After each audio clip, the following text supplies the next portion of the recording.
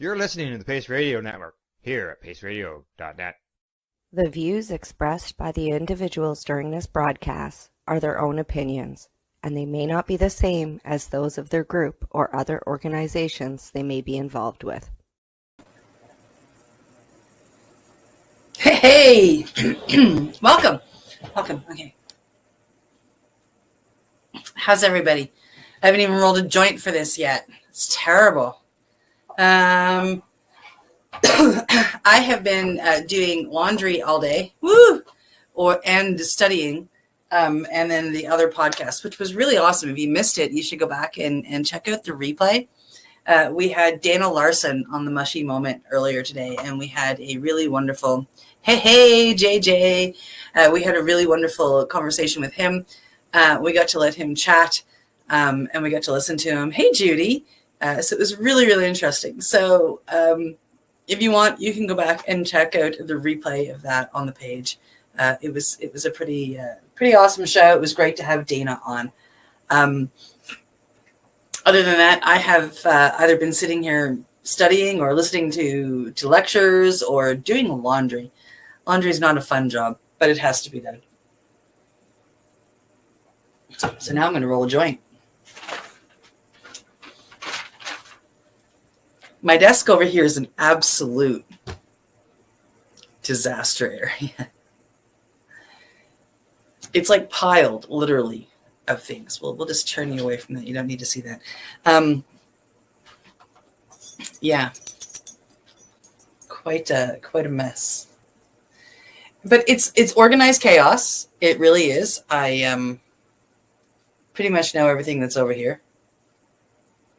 Pretty much. Oh, I'm trying to get this cute little bag open. When I was out west, I went to the Vancouver Aquarium. It was really, really cool.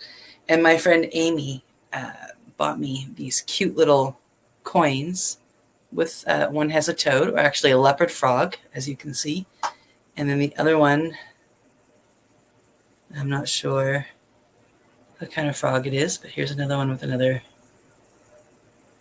Isn't that awesome? 420. Hey, Sue. The 420 trip was interesting. Oh, now I'm finding out why this didn't want to open. It was great. I went up for the purposes of doing medicine.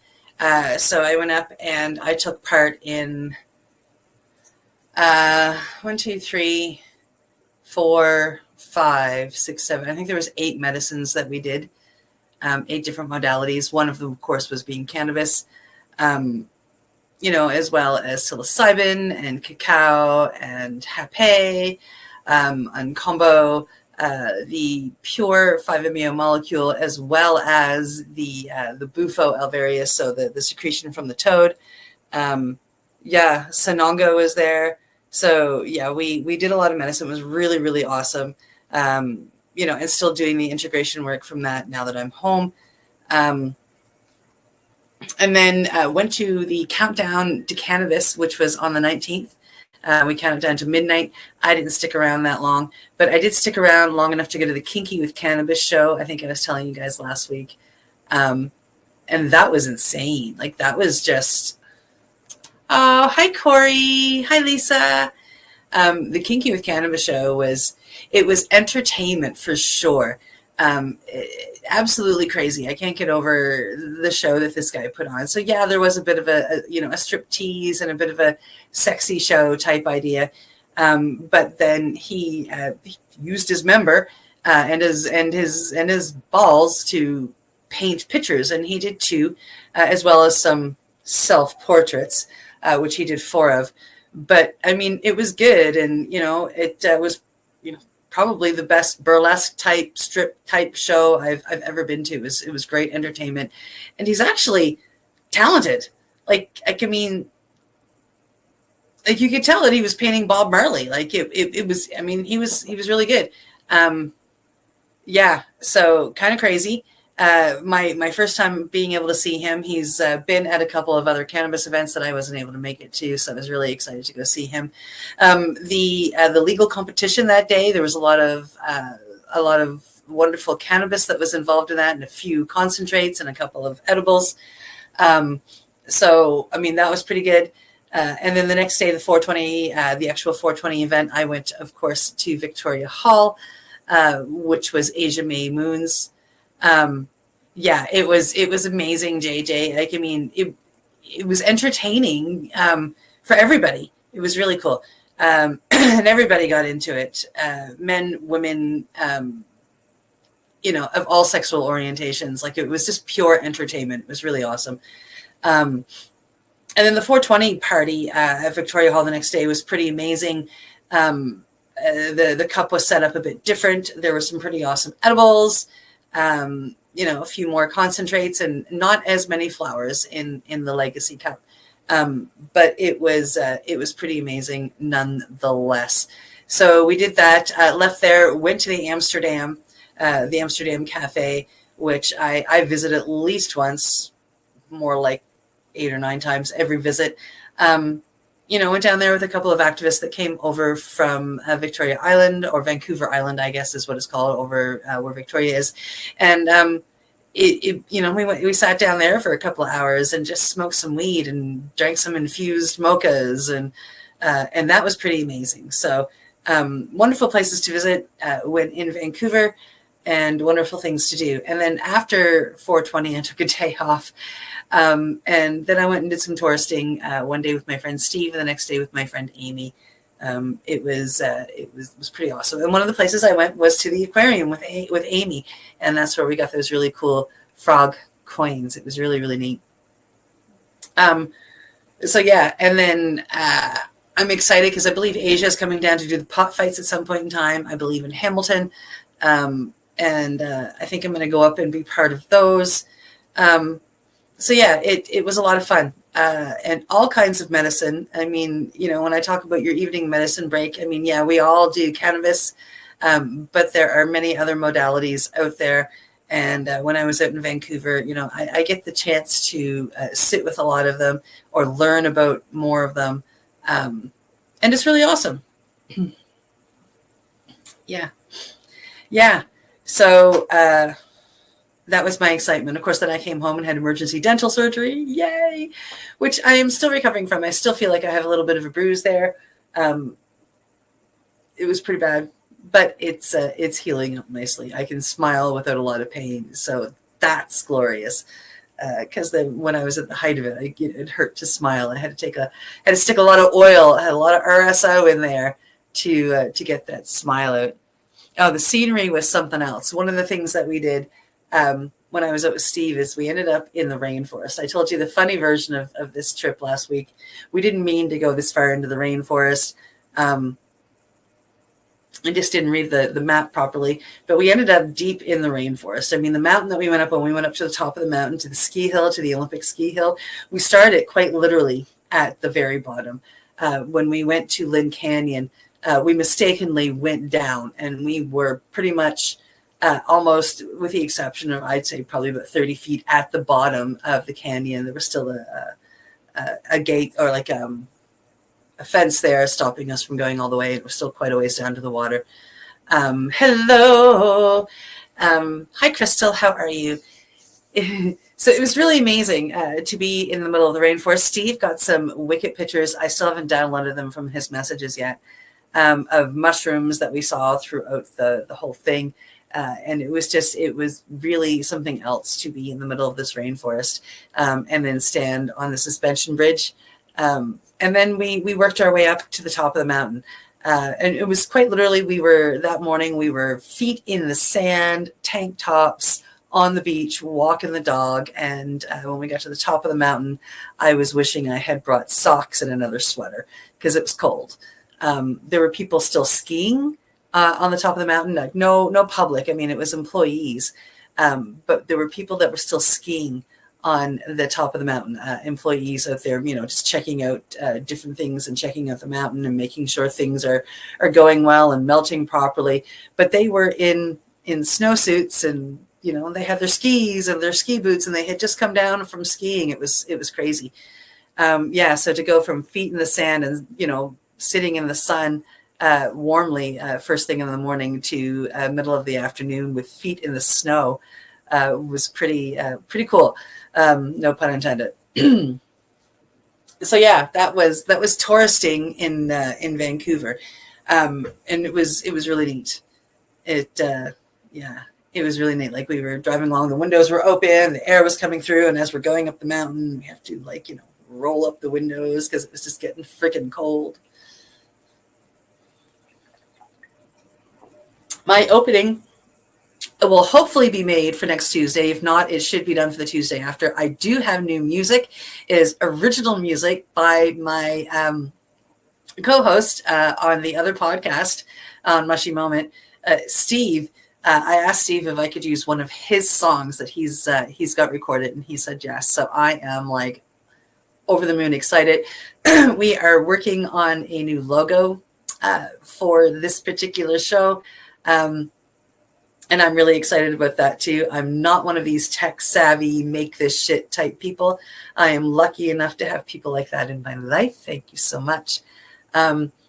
So between Steve Mather and Al Graham, they are the ones that will be helping me put this all together. So I can't wait to get the music. It's a great song. It really is a great song. And I think once you guys hear it, you'll be like, oh my God, yeah, that is so perfect. Thank you. Yeah, it was pretty awesome. Yeah, as awesome as it was to get a few days of vacationing up there. I mean, I really did go out to heal and to do medicine. It was just, and I was heading out in March. I wanted to go out in March and do it. And it just, the way that things worked out, it was better for me to go out in April, as Steve was in the middle of moving in March. And then, of course, that leaves me with the ability to partake in the 420 celebrations. And then I got some real vacationing in while I was touristing, which was really cool. And if any of you make it out to Vancouver, or if any of you live in Vancouver, I highly suggest Milano Coffee. It is usually my first stop when I get off the plane. It's like, Steve, pick me up. Hey, what do you want to do? Well, let's go get a Milano and go to the beach. Because those are the favoriteest things to do when I head out in BC. McDonald Dog Park Beach, where we can put our feet in the sand, and we take his elderly dog for a walk. God bless Mika. And then, hi Mario, how are you? Hey Jeff.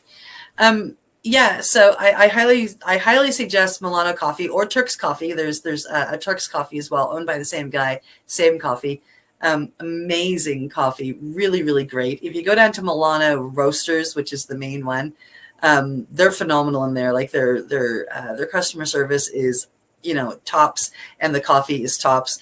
I really do recommend a killer mocha. It's awesome. Hey, Jessica.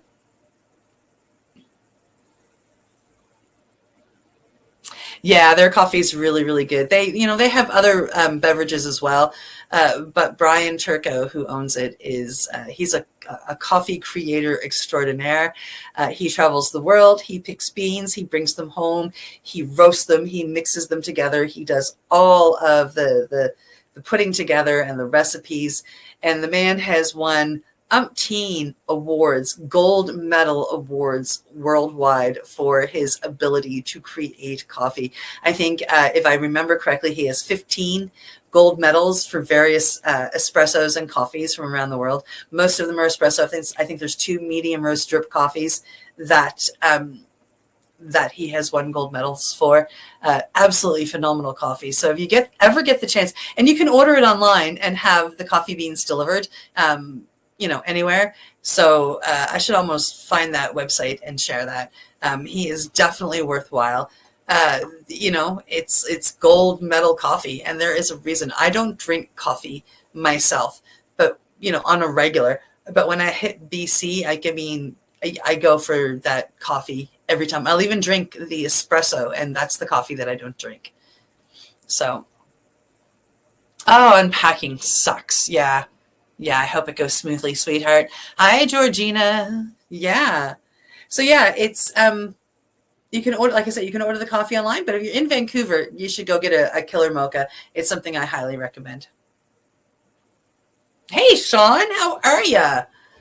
Yeah, yeah. So I've been spending, I spent my day studying and whatnot, and then I usually yesterday after class I was out in the van. I went down to the waterfront, smoked a couple of joints with friends, had a cup of tea. Yeah, so that's what I'm. As soon as we're done here in 14 minutes, I'm gathering up my stuff, and that's what I'm doing. I'm gonna go grab a friend, grab a cup of tea, and sit down on the waterfront and smoke some joints in the back of my van because it's just the funnest thing to do. Well, for me anyway. I like doing it. Oh my goodness, Sean, I am hardly in the valley anymore. But one of these days, I need to make a special trip. I got to go. I have a number of people I got to go see. You are one of them. I got to go up and see Kirk. I got to go see, everybody that's up there. It's been forever. I keep threatening to go up. I messaged Kirk one day and said, I'm coming up tomorrow to visit. And the next day was a snowstorm, so I couldn't make it. And I haven't even really gone since. Yeah, I own a Westphalia now, Sean. I bought myself a Volkswagen Westphalia. Actually, I bought one just about a year ago. Actually, a year ago in April, I bought it. So 13 months ago, I bought it. And then I went out to pick it up after I bought it and drove it home all the way from BC to Powell River, BC to Windsor, Nova Scotia. And, then I had it home for about 3 weeks. I had it serviced. I had it safetied, and then it blew up. Burnt to a fucking crisp. There are still black marks on the highway. Yeah, after rain and snow and everything there, you can still see where my van was on fire on the side of the highway. Luckily, insurance was really awesome. So I was able to pretty much immediately start looking for another one. And I found one in Montreal, which I then purchased. And I went up to Montreal and I drove it home. Oh, yeah, you crazy. You should see the friggin' pictures, Sean. They're absolutely insane. They're somewhere on my Facebook. If you go scrolling, if you go to the pictures and go scrolling, you'll see the pictures and a little video of like my van on fire. I got the picture. I got a beautiful picture. I got a beautiful picture of the van on fire when the propane tank exploded. So you see the van on fire with the flames going up one color, and then you see the propane as it exploded coming out the side and in a different color flame. It was absolutely insane.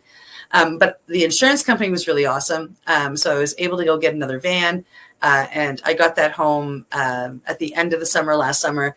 It was September, I think I went and got it. Anyway, when I got it home, I put it into an amazing Volkswagen place here in Nova Scotia that I found after my first one blew up. And he did a lot of work, and he's got the girl running absolutely perfect. I mean, I don't think a Volkswagen van could run any better than my Volkswagen van that's sitting out in my driveway right now. So it's a beautiful piece of machinery. I've got to do some cleanup, and I've got to do some, just some work to make the inside look amazing again.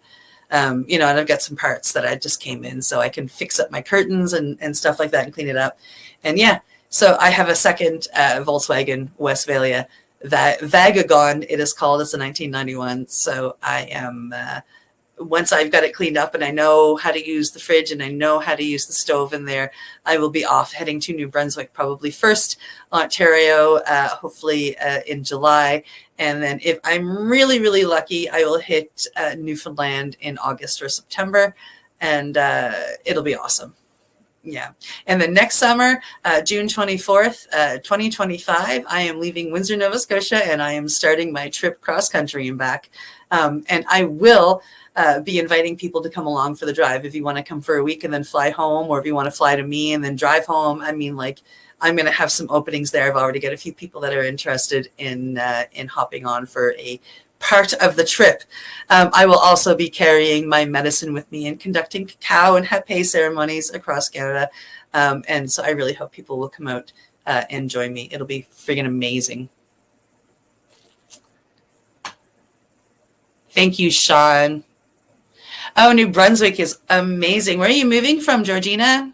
Or Georgine? I stuck an A on the end of your name. I'm so sorry. Oh, Joanna. Yeah, I know you're in. I know. It'll be amazing. I've got a friend from Ontario, too, that I don't know if she's going to fly to Nova Scotia and drive to Ontario with me or hop in Ontario and go part way and then fly home. But I think that's the best way to do it. People can, take some time off from their lives and some come out and do it. Oh, you're from New Brunswick, but living in Calgary and coming home. Well, welcome home. Welcome home to the Maritimes. So yeah, it's going to be, this summer is going to be great. I can't wait. And when I travel this summer to New Brunswick, Newfoundland, and Ontario, I will be carrying my medicine with me. So I'll have my cacao and my hape. So if, as I'm traveling, you would like to meet up and partake in some of my beautiful medicine, I would be absolutely honored this summer as well. So all you have to do is reach out. It's a lot of fun. I'm babbling. I broke up some weed, but I haven't rolled it yet. My dog is out there yelling at me. She's pacing up and down the hallway going, but yeah. She wants up in a chair that I had her up in twice. I put her up twice and then she jumps down. So yeah, she'll be mad at me. She'll be okay. Another few minutes. Yeah, driving across Canada is amazing. I did it last summer. I drove home, but it was a rushed trip. I was alone. I was kind of nervous about driving alone. I didn't know the van overly well. I mean, it ended up blowing up anyway, right? And I think my subconscious knew that was coming, so I was really, really nervous. But I got home and I did it by myself. It was just kind of boring at some point in time. And I mean, I wish that I had somebody in my passenger seat taking pictures because some of the scenery was gorgeous, but there was no place to pull over and stuff like that. So yeah, I want to do it a little bit differently this year or next year, I should say. It should be a good time. Oh, JJ, I hope so. I will keep you apprised as I know when I'm coming to Ontario, and maybe you can come down from the north and meet me somewhere if it all works out. We will keep our fingers crossed and see what can happen, but I will keep you updated as to when I'm coming and where I'm going.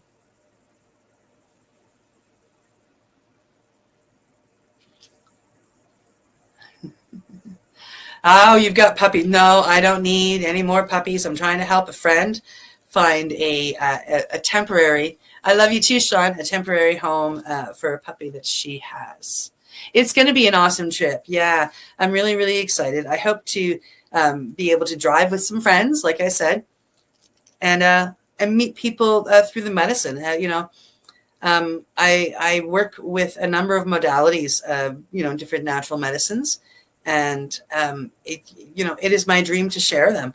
And if I can drive across Canada and find a beautiful scenic area and hold a beautiful cacao ceremony there, that is one of my dreams. And so I hope, I hope that it all works out. And I hope that I can meet up with some beautiful people. It'll be amazing. What am I smoking? I have actually pulled out a very old school strain called Cheetah Pete. It's an amazing old school strain back from the late 90s, early 2000s. When I first came across this strain, I thought somebody was giving me the worst weed ever. I'm smelling it and I'm like, man, that smells terrible. What did you get, your cat piss on that? And of course they laughed and they're like, you wouldn't believe what the name of the strain is. And it turned out it was called cat piss for the reason that the flower, before you burn it, smells very ammonia. Like you get a lot of ammonia smell. It is so good. Yeah, Bonnie knows. Oh, JJ, listen, if it doesn't work this summer, it'll work next summer. We will make that work. I promise you. One of the, now don't shit on me, you people that love legacy stuff. A legacy grower here in Nova Scotia turned legal. They are a craft, very much a craft. They don't use any chemicals whatsoever. This is as organic it can get. They were fishermen in their previous lives. And then, of course, as most fishermen in Nova Scotia do, they use cannabis for sleep. And they use, pain and whatnot. So these fishermen down the South Shore decided they were going to try and go legal. And they jumped through all the hoops and they did everything they needed to do. And they took their old school strain that they have been growing forever and they brought it to the legal world. So everybody in Nova Scotia, and I believe this is still only sold in Nova Scotia, can experience cat piss. They call it cheetah pee, the letter P, because they are selling it in the legal stores. So, I mean, the government does say you can't use certain words and whatnot. This is the most amazing cat piss weed that I've ever had. And it's consistent, and it's clean. It is so good, Bonnie. Yeah. From Amsterdam. I'm looking for old school strain. 2 B52s, a cross between Big Bugs and Skunk number 1. I don't know that, to be honest, Mario. I do have some Skunk number 1 seeds. We're going to pop them hopefully soon. Yeah. Yeah, so this is from Nova Scotia fishermen, and they grow it organically, and they grow it hydroponically using water that is, the nutrients are coming from, guess what? Fish. So yeah, they've got a fish hydroponics setup. It's I've heard lots about it. I haven't seen it, but like, yeah, it's really cool. You guys should try the cannabis. I'll show you a nug here. And they come with the best jars too. So is it going to come in? Yeah, sort of. Isn't that beautiful? And you see how organic it is? You can tell just by looking at that nug that it's 100% organic, hand trimmed. Yeah. It smells amazing. Yeah. Oh my goodness, it's like I haven't even lit my joint yet. It's already time to do this. Water. All right. Oh, I was going to reach over here. Oh, what are those? Oh, finding all kinds of stuff. Hey.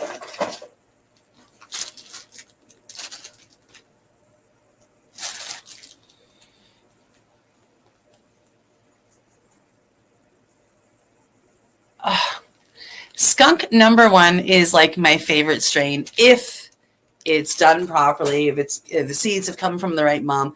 Because a skunk number 1 can either smell incredibly lemony and taste incredibly lemony, or it can have that beautiful make you go look for the skunk terpenes. Oh my God. And if you're growing the stuff that makes you go look for the skunk, man, I'm searching. Do you have clones? Because it's actually skunk number 1 that's grown and it smells like skunk and it makes you go look for that skunk. That's what I grew up on. That's what I remember having. That's what I so enjoyed as a child. And I shouldn't say child, a teenager. You know, I can remember smoking it. And, you know, somebody's parents is outside looking for a skunk and worried that they have a skunk under their house. And that's the skunk number 1 that I want. Badly, because they're my favorite terpenes. Absolutely.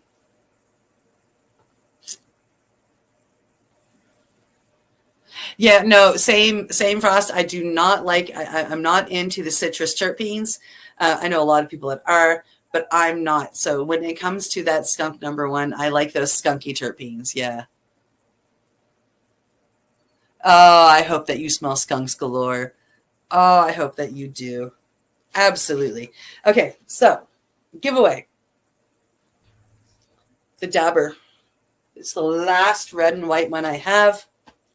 So we're going to give that one away. I also have some earrings and a necklace that I found. So I have a necklace with it's beautiful resin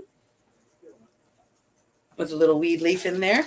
And the earrings, I mean, look at these things. Aren't they beautiful? So those. And then we have some stickers. So these are the cannabis stickers. We get a 420 and a Stoner Queen. There's a lot of stuff for ladies in this particular one. Hey. And then we have some mushroom stickers. And then we have some heart stickers. Because I love hearts. Got to go out there and show your love, dudes. Be kind to everybody. Show your love. It's awesome. So, and then I found these uplifting stickers, which I just absolutely love them. So this one says, make it happen. Yeah. And this one says, the way you speak to yourself matters. It sure does. Be loving and kind with yourself. Yeah. So, and then one of my last 2 packs of seeds that I have to give away because we are in growing season. These chirps were made out in BC by Chirp Fire Genetics. This is called Old Man Neil, and it is strawberry sour diesel and tropical lightning mixed. So that is going into the giveaway tonight. So, and I have the wheel already here. Here we go. And we're going to come over here. We're going to click the button and we're going to see who wins. Do. Kimberly. Hey.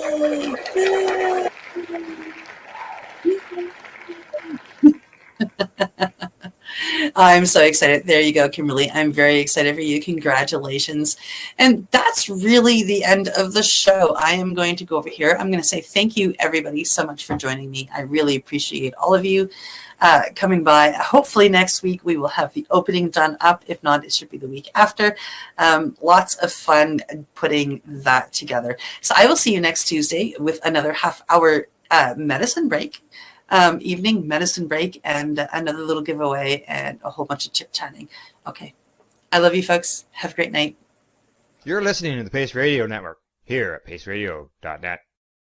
The opinions of the individuals during this broadcast are their own and may not be the opinions of their group or other organizations they may be involved with.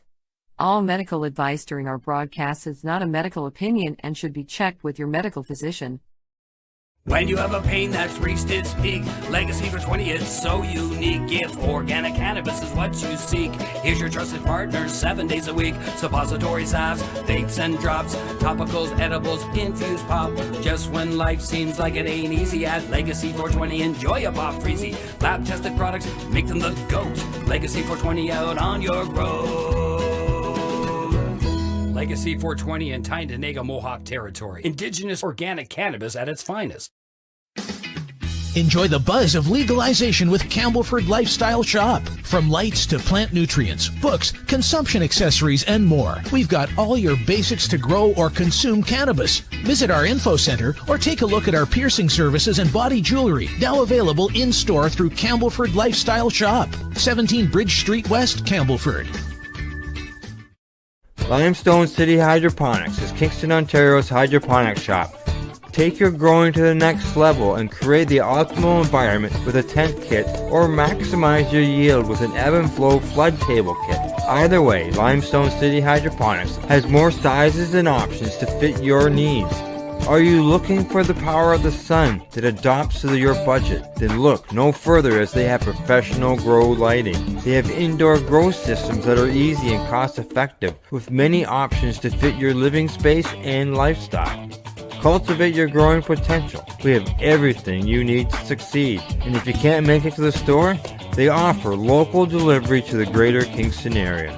Remember, when you're looking for experts to help you grow, then look no further than the locally owned Limestone City Hydroponics, 105 Sunderland Drive in Kingston, Ontario. Call them at 613-548-0420.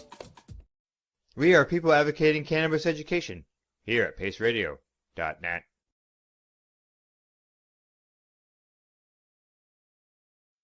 You're listening to the Pace Radio Network here at paceradio.net.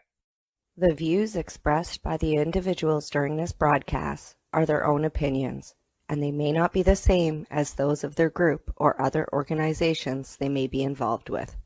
All medical advice during our broadcast is not a medical opinion and should be checked with your medical physician.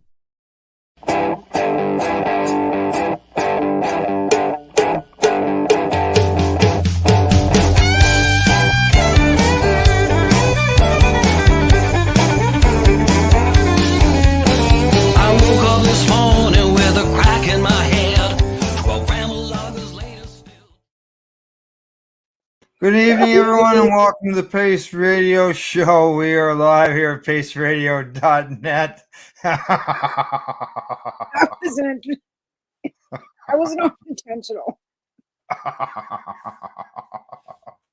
Holy, this is actually some really decent legal cannabis that I've got. It kind of kicks me right in the butt. It sounds like it. Well, I will say this is the second doobie of the day because I did smoke one with my husband when I got home from work. But Yeah. this Yeah, stuff yeah. actually, Well, I actually got the container this time. This stuff is called Galaruna Glue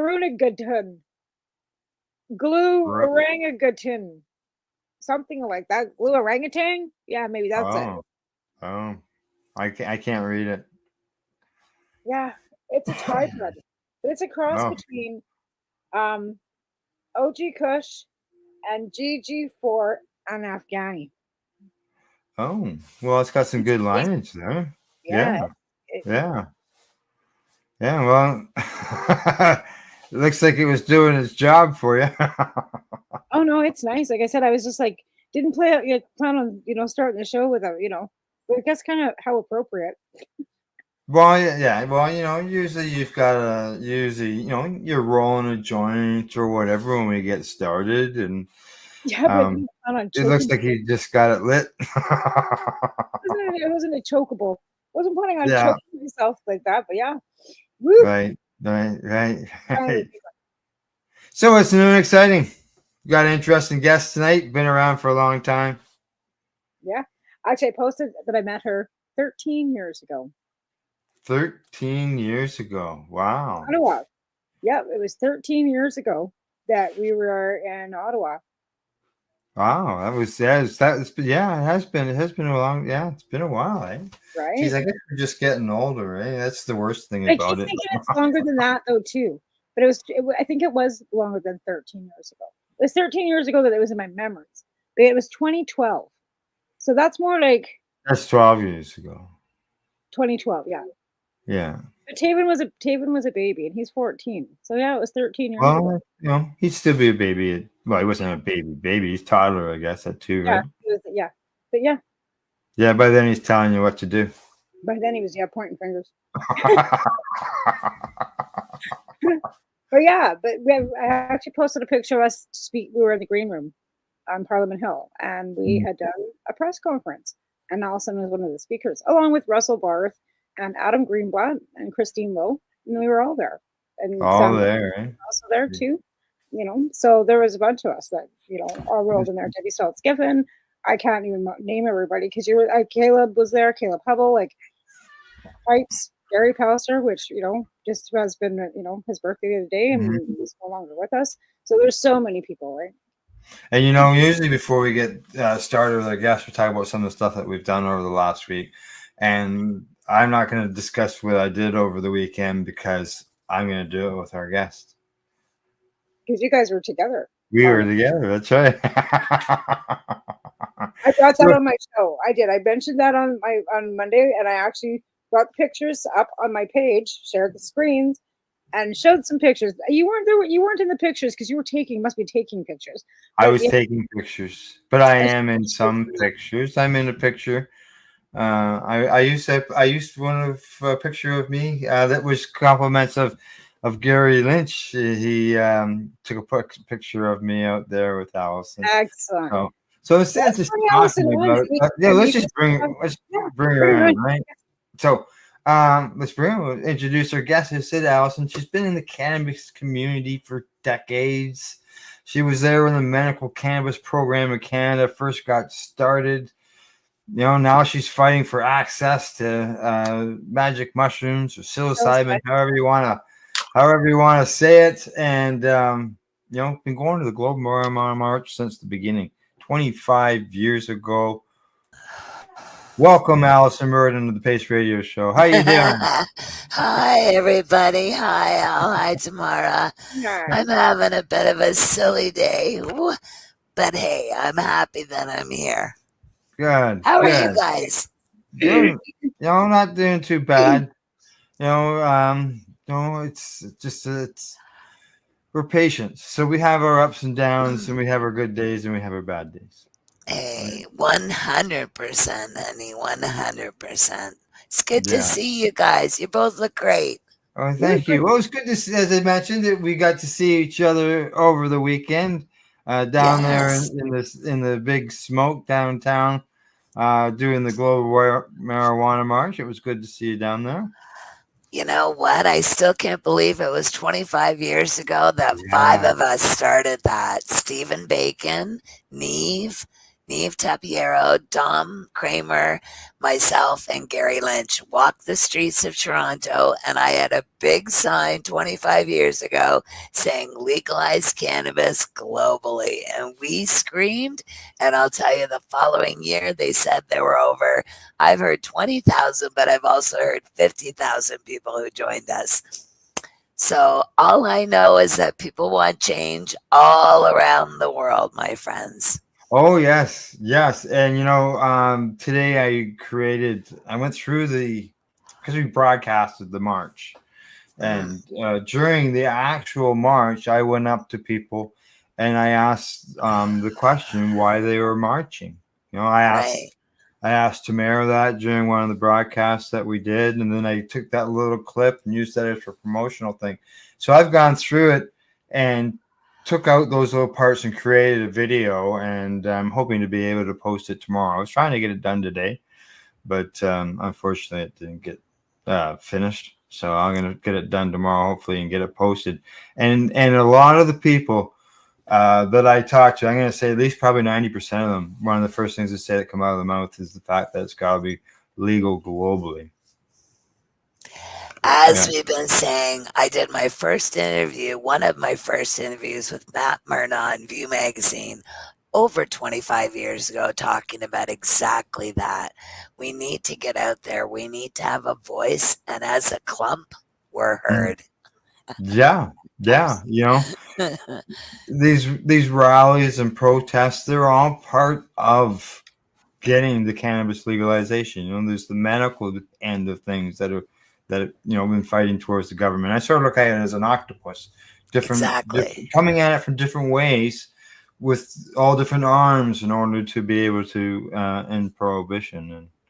And the protests are all part of it, and they're important. They allow the people to get out there and voice their opinion. You know what? Again, and it makes it so that every single person can see themselves represented, because there are all walks of life of us who come out to fight these things. That's right. Again, I remember 25 years ago, Alan, Tamara too, there was nobody in this area who was in a wheelchair who was in the marches. I didn't even think about it when I went out and started the marches until I realized when people were gathering together to go in the march, I was like, all wheelchairs up front. Oh, wait, I'm the only one. But it's so good to see now, because I want people to know, I don't have good health. I just push myself to do things because I know it's better for me. I want to be pushed outside my comfort zone. I want to do something that I haven't done before, I want to make sure that I'm heard doing. So whether or not, again, way off topic, I was saying to Gary the other day that one of the protests and festivals we were at, I was dancing in my electric wheelchair, and I was just zipping around in circles like I've always done. I just automatically did that when I got one 30 years ago. So all of a sudden, this man comes at me and he goes, my God, I've been watching you for 15 minutes. He said, my brother and his wife told me they were going to take dancing lessons, and they're both in wheelchairs, and I couldn't figure out how until I watched you for the last 15 minutes. And I said, that's what we're here for, my friend, to represent. Yeah, exactly. Everywhere. And the marches, making it legal globally, that includes the medical end. And you better believe it. Yeah, access, right? Well, the problem is, we've always wanted drug reform, right? And right now we're with decriminalization of hard drugs and how the project has become harmful in British Columbia. And let's be clear and honest here. There are not meth heads blowing smoke in nurses' faces and sitting in waiting rooms in Vancouver smoking meth. That's not happening. That's a lot of right-wing rhetoric Like, but again, the project needs to be revamped. It does. It does. Again, they took away safe consumption sites. So when you take away something that they need to go hand in hand, where are they going to go? Project, where do you expect them to go? So again, drug reform. Again, we wanted to see all drugs decriminalized. Now we're seeing that the pilot project that Toronto might be trying to get might be canceled because of what's going on here. Yeah. Wow, that's new I again know. today. Yeah, there was actually. I think I saw. So then, when Vancouver asked for exemption, the federal government had to say no. It has to come from the province. So that's when Vancouver went to EB or to the ND, like to our government here in the province, and asked them for the federal government for exemption. And that's how Vancouver got their exemption. It was because of the way the arms of jurisdiction go. So in Ontario, it's the same thing's happening. Toronto would like to do the same pilot project where they could decriminalize small amounts, but it has to go to the province. And Ford is as that's the problem. Oh, that's I'm the not problem even right there. Oh my the province has to we're approve having it. issues here in British Columbia because the usage out here because there's no safe access either. Let's be clear, there's nobody handing out drugs for free here. If you're getting any safe access, you have to have a prescription from a doctor. And doctors aren't handing out cannabis prescriptions, never mind prescriptions for meth and crack. Okay? So it's hard enough to get a prescription for cannabis, never mind meth and crack. So again, there's no safe access. People are still dying of toxic drug poisoning. Why it's so bad and the project is going shit south because there's no safe access and no safe consumption sites. So they didn't do the project properly. It was done haphazardly with decriminalizing without the programs to go hand in hand that are needed. And now it's fallen apart. And now here we are backpedaling, and the federal government's having to change legislations of the province. It's a mess. It's a bloody mess. I'm so sorry to hear that. Honestly, I was really looking forward to the news being positive. I've been following this whole thing, and again today, I just heard today that it broke on the news that it wasn't going to be wasn't going to go forward in British Columbia, and that's really upsetting for me because I've been fighting for this for over 30 years. We've had decriminalization for quite a long time. Did they not just ask the federal government only to remove the public use of it? But if you got caught with the substance, you're still covered under decrim. They don't want you using it in the park. No public. No public. But you know what? What if you're houseless? Where are you gonna go? Exactly. Where are you gonna go? It's so unfair. Consuming, right? And it's exactly what it is. It's the houseless that are consuming in public because there's nowhere for them to go. Right? Exactly. So it's a vicious circle. Exactly. But there's no safe consumption sites for them to go to be safe to use. And it's But this is why I've been fighting for over 30 years for full legalization of every single substance out there. Because the harder the substance, the more deadly it is, the more it has to be legalized and regulated. And somebody has to take control of it. People, this is like the Wild West. This is ridiculous. Okay, so cannabis has now been regulated, and we've got licensed producers and microcrafters producing it. The problem is, who are we going to get legally to produce crack cocaine, heroin, meth, and all these street drugs? Who's going to produce that legally? So the government or whoever has to figure out who's going to bring. They sure do. Canada, who's going to bring the legal heroin into Canada, and then they have to get. It's already here. I've had it. I've had heroin prescribed. I have it on prescription in every hospital that I go to. I have heroin on prescription, ketamine on prescription. I can't even remember all the things that I fought for it and these are the things that have to be made available to everybody in need. No more putting up walls in front of us. The stigmatization of people using it in parks. Exactly. That's the problem. Because addicts, when they're that far into the disease, it's unfortunate. They do not see the world around them as being anything but their own, right? They get into a tunnel vision, right? Most definitely. Don't care. They don't care if they leave caught up. Park, Most right? definitely. They don't care about their own hygiene. So unfortunately, when they're that far into the disease, there's no reasoning, no logic, right? So that's the unfortunate problem with this disease. Is But that when again, all the more reason to legalize and regulate and get these problems I agree. taken care of. That's exactly why I fight what I fight, Tamara. This Oh, is and so you've been upsetting. doing it. You've been doing it for a decade, because I know when you're a host here on the program, that's you talked about that. You talked about it all I've the been time. doing it from the beginning for over 30 years. I wanted to legalize and regulate all drugs. Like I'm all for it too. Like I want to see all. I'm all Yeah. for it. This Because is like I why, said, Tamara. for law reform, right?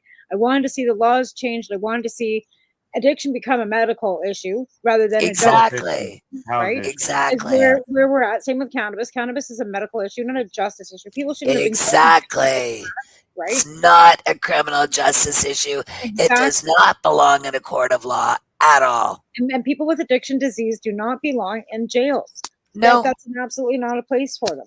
But again, we go back to the cannabis taxation, and they're using that for cannabis addiction. When we're, I've heard. Like let's build treatment centers with that money. I'm totally down for that. But let's put some real addicts into it, right? Let's use the disease word and use the disease and get properly, them right? get them there without arresting them. No kidding. Without involving the law. They're not breaking the law. It's not illegal to consume drugs in Canada. Exactly. It's illegal for you to possess them, and now it's decriminalized for cannabis. It's legalized, and for hard drugs in British Columbia, it's decriminalized. So we've gotten to the point where we've got legalization of cannabis, we've got decriminalization of small amounts of hard drugs. Now we have to. We're getting there.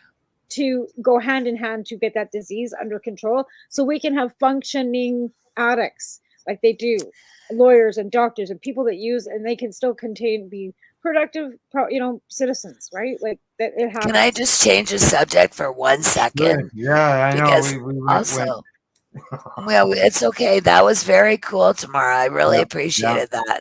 But what I was going to say is, I also, as a patient, as you both know, I'm fighting for psilocybin as medicine, and there is some news coming down the pike.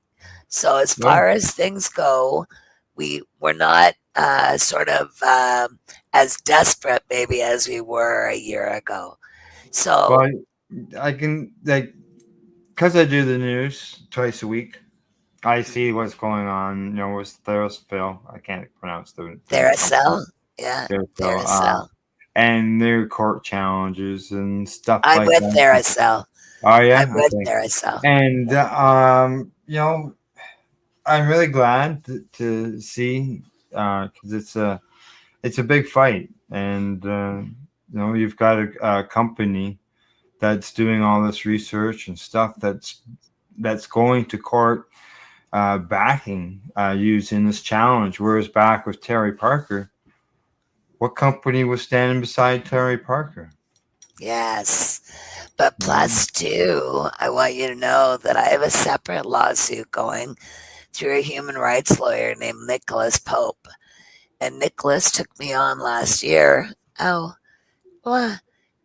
When my lawyers had approached him because we were at a dead end. We couldn't go any further. The government had already denied me access to psilocybin as medicine and told me that there were other avenues I could go down. And I was to myself like, no, I've tried everything. So we found this lawyer, Nicholas Pope, in Ottawa. And Nicholas just recently on May 7th fought a case for a fellow similar to me in so much that he fights cluster headache, which is one of the things that I also fight. I have something called bilateral trigeminal neuralgia, which is driving me insane right now, as well as cluster headache.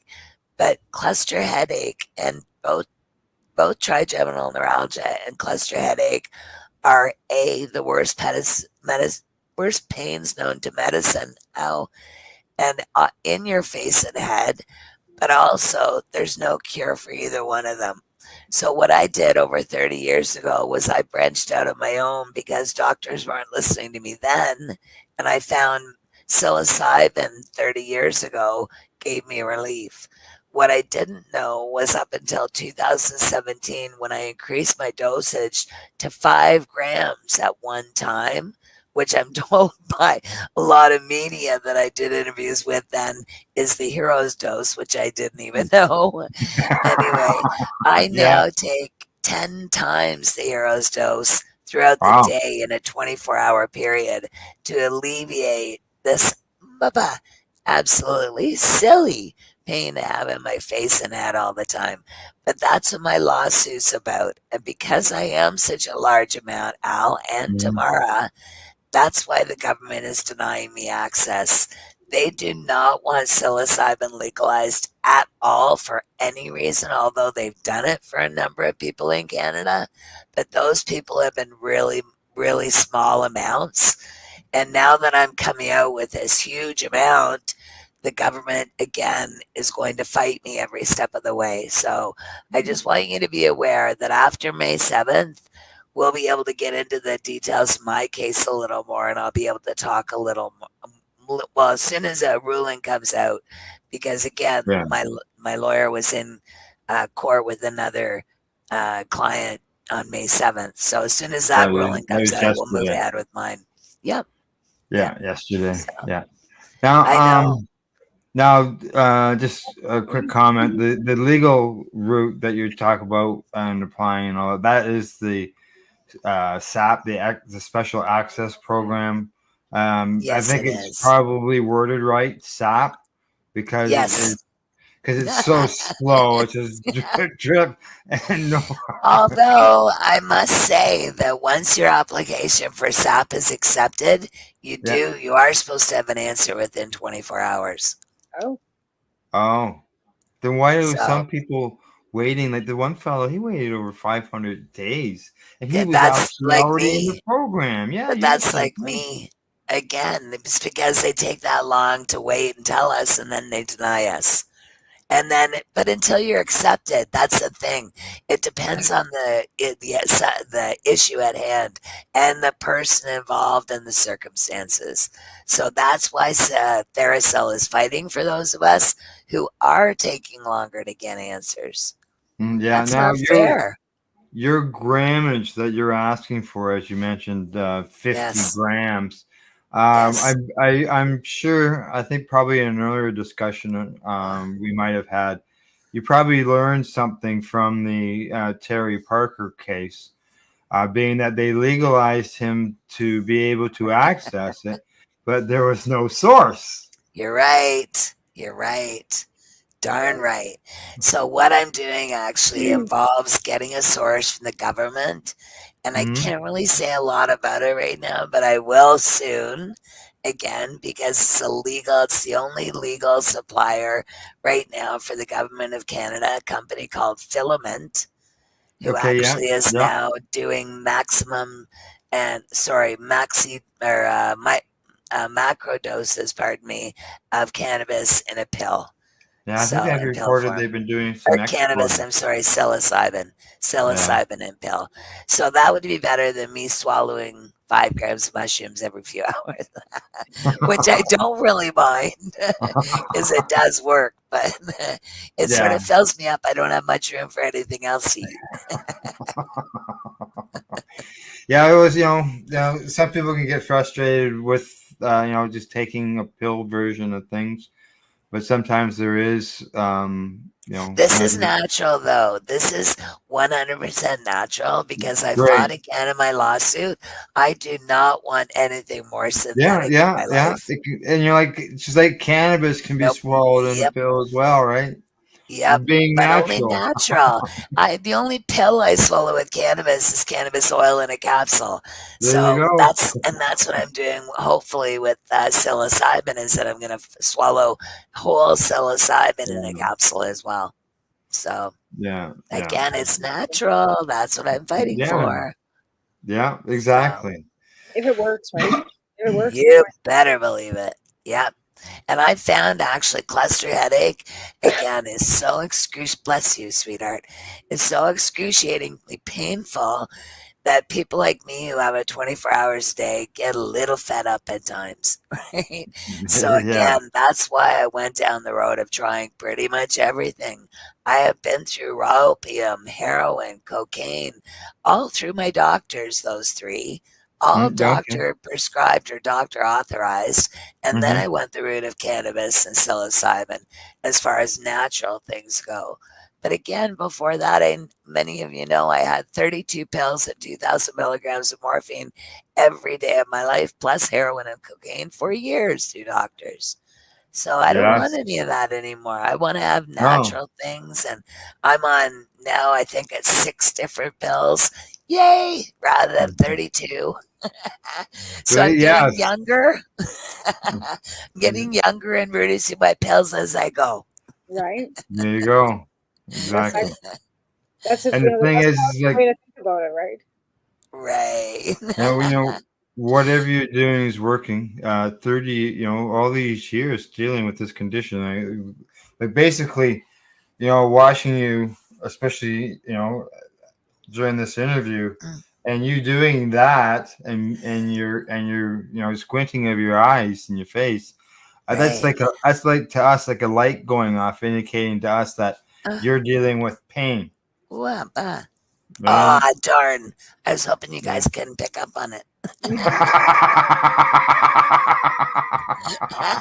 Just kidding. I mean, it's hard to, I can't again, hide like it. you just keep pushing through, right? And we all, Yeah. and that's what we all do that. Hey, I have a little joke that I've had all my life since I've been diagnosed with Okay. MS that I don't really have MS. I am a mess. MESS. It's a lot easier to explain. It is. That's totally, yeah, it is. Totally. Sure is. Sure is. Yeah. No, it's been obviously all these years. It's been a nonstop battle for you, trying to get access, whether it's to cannabis or whether Yeah. to under the Section 56. People might be wondering, well, how did she get access to legal cocaine or the legal heroin and stuff?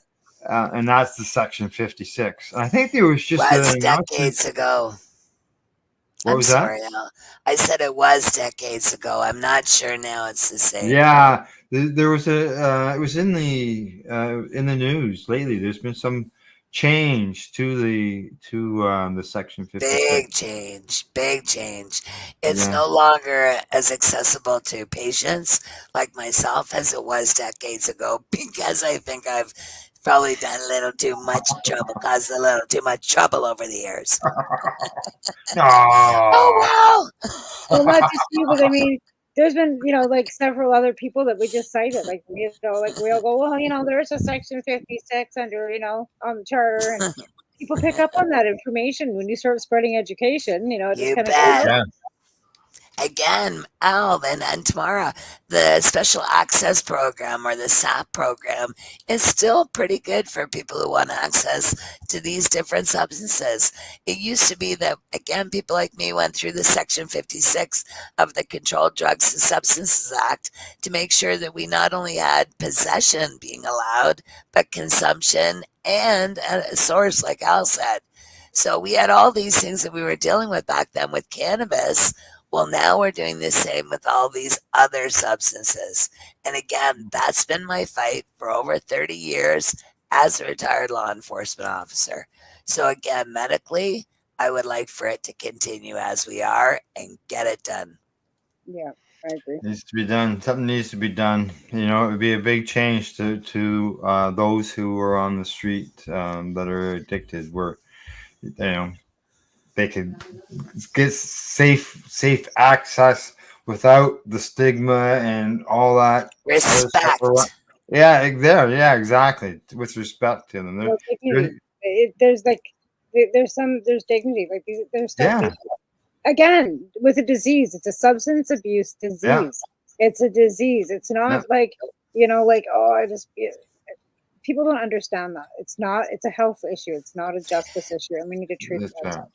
I will say quickly again that I absolutely love Neil Magnuson and Glenn Wells for what they're doing in BC because of the fact that they are actually acknowledging people who have substance abuse issues. They're actually giving them free cannabis, and that to me is just unbelievably heroic. That's unbelievable that they're going out of their way to help people they don't even know Neil Magnuson, again, my heart. I've known him for, again, well over 25 years. And boy, oh boy, do I love that man from head to toe. And he's battling and- cancer. I know. I talked to Yeah. him. I know. Yeah. I know. Yeah. Neil, And if then- you're out and there, then- honey, we love you. Yeah. And mention Chris Backer too, who's out in Nova Scotia. Yes, Oh, and Chris, yeah. for sure. Yeah. Yeah, You bet. there's one here in Ontario as well, someplace. I So know that. many. Yeah.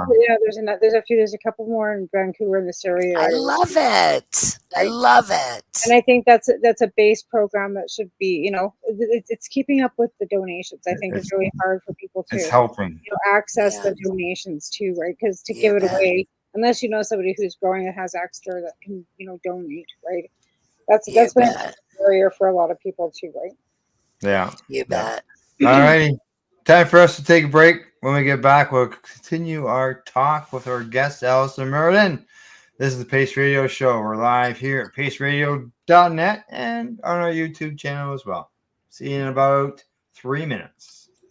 We are Peace. people advocating cannabis education here at paceradio.net. Limestone City Hydroponics is Kingston, Ontario's hydroponics shop. Take your growing to the next level and create the optimal environment with a tent kit or maximize your yield with an ebb and flow flood table kit. Either way, Limestone City Hydroponics has more sizes and options to fit your needs. Are you looking for the power of the sun that adapts to your budget? Then look no further as they have professional grow lighting. They have indoor grow systems that are easy and cost effective with many options to fit your living space and lifestyle. Cultivate your growing potential. We have everything you need to succeed. And if you can't make it to the store, they offer local delivery to the greater Kingston area. Remember, when you're looking for experts to help you grow, then look no further than the locally owned Limestone City Hydroponics, 105 Sunderland Drive in Kingston, Ontario. Call them at 613-548-0420. Enjoy the buzz of legalization with Campbellford Lifestyle Shop. From lights to plant nutrients, books, consumption accessories, and more, we've got all your basics to grow or consume cannabis. Visit our info center or take a look at our piercing services and body jewelry, now available in-store through Campbellford Lifestyle Shop, 17 Bridge Street West, Campbellford. Are you looking to get your medical cannabis grow license? Limestone City Hydroponics can help patients through the process of obtaining their license to grow medical cannabis. What's that? You don't have a doctor. If you meet the medical criteria, Limestone City Hydroponics has a nurse practitioner who can assess and provide medical cannabis prescriptions. What are you waiting for? Contact Limestone City Hydroponics at limestonecityhydroponics.ca or call them at 613-548-0420. Pace Radio is the people advocating cannabis education radio network. Legacy 420 have an awesome array of cannabis-infused beverages, from pop to Nature's Nectar's teas, all in amazing flavors. What a selection! We even have a delicious mango-infused juice, and let me tell you, it's delicious. Everything is infused in-house, so we buy our syrup from the same place where everybody else buys their syrup for their pop, and the infusion is done in the lab. It's all canned here, labeled here, produced 100% on Tyendinaga. We have two lines of drinks. One is called our Nature's Nectar. That was our original line that we came out with. And then we also have a line under the Red E brand. We have them in 10 milligrams, 30 milligram, and 60 milligram cans. What a great selection for a get-together with friends or after a long day. Remember, if you want to wet your whistle with on-site lab-tested products, come see your trusted partner. Legacy 420 out on your road.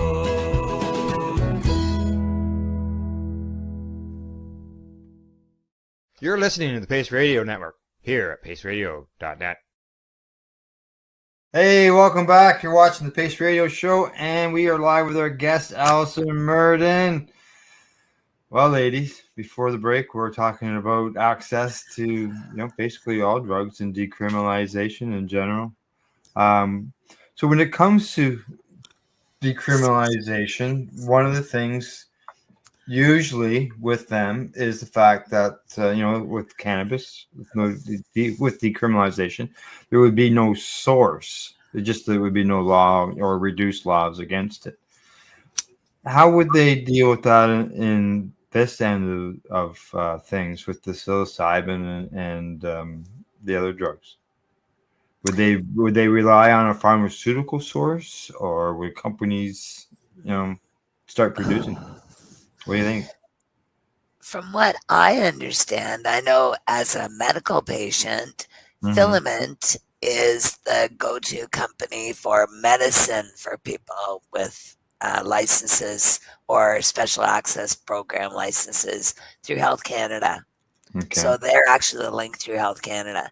So legally, I'm not sure what they've used as a source, but I do know that there, as you know, there are other places across Canada who've been growing who definitely want to make sure that they can get in on this, game early. Yeah. So, Yeah. again, I would imagine I think opening it up the way they did like cannabis is probably not what they're going to do right away. I remember Paul Lewin my lawyer saying years ago that just because they might legalize psilocybin or magic mushrooms doesn't mean they're ready to ram a big mushroom truck through the door, right? Correct. Yeah. So I think they probably would have. I think they probably learned from the experience of the cannabis end of things. And I can see where they would want to. There's also big mushroom producers that are making that are growing like Money's mushrooms and mushrooms on like an agricultural basis where it's going to the grocery stores. Yes. Mushrooms again are an agricultural based thing. Farmers. Right? Exactly. Yeah. Open it up. And I looked, cannabis is no longer on the CDSA. It's already been removed off the CDSA. Beautiful.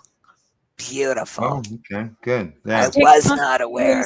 When the Cannabis Act was so cannabis can't be removed. It already has been. Because I did some research, doing some for my show. So psilocybin then is taken off the CDSA the same way and regulated the same way as cannabis, and becomes an agricultural issue. It does, right. So again, cannabis too, in the long run, has been taken off the CDSA, is not being taken into effect as a drug per se anymore. Psilocybin needs to be looked at the same way. It's still a plant. Psilocybin is less harmful than cannabis and less addictive.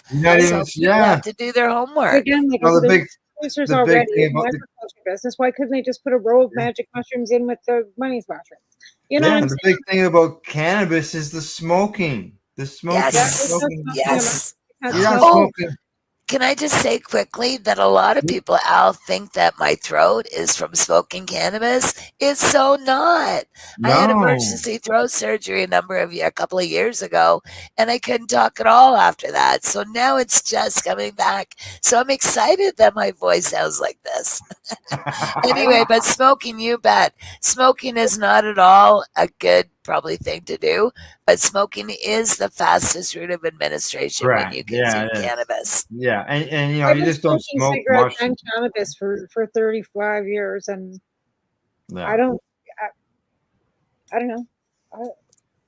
I think it's just people have misconceptions of a lot of things. Well, you gotta think that when you take a cannabis plant and you grow in your yard, you got this plant material there.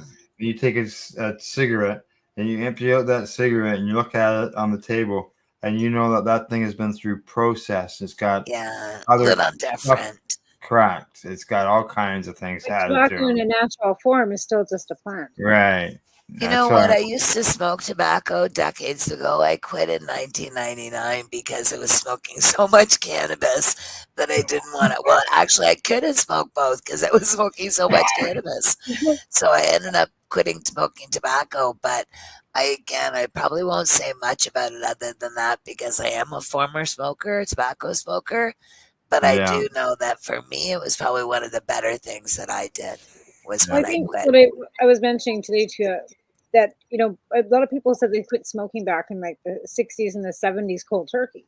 Well, that's because the cigarettes didn't have formaldehyde and carbon monoxide and all the things that they pump into the cigarettes now. So it was easier to quit that many years ago because it wasn't toxic, poison, addicting. like they are now, right? And that's why they do. They pumped all this crap into them so they could make us addicted Well, to them. people are Funny, worried I about actually cannabis. I went Yeah. on a medication because I wanted to quit smoking so badly. There was a medication called Zyban that was in Canada Yeah. at the time. And little did I know it was taken off the market probably within 6 months of me going on it. But I quit. After 30 days, I never wanted tobacco again. Yeah. Yeah, good. So, It's but I knew the really- side effects weren't good. So I was glad I got off it. Exactly. Yeah, exactly. So I'm going to go back to the beginning of the broadcast. We talked a bit about the Global Marijuana March and Yes. the fact that you were at the first march there. You were, first one of the first 5 people. We that brought went it to Canada, to Toronto. Right. And, over the years, you've seen it escalate to being huge.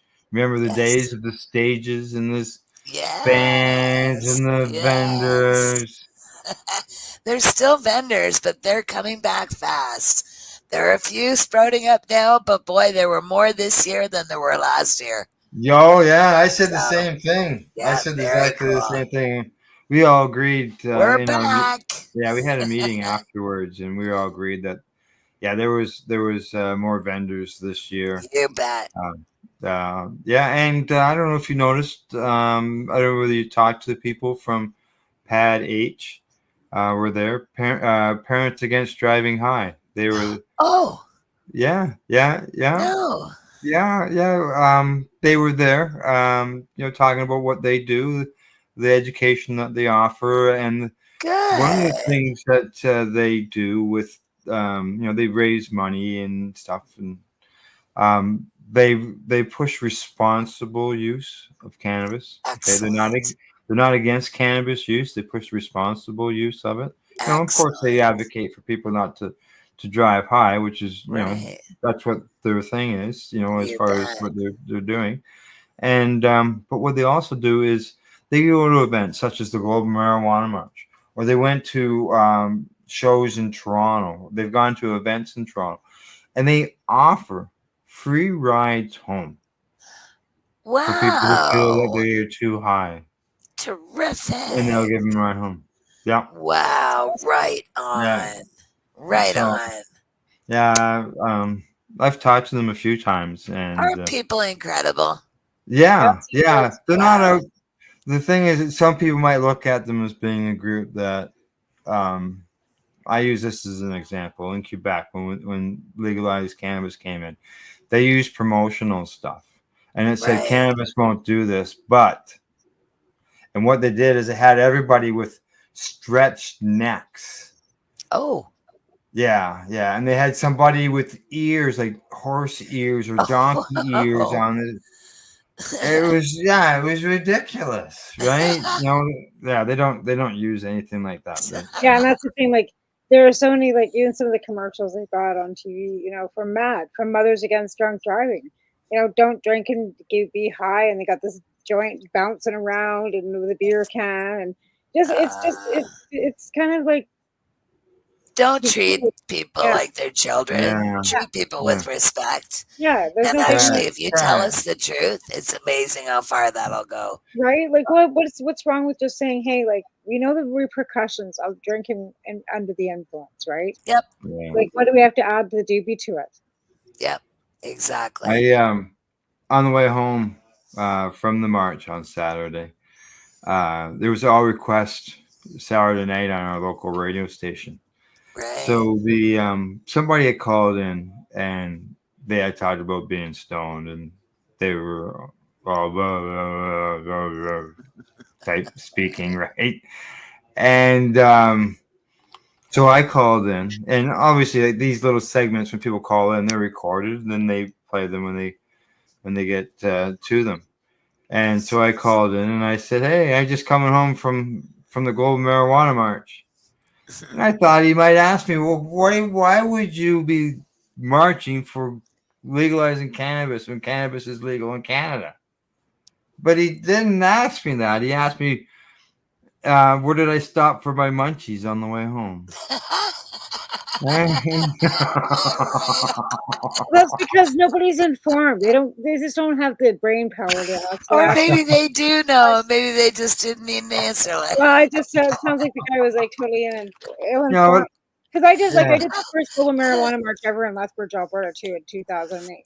Right, we were Yeah. the first ones. We showed up in the front. Good steps for of the you. house, right? Good There for was you. We ended up being 50, and then the next year it was, quite 200, I think. Excellent. Right? That's how you I do did one it. here when I first moved here too. We did a couple here too. So, but we only had like 6 or 10 people here. Right But on. again, Hey, people just don't do things like that here. It's like, you know what? The power of one, sweetheart. The power of one. right? Yeah, We've oh, always said yeah. that.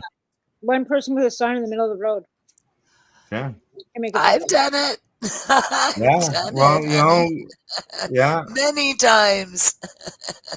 exactly. Justin Louses, he did the Yeah, Justin, you bet. yeah, sessions You in the did a street. such. I was just gonna say that. Right? We did that Right Stop on. Harper protest in Lethbridge with 3 of us. Right Yeah. on. See, Yeah. that's beautiful. Right? Like there's so many of us that have we're not in Toronto, we're not in Vancouver, right? There's so many pockets of Yeah. activists across this country that make a You difference. bet. Even if they're just 4 or 5 of them doing something. Right? You bet. Yeah, no, You bet. you said there was you, Neve, Stephen, was Dominic there? Kramer. Okay, no, it was that first March. Yeah, Dominic Kramer, and then myself and Gary. Oh, And the okay, all right. 5 of us marched the streets of I was Toronto. thinking Terry was there because I was going to say Oh there's no. no, I didn't know Terry then. I didn't know Jim Wakeford then either, which goes way back a blast from the Yeah. past.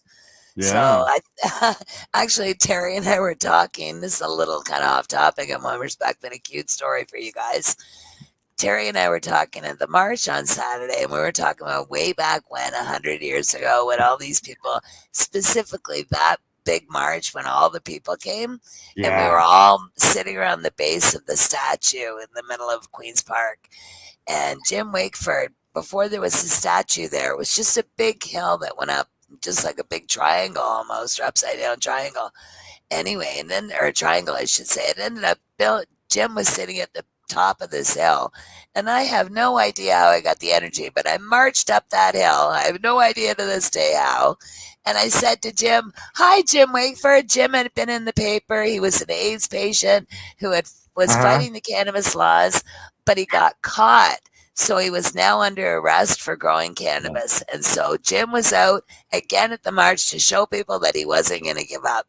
So I marched up this hill, and I went up to him and I said, "Jim Wakeford," I said, "my name is Allison Murden." I said, "And don't you worry." I said, "You'll never have to be alone again." And he looks at me and he goes, "Kid," he goes, "this will be the loneliest road you ever go down." And I said, "Jim, that's why I invited all my friends." And we never looked back. Right? So I told him then. It sort of picks up across the country, right? And there are people everywhere across this country that Yes, believe sweetie. this should have been legal, and that's why it is legal. Now, like I said, there are pockets of it that's not great, and we don't like. But as me and Al were going through the recommendations, the crime rates are down 95. Yes. yeah, yeah. Right on. People aren't getting arrested. That 60,000 just that And first you know what? year. They're not going to jail Right for 14 on. years. If you get caught selling to a minor, there's a Yes. $1,000 fine. There's fines attached. You have to be like growing like way over to go to jail for 14 years. They're not putting people in jail for 14 years either.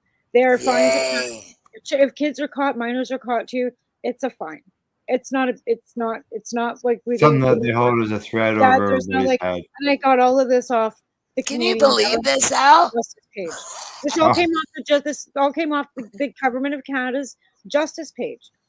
It's all there. Wow. If you read it on Google, it's not like it was some internet fucking blah blah on TikTok. You know what, Tamara? Something off government of Canada. I am so happy, sweetheart. I'm sorry to cut you off because Al and I, 100 years ago, didn't have these options, right? They weren't available for us then. If you were caught with cannabis, you were in trouble. I know, You I knew. did. I did 4 Yeah. grams. I did 6 months house arrest See, for 4 grams. exactly. Yeah, See? yeah. So again, So I what know. a So difference, that's why honey. I keep watching and wanting to know what's going on because I don't Yeah. want to ever. Yes. I've got a child in my house that Yes. needs it for sleep, right? Yep. You And bet. there's no doctor that's going to sign him. So do I have to be concerned about my own ability to be able to be his mom? You know, like yeah. You So bet. got to check on these things, right? Yeah. You know, again, good for you for keeping abreast of it, hon, because we all have to know. That's excellent. But again, Good. it wasn't a TikTok. It was actually the government account is Justice Page. No, I believe you 100%, sweetie. I just said to Al, my God, I can't believe things have changed that much. Right. And we've all been fighting a long time, but yay. Now, I guess I always still got 9 minutes. I got a minute or two before I'll play that. Where was I gonna go now? That's a global marijuana march. Global Marijuana March, yes. There it is. Yeah. In the old day, like you mentioned earlier, the group this year there was more people in the march. There was more Yes. vendors in the march, and as usual, when the march got started, as soon as the light went green at the intersection, Allison puts her foot in it, and that wheelchair, the wheels are smoking, and she's going up the road, right? And everybody's going, "Oh, there she goes! There she goes!" You know, honestly, I don't even think about it every year, Al. I just do it. It's just automatic for me to be in the road. I'm not on the sidewalk. Well, you know, for years you were. For years there was that many people that we had to be on the road, right? There's no way we fit in the sidewalk. Now, I did delete this earlier because I thought I was done running the promos for the Global Marijuana Month. But I'm gonna run this one. And this will go back. This explains some of what we were talking about. You'll see it's a bit of one of those memories, right? It'll probably end up being one of those taste memories in the end. So here we go.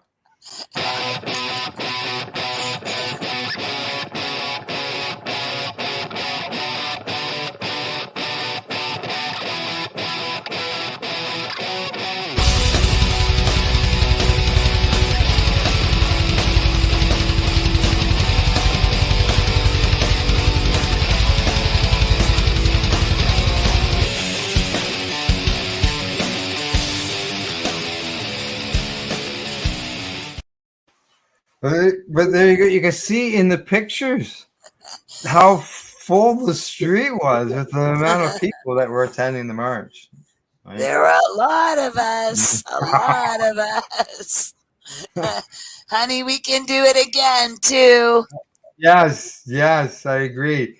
And, you know, the committee this year looked at it as it's a start of a rebuild, because of the fact that, you know, we went through the COVID, and you know, cannabis legalization is, you know, some people think, well, why do you need to protest when cannabis is legal? Well, it's not legal globally. People are still being hung in Singapore and other countries. They sure are, my friend. And that's the big problem, Al, is that people don't realize.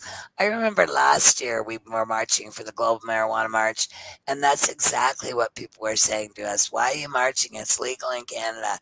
And every single time somebody said that, my answer was just like you, but it's not legal globally. Yeah. And I've again been fighting that since I was young too, because I always felt it was never just Canada that should, you know, have access to cannabis. It just so happened that Canada, we won first as far as having the right to consume it legally. But ultimately, again, anywhere in the world you decide to go, especially if you go on holiday tomorrow, or you, Al, somewhere, you want to be able to consume cannabis without fearing the face of arrest.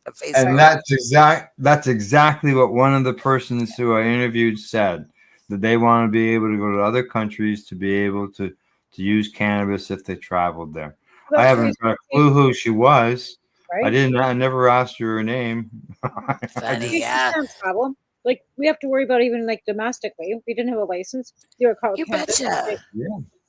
You betcha. Like if you're a patient and you can't go to a country where you can legally access your medicine because you can't take it with you because It would be You can't even federally go to the U.S. Right. You can't even cross the border with cannabis on you. Yeah. And that's another reason I'm fighting That this. would be a charge, right? You get charges. Exactly. Well, Exactly. there might be.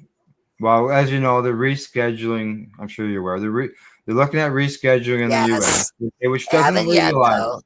Okay, it doesn't legalize it. But we had a report on the news on Monday that there has been. It's called the COA Act, and I just can't remember what the actual words are. And it's for legalizing cannabis. And Cory Booker and some other senators have put this forward to legalize cannabis. Right. And as we know, for the last several years, there's been the SAFE and the Safer Banking Act. So really right now in legislation on the U.S. end of things, there is something to legalize it and to deal with the banking. Now, whether it ever passes or anywhere, who knows, but it's there. You know, You know, Al, they 40 have to do states is medical something. use. Yeah, I was just gonna say they have to do something. 2005, I was in Boston for a conference for LEAP, and it was a police conference. And I went down to Boston, and I took my mom, and I almost couldn't get back into Canada because they had claimed that I was on the terrorism list and that I was a terrorist from the American embassy. The orders came down to not let me back in their country and not allow me into Canada, but arrest me right then and there. And it was only because of the activism that I was doing in 2005. That was it. And it ended up, like I said, because of that, we ended up, as soon as I came back into Canada in 2005, I already knew that it had to be legal in the U.S. in order for me to go there.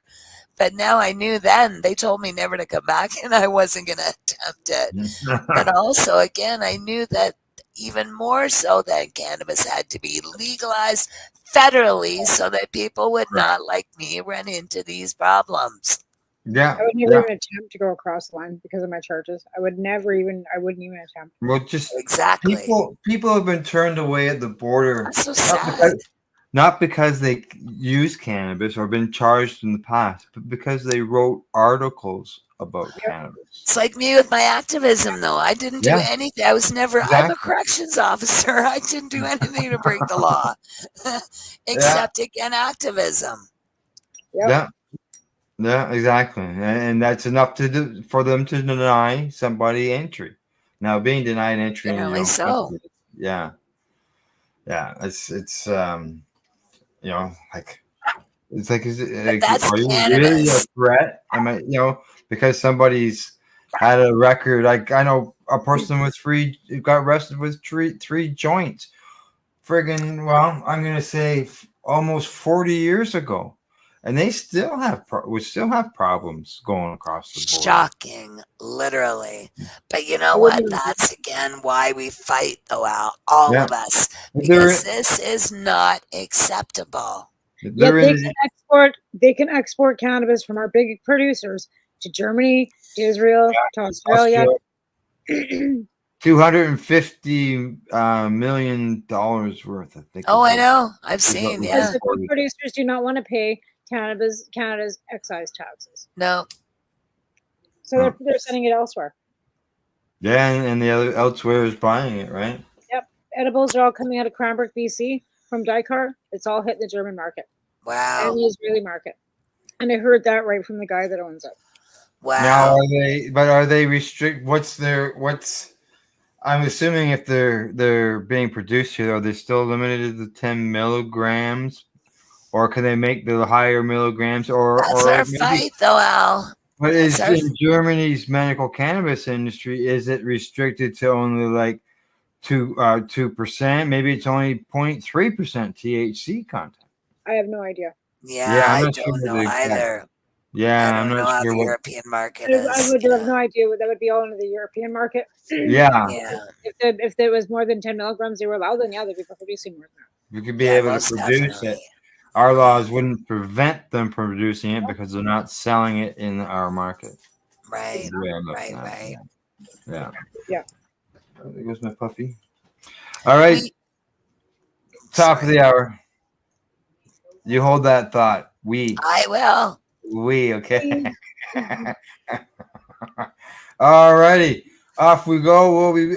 We'll be right back. And everybody's gonna check out our sponsors and find out who supports us here on the Pace Radio Network. You're listening, or as we do now, we're watching Pace Radio Show here at paceradio.net. You're listening to the Pace Radio Network here at paceradio.net. Limestone City Hydroponics is Kingston, Ontario's hydroponics shop. Take your growing to the next level and create the optimal environment with a tent kit, or maximize your yield with an ebb and flow flood table kit. Either way, Limestone City Hydroponics has more sizes and options to fit your needs. Are you looking for the power of the sun that adapts to your budget? Then look no further, as they have professional grow lighting. They have indoor grow systems that are easy and cost effective, with many options to fit your living space and lifestyle. Cultivate your growing potential. We have everything you need to succeed. And if you can't make it to the store, they offer local delivery to the greater Kingston area. Remember, when you're looking for experts to help you grow, then look no further than the locally owned Limestone City Hydroponics, 105 Sunderland Drive in Kingston, Ontario. Call them at 613-548-0420. Are you looking to get your medical cannabis grow license? Limestone City Hydroponics can help patients through the process of obtaining their license to grow medical cannabis. What's that? You don't have a doctor. If you meet the medical criteria, Limestone City Hydroponics has a nurse practitioner who can assess and provide medical cannabis prescriptions. What are you waiting for? Contact Limestone City Hydroponics at limestonecityhydroponics.ca or call them at 613-548-0420. What do you find at paceradio.net?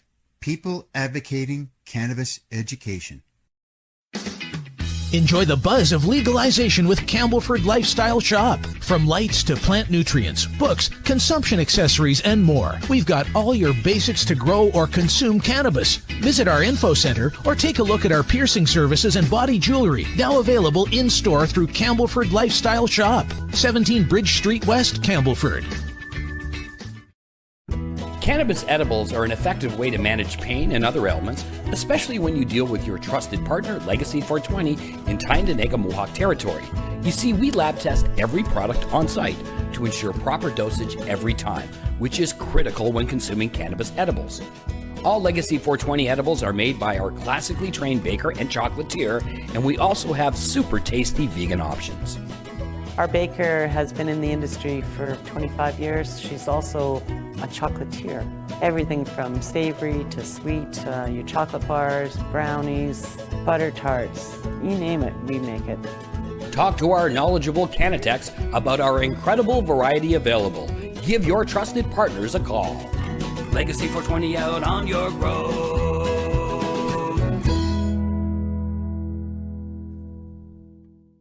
You're listening to the Pace Radio Network here at paceradio.net. Welcome back, and thanks for watching the Pace Radio Show with our guest, Alistair Murden. Let's see, we got 20 minutes here, 25 minutes. We've been talking about your access to psilocybin, and we've been talking about the Global Marijuana March. What else you've been doing? We haven't talked about that. Like, you going to any concerts or events? Oh, always live music. Always live music. 'Tis the season, my friends. Right. It is. Actually, we hang out with some local musicians who some of you may know, the Killing Time Band guys. And they're doing live music here in the city of Burlington starting June 5th. Different bands are taking part in something called Live at the Apollo. And the Apollo is Apollo Road here in Burlington. And they have it in the driveway of a home, and 300 to 400 people come from the neighborhoods around and pull up lawn chairs and grass and sit on the boulevard and on their own yards, on their own lawns, and everybody dances and listens to music. That sounds cool. So, yeah, we had that for, I think, an hour and a half every second Friday night. So it's something to do. I go and spin up a cut a mean pavement in my wheelchair. So I do a lot of dancing there and I'm actually just really pleased how many people are dancing along with us because, as you know, music gets you going. Yeah, exactly. You That's keep So, going, and it brings people together. you betcha.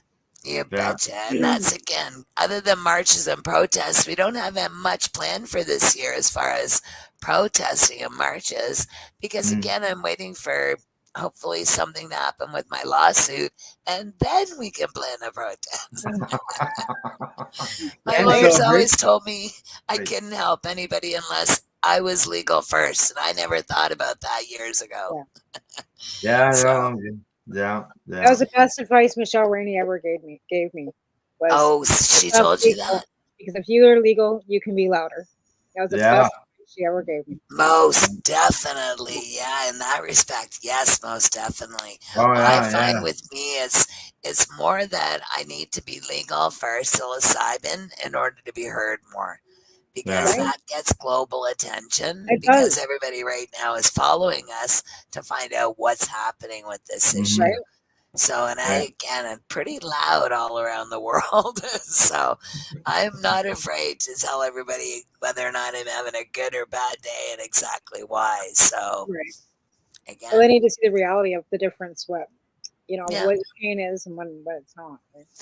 But I think people also need to know that you're right, though, sweetheart. But a lot of people will never understand what I deal with.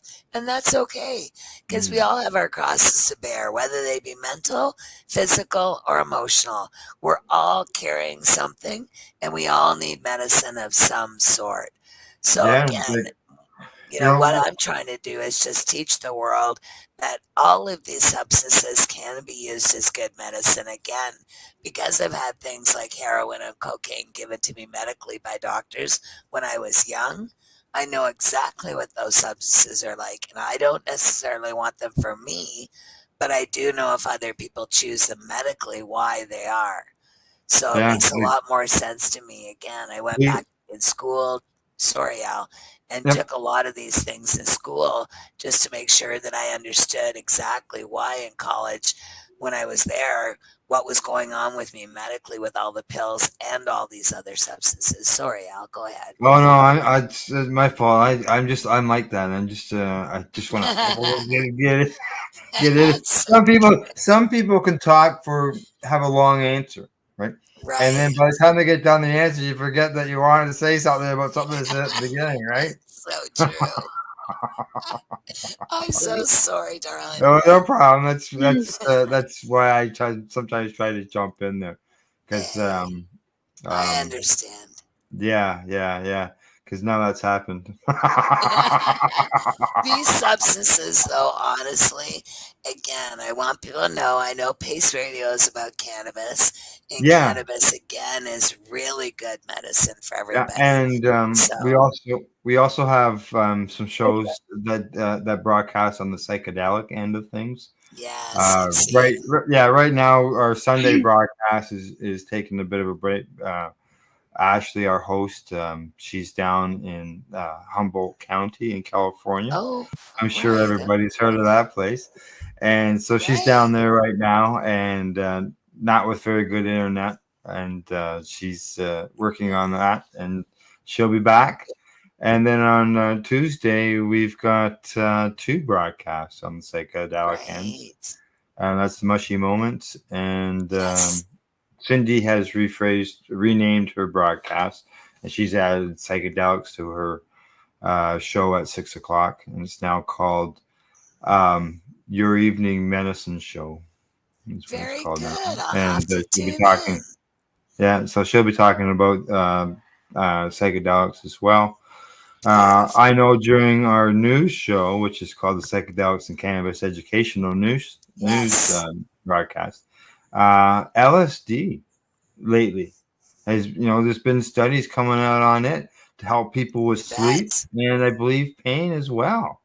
Like, it's just like, that was like stuff that 40 years ago for me, right? and now to see these things coming out, right? On the benefits of it is pretty wild to see all this stuff. Yeah. Actually, it's funny because, again, a couple of years ago, I went through a really big bout with LSD, and I was taking 4 and 5 tabs a day trying to get relief from this pain. So, but again, for me, it's something where I don't want to keep taking all those things. I wasn't getting any residual effects from them at all, like nothing. I was just getting relief from the pain, but I didn't want to have to keep taking 4 and 5 tabs a day. To try and feel better, when I knew as at that time that psilocybin or magic mushrooms, I could drink a tea, and if I drank it fast, I'd have no pain for a little bit, and then I could eat the mushrooms right after and keep the pain away for a couple hours.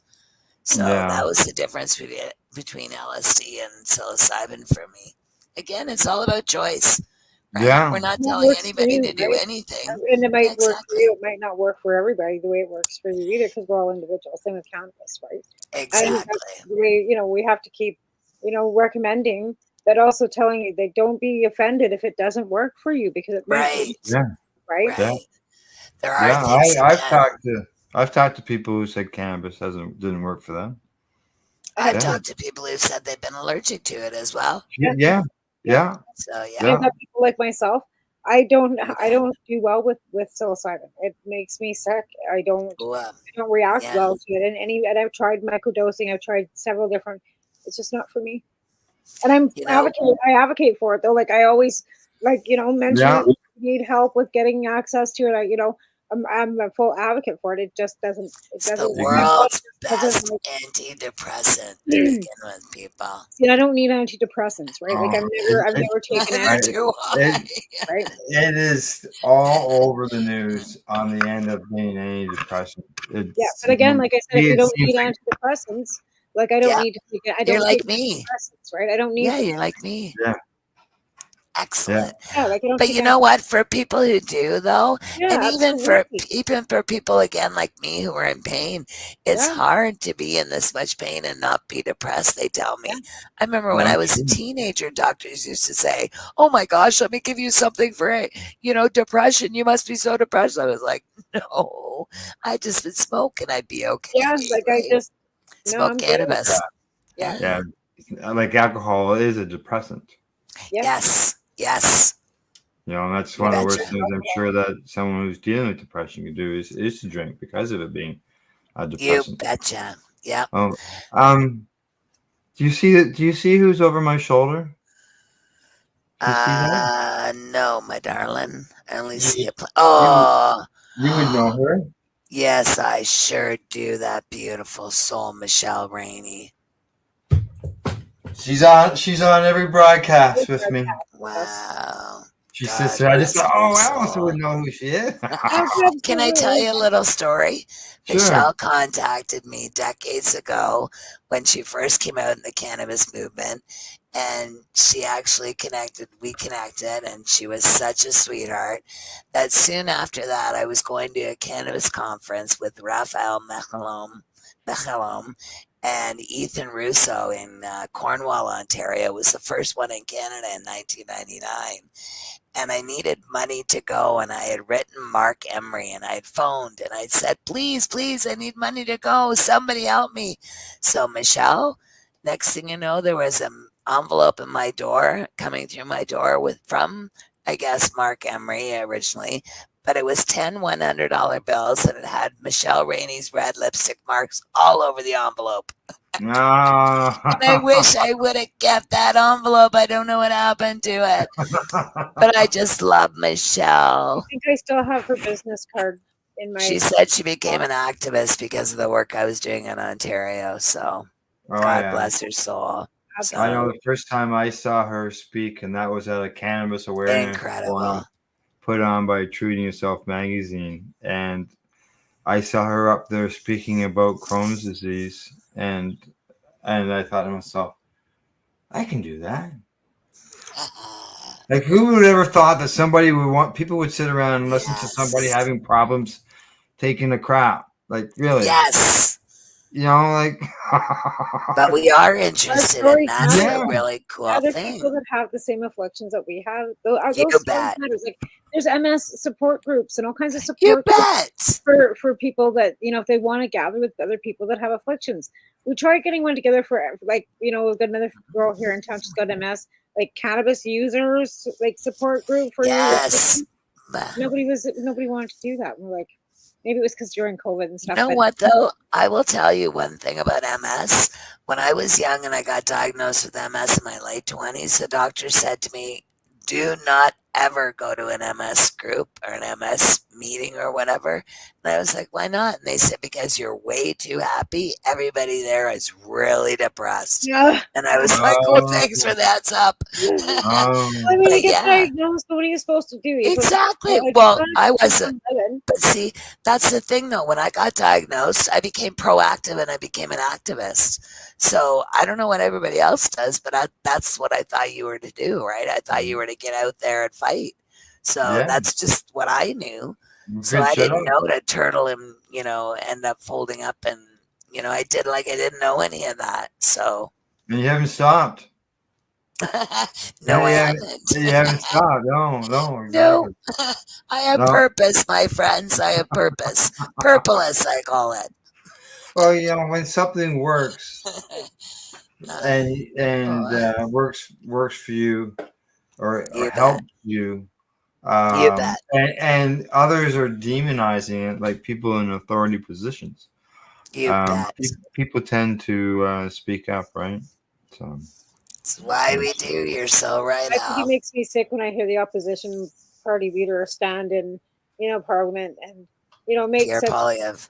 the worst accusations about people with addiction issues. Like, just But it's the conservatives again. And It's can I say that literally this has been a problem with Tamara for decades with the I know. conservatives with these issues. I absolutely know that. And I mean, we were there with Harper, and you know, him wanting to take our grows away, and where we got the hours doing, and you know, with the kitty litter and all that stuff that we had to go through, and that was humiliation for patients. You know, I think you know what? Waiting for Don't take it like that. Don't take it like that, because I was not humiliated at all tomorrow. All it did was give me strength to say, you, my friends, need to get educated. Oh, that's all it did for me. Again, it fueled me, right? I just have, I So- totally fought back, but again, but how much humiliation do they want to put on sick people? That's what I mean. Like, it's not that we were humiliated, but again, they don't look at us as we're people with disabilities, people with afflictions, people with diseases. They don't look at us like we're people. Yeah. Different. I remember Debbie Salskiffen. I love you, Debbie. Debbie had said years ago that why in the world she couldn't understand why the government was making us jump through these hoops. Right.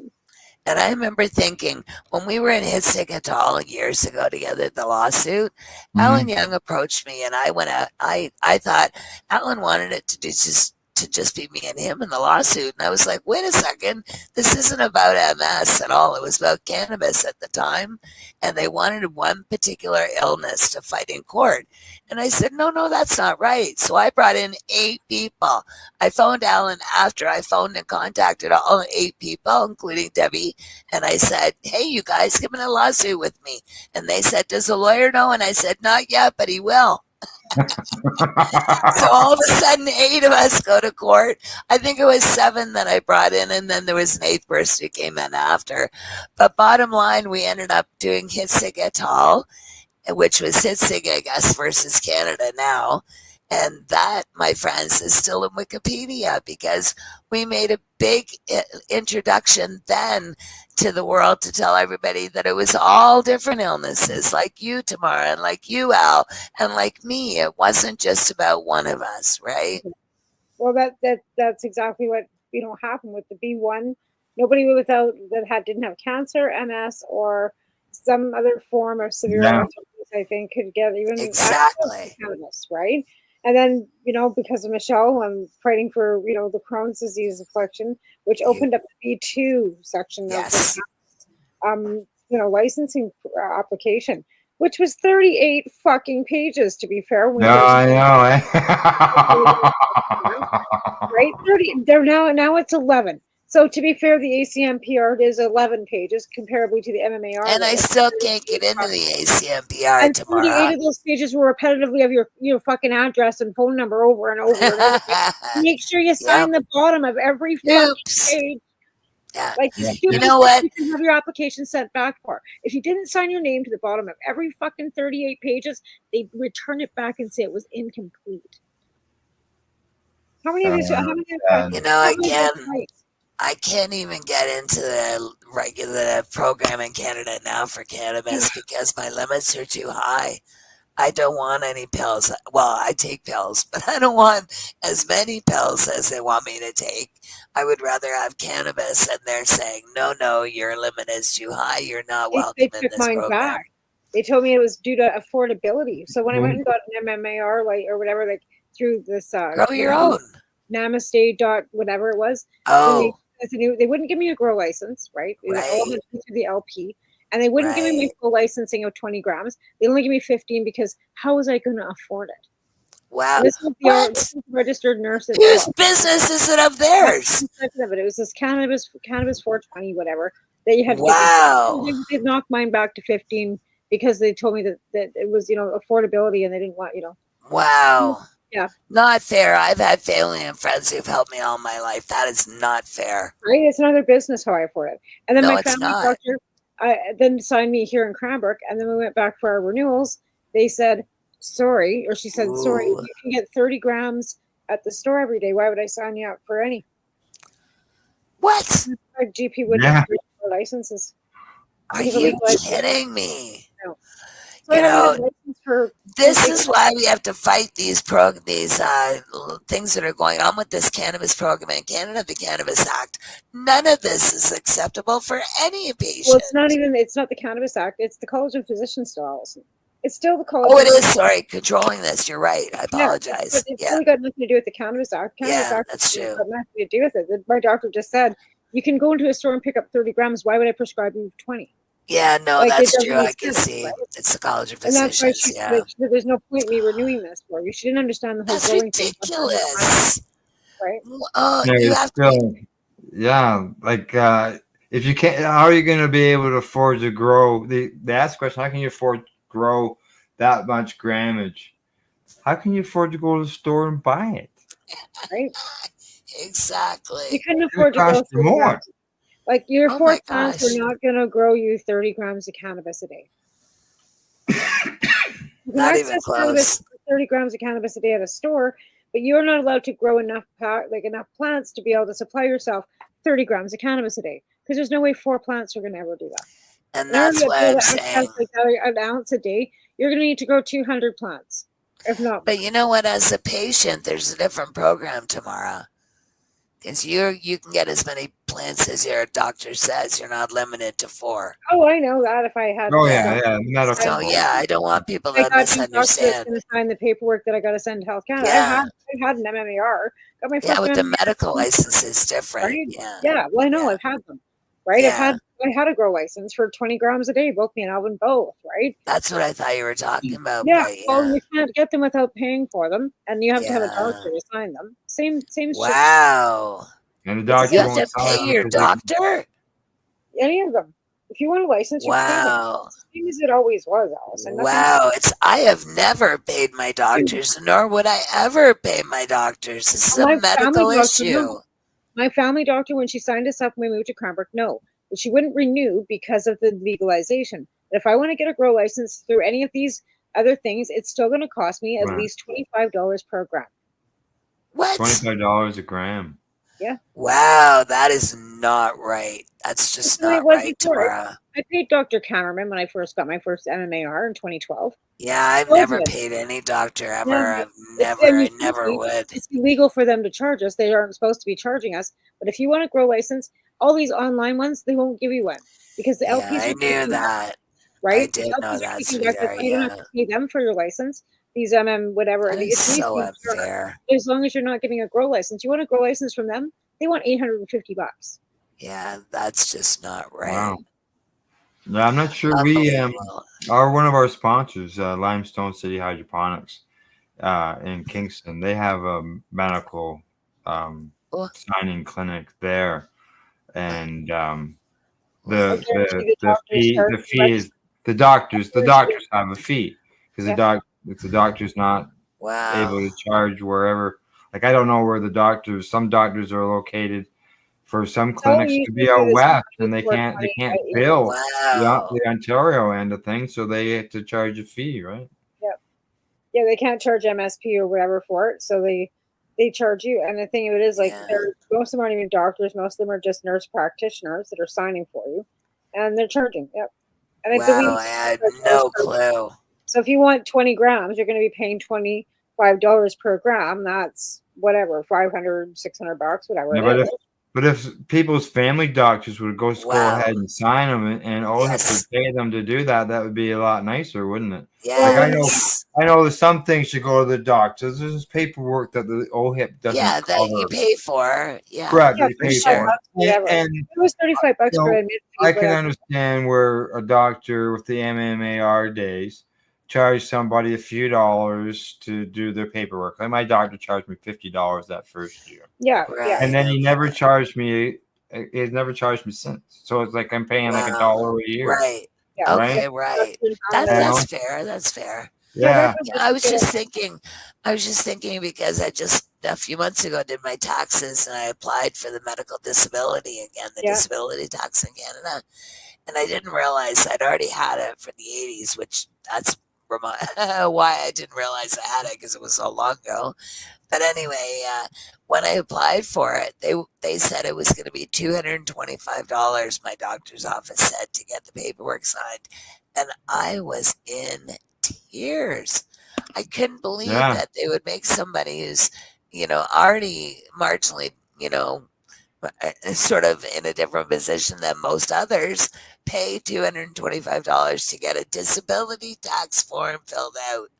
Well, anyway, to make a long story short, it turned out that apparently it is covered on disability, and I didn't know that. But boy, oh boy, I'll tell you, I was panicked for a few days there Yeah, before I found out. my doctor charged me $40 to have mine filled out. I Yeah, can't and believe that. that's reasonable. Yeah. If they can't get that through their fees to the government, Yeah. then charging somebody $225. some money to do it, it's Yeah, $225. to charge them outrageous fees. I was Yeah. devastated. Yeah. Yeah. I thought, oh my God, how do people again in these positions live nowadays if that's the case? Well, yeah, like if it takes And a then doctor, it takes a doctor 10 minutes to fill out a form, why are they charging $225? Well, not this form. Apparently, this form's a number of pages. So, because my doctor's office alerted me to that. But at the same time, I'm thinking getting back to cannabis is the same kind of thing because I can't even afford to buy my cannabis in Canada. Yeah. Like, how the heck am I supposed to pay for a disability tax credit? See, these are the things. Cannabis, again, is now finally, the price is finally dropping over the last few years because it's legal. Yeah. But before we did that, everybody, well, boy, I'll tell you, remember how we all lived? And how we couldn't afford some of those prices because they were asking outlandish prices for pounds of cannabis. Oh, yeah. I remember. Unbelievable. So thank goodness, at least there's something good about what's happening in this country. Yeah. I don't know if that's positive, but hey. All righty, ladies. We don't use that much cannabis, right? Yeah. I see that we're at the bottom of the hour. We've run our time. Is there anything else that you would like to touch on? No? Okay. Shout out. I Go just ahead. want to say one quick thing that I would really appreciate if everybody stayed tuned to what it was going on in my world because of the fact that, again, I'm fighting for psilocybin in Canada as medicine. And as soon as I can get legal, things are going to change just a little tiny bit. I guess so. Exactly. So where would you be announcing something like that? I'm all over social media, Facebook, Twitter, LinkedIn. I can't even think of everything. Pretty much everything out there. All social media. Plus on my website at AlisonMyrden.com. AlisonMyrden.com or .ca. I'm everywhere. Hey, there you go. Tamara? Thanks for being on the show. It was good seeing you. You look terrific. And You're you know, beautiful. and I just Thank you, appreciate sweetheart. everything that you do and just keep on being you. Thanks for being on the show. Sweetheart. Right, exactly. All right. Thank you very much, Allison, for coming on the broadcast. It was love you great seeing guys. you on Saturday in person and seeing people there Sure and was. seeing new people there, because the new people are the next generation that have to be doing what Every we're doing. year, hopefully, Al, there's going to be more and more and more of us. That's right. Again. Exactly. All right. You can find the Pace Radio Show on Twitter, on Facebook, we're online, paceradio.net. Thanks go out to our sponsors, the friendly folks at legacy420.com, Limestone City Hydroponics, .ca, as well as the Campbellford Lifestyle Shop. And huge thank you to our guest, Allison Mernon, for coming on the broadcast. And to all our watchers and listeners out there, thanks for tuning in. We'll see you all next week. Thank you and goodbye. Bye, everybody. Thank you.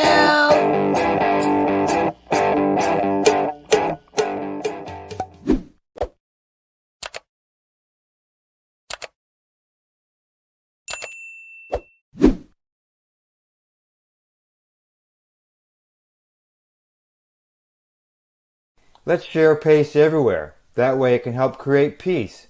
People everywhere advocating cannabis education. You're listening to the Pace Radio Network here at paceradio.net.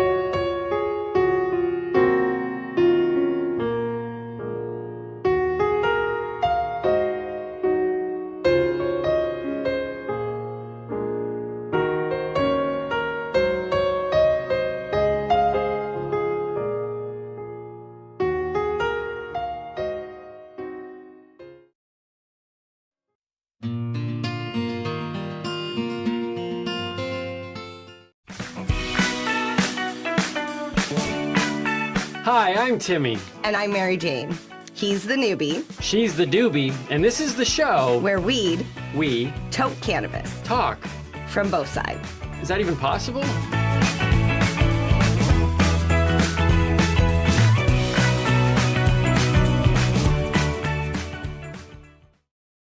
This podcast is for adults only, should not be used as a meal replacement, and may contain nuts.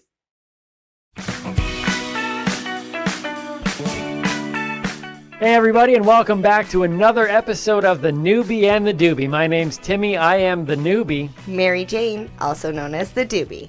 It is what is day. That's a mouthful, eh? It is what is day. We are celebrating what is day. What is day. Yes. And if you don't know what that is, then you're not alone, because we had to Google. Hang around and you'll find out more about why this is what is day.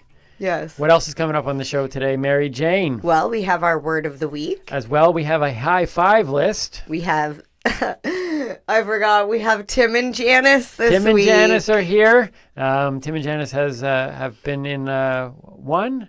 They've seen us once. They've been in twice. Two. They visit us twice. I don't even know what happened last time, because I think they were a little confused. Yeah. They are. They're an interesting couple, and we are excited to have them back on the show again today.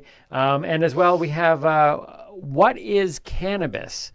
We were talking. The whole thing is connected to the what is, and you and I were talking about the answer to the question, what is cannabis, isn't as easy as a question as it sounds either. No. Sorry, I'm like racking. I'm like, I don't have my phone. I don't have the ability to read my what is cannabis answers. Oh no. All right. Okay. You'll have to pull it up on my Facebook. You have Facebook, right? I have Facebook. Okay, We'll good. do that for you. Phew. And as well, we've got a What Gets Me Going, which is one of my favorite segments. What gets me going? At one point, Mary Jane was like, there's no way I'm going to come up with enough to do this segment on a regular basis. And it didn't take long for you to realize what I already knew, that there is a lot of things that get you going. That's and true. There's been we've had some great talks where you have it's her opportunity to look at the cannabis world through your eyes and Through my eyes. and discuss the disgust. Yeah, the disgust. That's to exactly. discuss the disgust. Yes. I would like us to do better. That's all. And I'm just like, these are where I feel that we should focus on these things. We can do better. We absolutely. In all things. Yes. So all that is coming up on today's show. So stay along for the ride. But let us take a few moments to go through this What is Day. Yes. What is Day? This has something to do with American politics, right? It does, yeah. And the stupidity behind Well, one man. You know what? I don't know. I think that's probably harsh because Who asks what is? Lawyers ask that. Because here's the thing. Actually, you didn't say what is. What was the phrase? Well, I can tell you the exact phrase. The exact phrase was, it depends on what the meaning of the word is. So that's kind of, break it down, it's what is. So for those of you who are still in the dark about this, I am not a political guy. You're not very political. I'm not a political guy. I know a handful of American presidents. I know almost nothing about our prime ministers.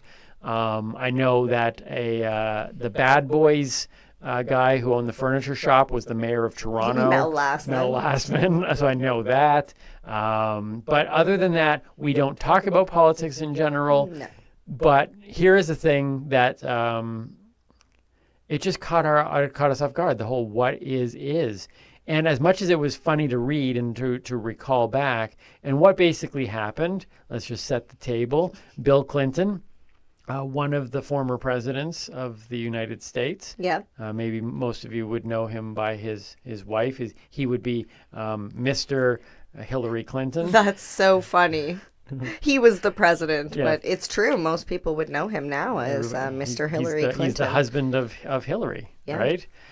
So Bill Clinton was, I don't know the whole story. There was he lied under oath. He was being investigated for sexual misconduct on all Sexual the allegations. different stories. And so if you're listening to the show because you want really solid, clear stated political facts, turn off now, go somewhere else. We're going to do our best to try to mumble through this. Hey, the only thing I remember of that whole thing was I did not have sexual relations with that woman.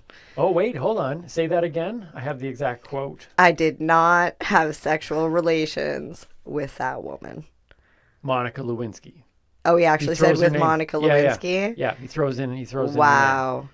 So he looked straight in the camera, as I am doing now, and Bill Clinton said, I did not have sexual relations with that woman, Monica Lewinsky. Now, the very phrasing of that sentence tells me this is not some dude. This is lawyers in a back room going, we need to make sure that this is said exactly in this order, in this phrasing. So the what is question is just lawyer talk trying to get out on a technicality. Well, who says sexual relations? Like, I don't know. Maybe that was one of my problems back in junior high. I'm just like, I'm really interested in sexual relations.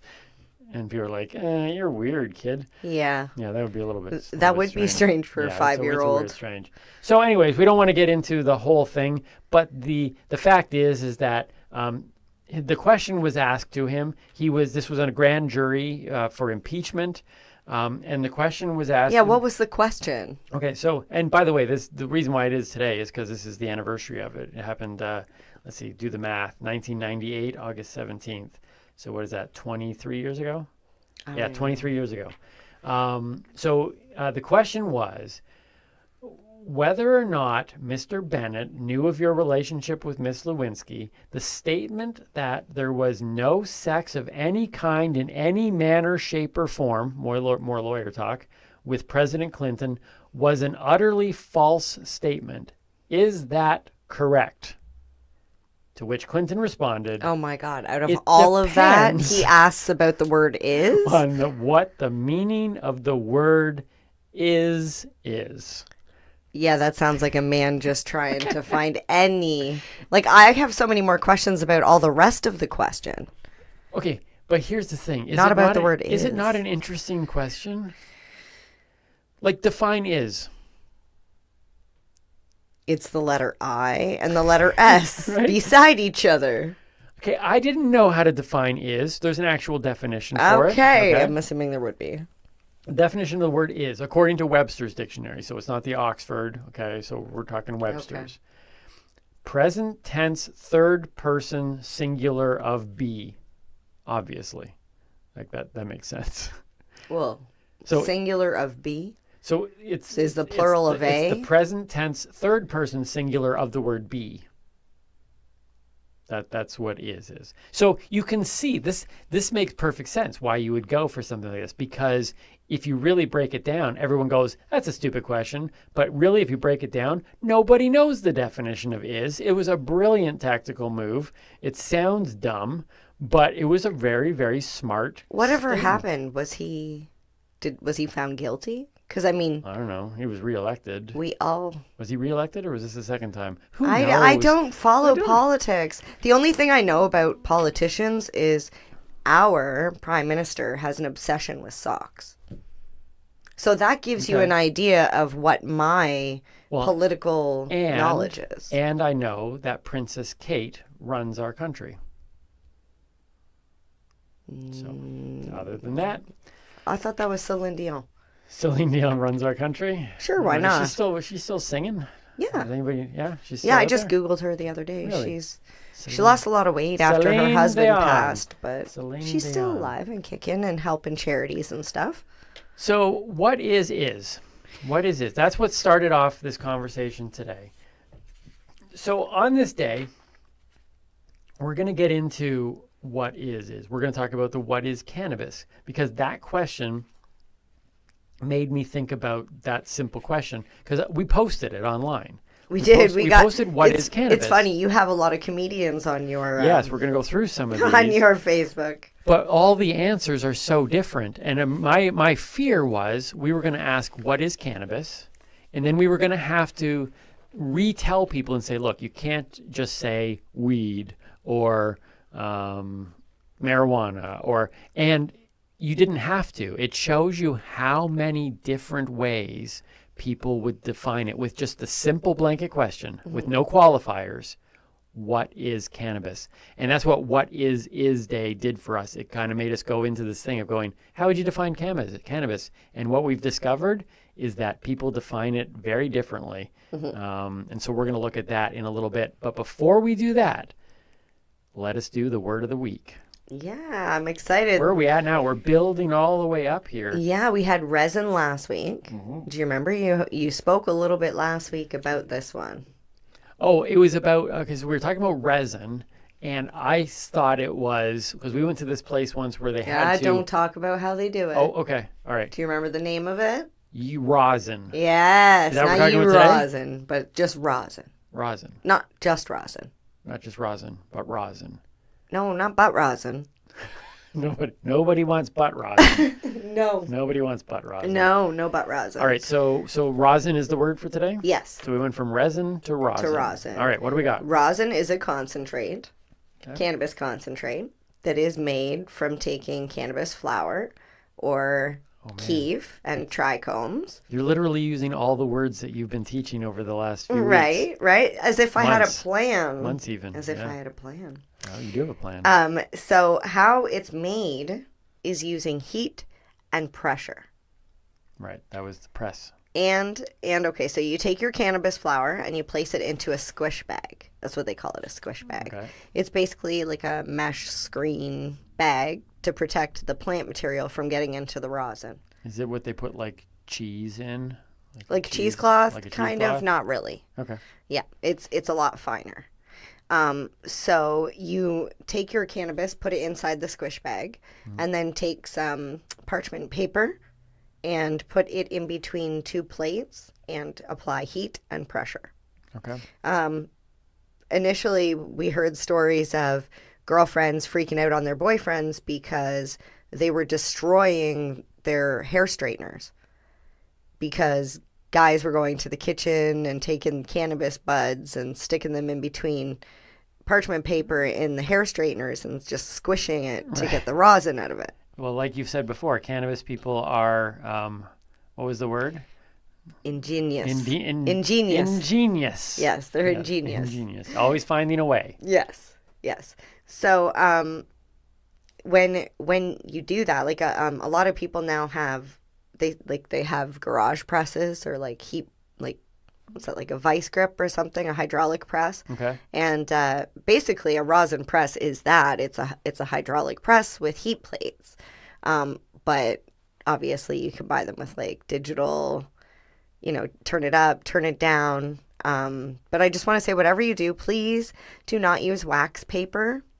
Wax paper is for arts and crafts with leaves and an iron. You don't want to do that to your cannabis.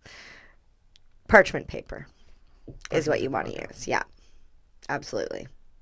Okay, so to create rosin, yeah, it like you oozes. use resin to make rosin. No, you use cannabis. Use cannabis. Yeah. Because we were at a place and they did that pressing thing. Yeah. And what was most outstanding to me was how little product you get. So the amount of weed that went into this press and the amount of rosin that came out the other side, I was like, oh my God, you need like a forest of cannabis to even get like the tiniest little bit of rosin. That happens with all concentrates. You need a large amount of flour to make a concentrated form. It's like when you get... So how concentrated is rosin?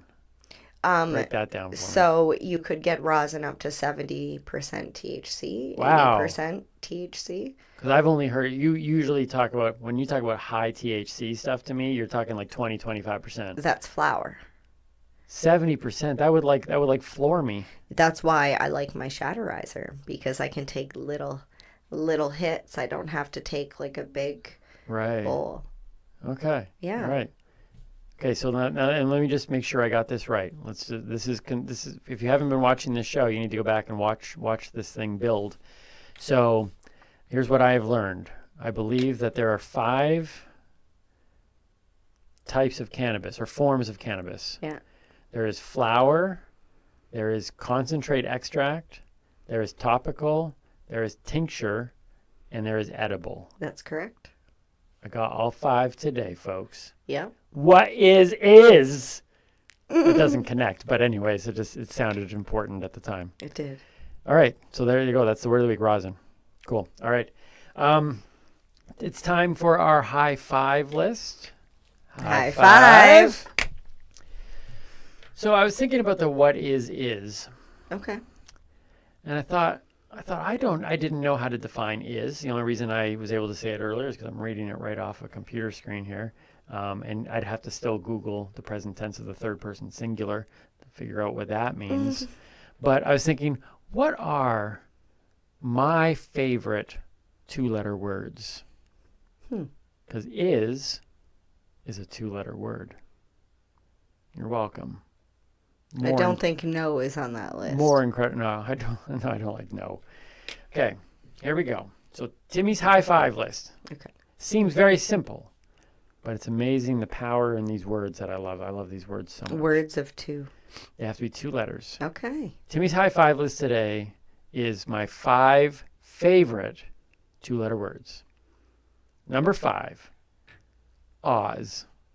Oh, I like Oz. Oz. Do you know why I like Oz? Why? Because it has the Emerald City. And you like green. I do like green. I think what is cool about Oz is that Oz, yes, it can be defined as a city, a fictional city, whatever. All that. But the moment you say Oz, you don't even need context. Mhm. You say Oz, and immediately you get an image in your head of like wonder and awe. Like it's just something like you could say, hey, we're having a peanut butter sandwich, Oz, and people are like Oz, and you just go. It takes you to this magical world. That's why I think the word is pretty cool. It makes me think of Oz Striker. What's Oz? In American Pie. Mm. He was cute. I don't remember that movie. I think I saw it once. You know what? You made me watch it once. I watched it. Yeah, I made you watch it because it was like a movie from like back when I was a teen, and I was disgusted at the fact. I can't even. Don't watch the movie. Yeah, you've told me that it's so true. They film a girl in the bedroom while she's getting changed, and they broadcast it to everybody in the school, and everybody laughs about it and thinks it's okay. Yeah, you wouldn't be able to film that today. I don't know, man. I can't. Yeah. Some of those things that I look back on and I'm like, whoa. It was a different time, right? I feel guilty even liking it back then. I never saw it. Well, we can't judge ourselves for our past, really. No, I was different then. Number 4 on my list of Timmy's favorite 2-letter words. Mm-hmm. Okay. Okay. Are you sure? I thought you liked that. It's a 4-letter word. Well, here's the thing. Today's generation has moved it down to 1 letter. They've moved it down to K. Mm-hmm. But then there's that was last generation. There's So the last generation took it from OK down to K. Mm-hmm. And it blows my mind because, like, how bad has our world gotten that we have had to find a short form for OK? It was already 2 letters. We moved it from 4. Yep. My generation moved it down to 2. Then this generation, the generation just prior to this newer generation, said K. But then the newer generation said, you know what? We like the 2 letters. But you can't go back to the OK because the O is so far from the K on your keyboard, right? Like it's like a mile apart. Mm-hmm. So now they go KK, which is the most ridiculous thing in the world. But I like OK. It's like okay, like everything. It's like, how are you doing today? Okay. It's a very, very all around good word. Okay. You like that? It was okay. Yeah. Or you go with like, it was okay. Like there's a different, however you express You're it. back at the nobody. Nobody, Mel Lastman.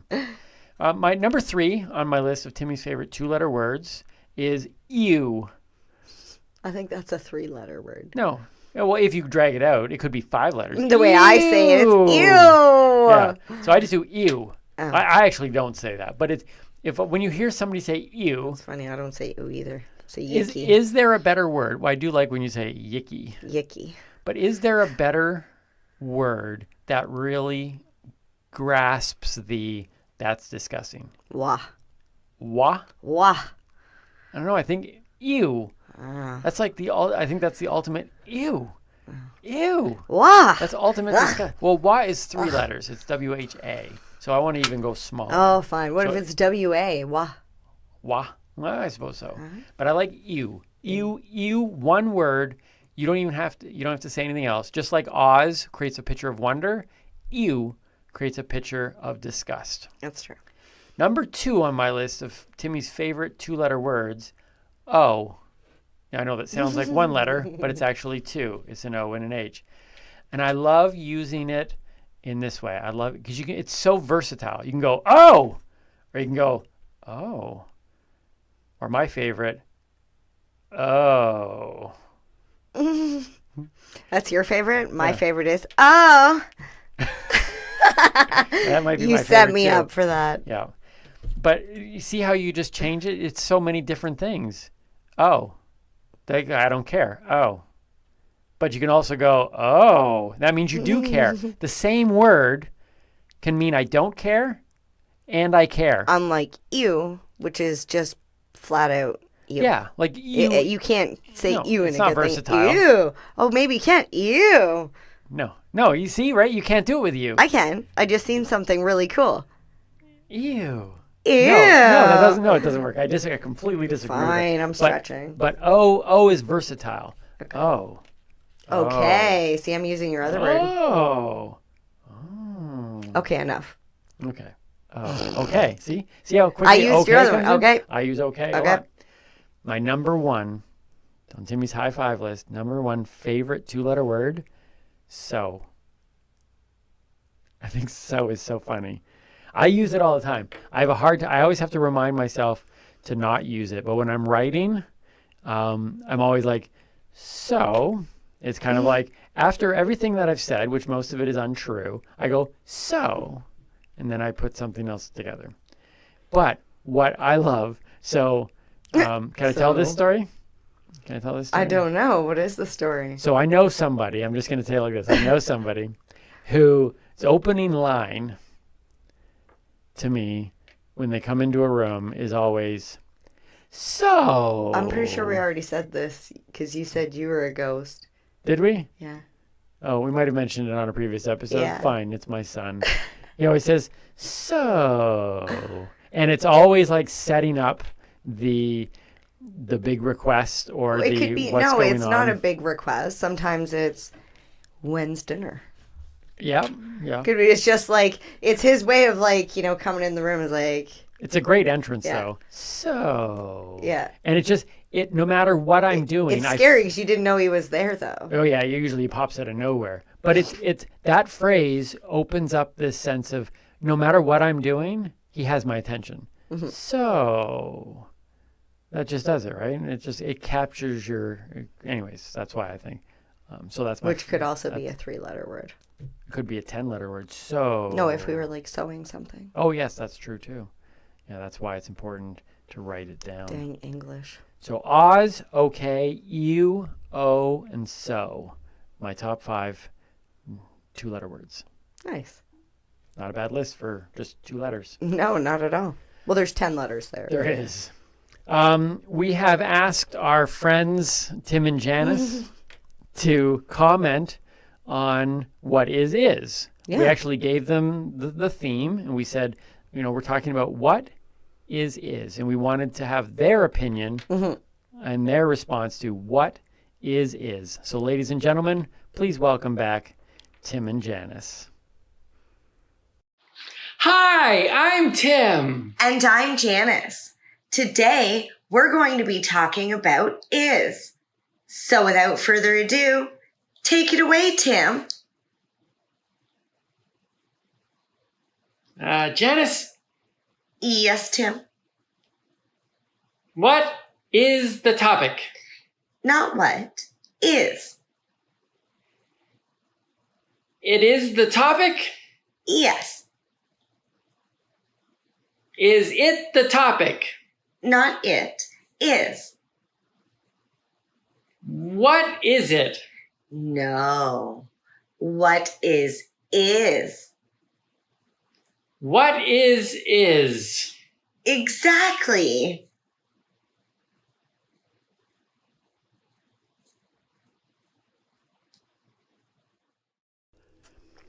Apparently, we're not the only ones who are confused.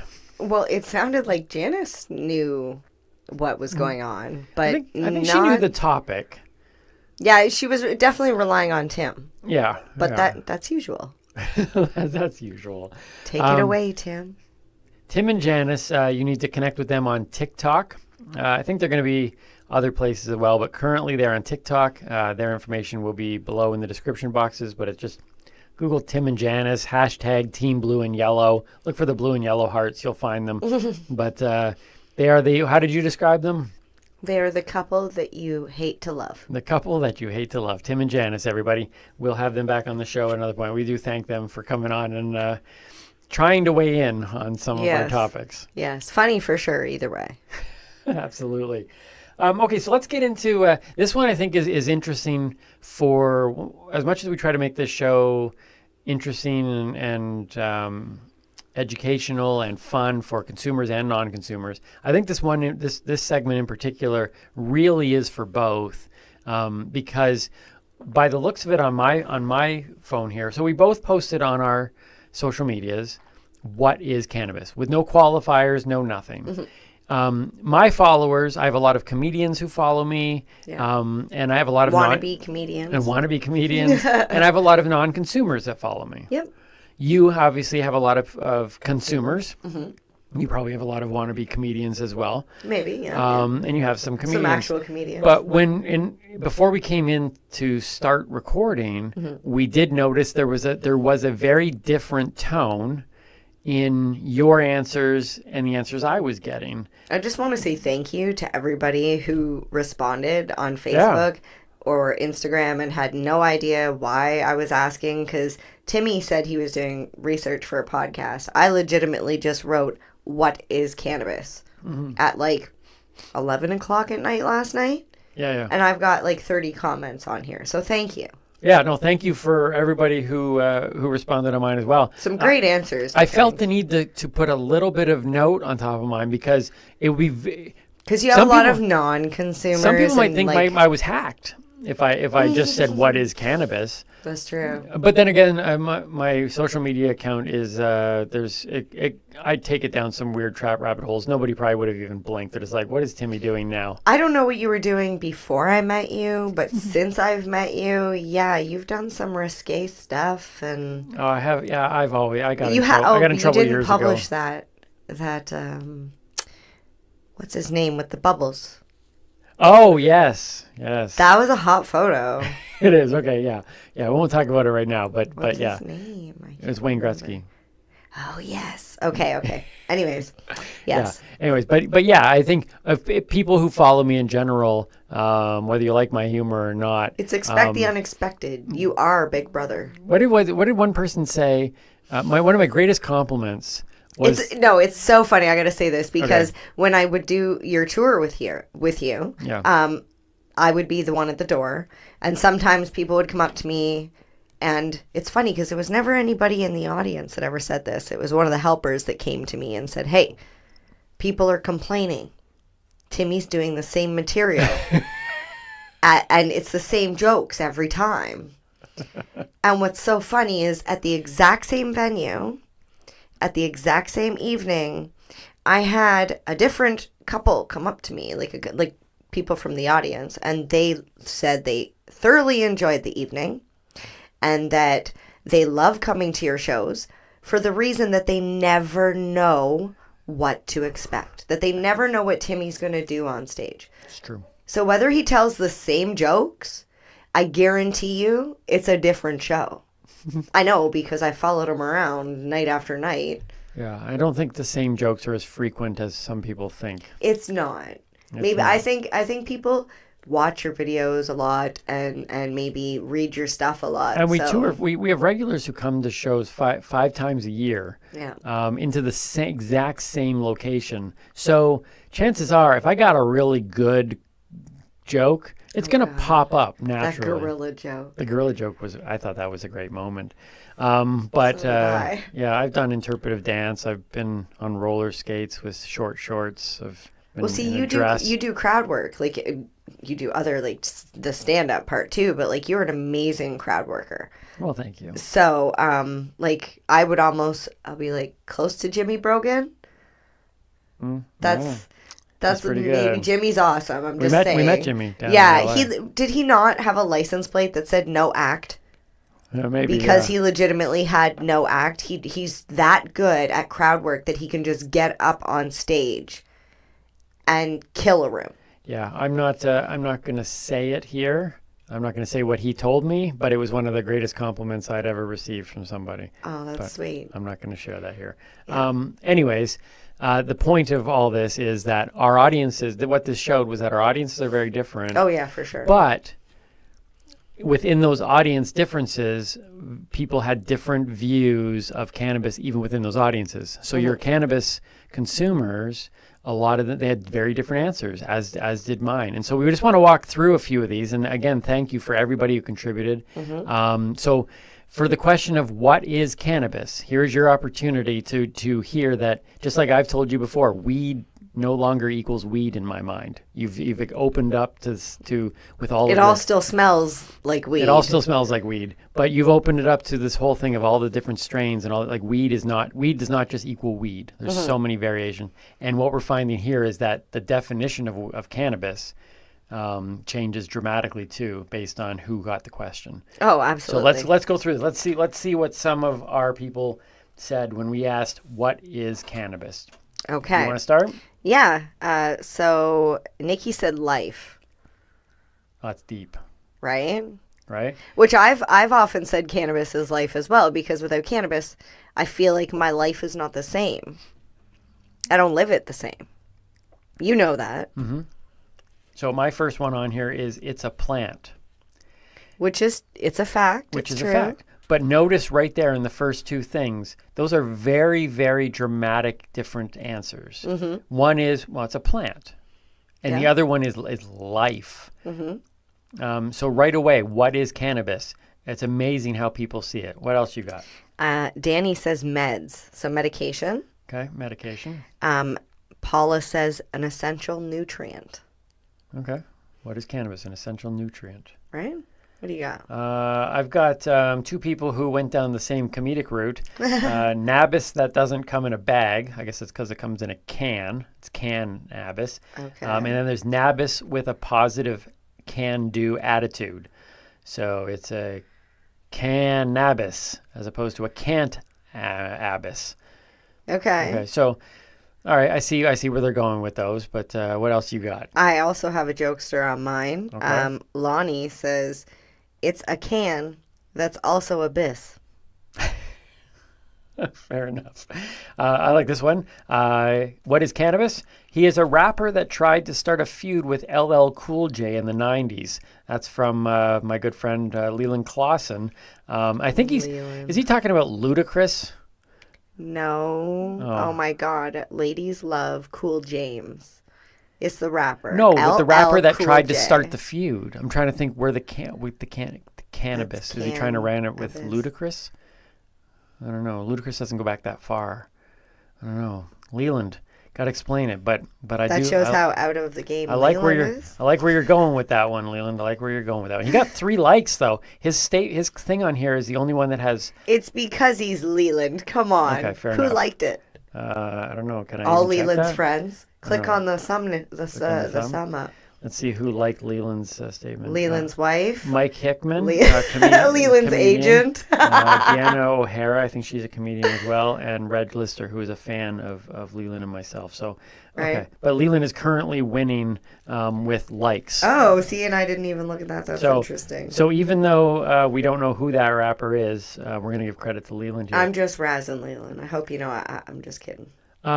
This one, Lou Deck, we just mentioned. Yeah, we did. We have mentioned Lou Yeah. Deck and Joel Madison. Yeah. Lou Deck says alternate pathway inducer. Oh. That's an interesting answer. An alternate pathway inducer. I would almost agree with that because, like I've said before, it gives your brain a different way of thinking. Yeah. So it's an alternate path. So we got it's a plant, we got life, we got meds, we got it's an alternate pathway inducer. So Carrie says it's a painkiller. David says it's the mother's milk. Man, these are some. I like Deeja's response. I'm gonna tell you Deeja's. Okay. A gift from Mother Nature's bountiful vagina. Love you, Deej. Look, if you're going to define anything, that's as eloquent. Bountiful is a good word. Bountiful is a great word. It is. I've got gateway drug, but it's got a winky face. I seen that. It did look like it was like a funny type comment. Yep. And Gateway I drug. added my comedic 2 cents. But that's what I like. I don't, whether comedic or not, the question was simply give us your opinion. What is cannabis? Yes. And so, and whether or not that was a joke or not, the reality is that some people do believe that cannabis is the gateway drug to multiple other drugs. So there you Some go. people could say that about sugar. I got another, there's someone who just says flat out drug. Leslie says, just say not Not. to cannabis. Just say not. So it is sounds that, like, is that a typo? that Or did she mean to say not? I think she I meant to don't say know. no. Leslie's very funny though. Yes. Just say not. What do you got? Oh, this is good answer. It's like a couple paragraphs. Dylan, who I actually just went to school with. Okay. So, well educated, says weed is a plant or a flower that can cause an altered state of mind, down or up, depending on the placebo when used or abused. It can be creative or destructive. It's your choice on how you use it. And I think that goes back to what we were saying in Teaching Timmy about how we need to make sure that we know what strains are good for us and what strains react negatively with us. Right. So last episode, yes, we had talked about keeping a binder, a journal, to put all that down. Yeah. Okay. You can tell the guy just recently got out of a course, because that's a very actually Ryan was one of the. It's funny, we had 3 or 4 extroverts in the group and like 18 introverts. So it made Which one for, were you? Okay, never mind. So it made for a very interesting class, but I will say Ryan was one of the more helpful, talkative, friendly, all around. Okay. Yeah. So what is cannabis? John says, the only prescription I have had that doesn't have nasty side effects except the munchies. It's for my back injury, but I'm shocked if I feel sick or have a headache and smoke. It cures many sicknesses it's not prescribed for. So there's obviously somebody medicinally who has seen the benefits of it. So that's great. That's a very personal answer. So once again, at the beginning we have it's a plant, which is a general answer. Yep. We've got personal. We've got like people who are thinking it through a very methodical kind of breaking it down, and then we got people who just flat out say it's my life. Period. End of story. And then we've got more people. Christopher and Adina are saying medicinal herbs from nature. I love it. Jordan says the giggles, which she knows me all too well. Cannabis is the giggles. Brian says the Egyptian god of delirium. I'll have to Google if that's like. That sounds like delirious. Is that a joke? Can we Google that? All right, you Google that while I keep going. Yeah, read a couple more. I want to check right away about this one. So, Buddy says it's the stuff you cut up and smoke through your bong.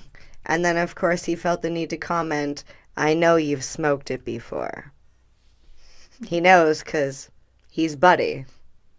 Oh, yeah, we've talked about Buddy. Everybody has a buddy. Everybody had a buddy.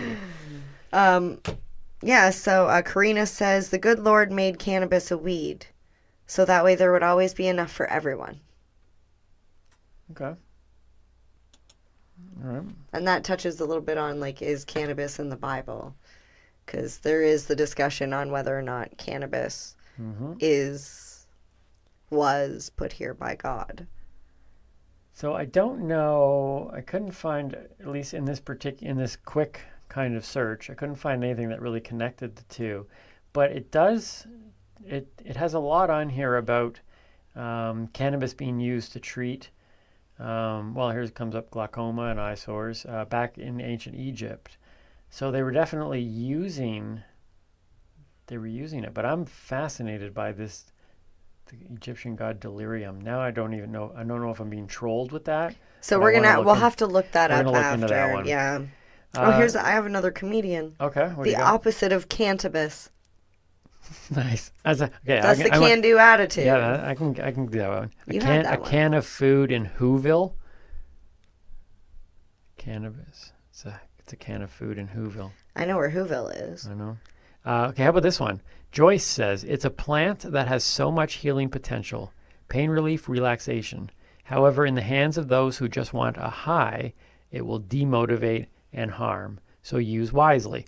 There's somebody who is like we've talked a lot about the purpose of this show, to talk about cannabis from both sides, to understand that with anything in life, there is, we have to manage whatever it is properly. Every vice can become a virtue. Every positive can be a negative. Every good thing, if you eat too many carrots, you're gonna end up with jaundice, right? Isn't that the thing where your skin goes green or Joyce yellow? Joyce makes sure that she puts in kind of a double a double side. And Joey says it's something I'm allergic to. We found that. Yes, which we found that out the hard way. Yeah, Sorry, Joey. We were on tour. That was a hard conversation because Joey has medical issues that are aggravated by not just cannabis usage, but just being around cannabis. Even just the smell of me on like being around him was difficult because it was medicinal for me and it's medical for him. And that was difficult because we were touring for 10 days in a car, in a small car, in the same green rooms. Yeah. And I've never used Purell and perfume and stuff since I was in high school. I used to hide it all the time, but I was constantly like trying to layer up. You did everything you could. I never met anybody like that before, and it like blew my mind. And I'm like, I feel bad for Joey because like, I'm like, that would be horrible, especially now that cannabis is legal and everyone's smoking it around here. Here's what I really appreciated though, and Joey did too. Joey's a phenomenal talent, a good friend of ours. Joey's awesome. Is the fact though that because some people are just like in life, there's just people like this. It's not just cannabis people, but there's some people who are like, you know what, this is what I do, like it or not, type of thing. And you took so many steps. Once you found that out, you could have been somebody to go, look, man, I need cannabis. It's for medicine. But you actually took steps to, and mind you, it's our role as the producers and tour manager of this tour to take care of, him coming up here as my headliner. Yep. But still, you could have done it differently, and some people do. And I just thought you were a great example of a cannabis user who needs cannabis for their own medical purposes, but you found a way to go, and this goes back to your thing about some cannabis users are ingenious. You found a way to go, how do we make this work so that I can still get what I need, but that I don't cause problems somewhere else? It's the level of respect. Like, I've always been the type of person that if I'm outside smoking, doesn't matter, even when I smoked cigarettes back in the day. If there was a kid and their mother or, somebody walking down the street, I would, hold my cigarette up and I wouldn't blow my smoke out. I would make sure that I was trying to be courteous. I would even cross the street. So that's why I'm always saying we can do better. We can do better. Like, try and be respectful of other people's space. Yeah, I've seen you turn away from people or if kids are coming. And, it's, I don't know, like I'm honest with my children. They know what cannabis smoke is. They know what a joint looks like. They know the difference between that little symbol of cannabis edible or whatever on the packaging. But I don't really want to be the topic of conversation for you and your child. That's on you to tell your kid when you're ready. I don't want to be that driving force. I have a couple more on here, and then we're going to get to what gets me going. Sarah says, designated as, so this is a very, getting to the nuts and bolts. Designated as part of the magical plants family tree, cannabis is akin to its cousin, the magical bean water or coffee, and the little white pill that takes away pain or aspirin. It is known for creating a magical sense of hunger and confusion in some users, but in general decreases the blood flow to your brain. So, once again, you throw out what is cannabis, incredibly honest, and it actually sounds like a very personal answer. Well, I love Chris Backers. Oh, wait, what happened? It literally just disappeared.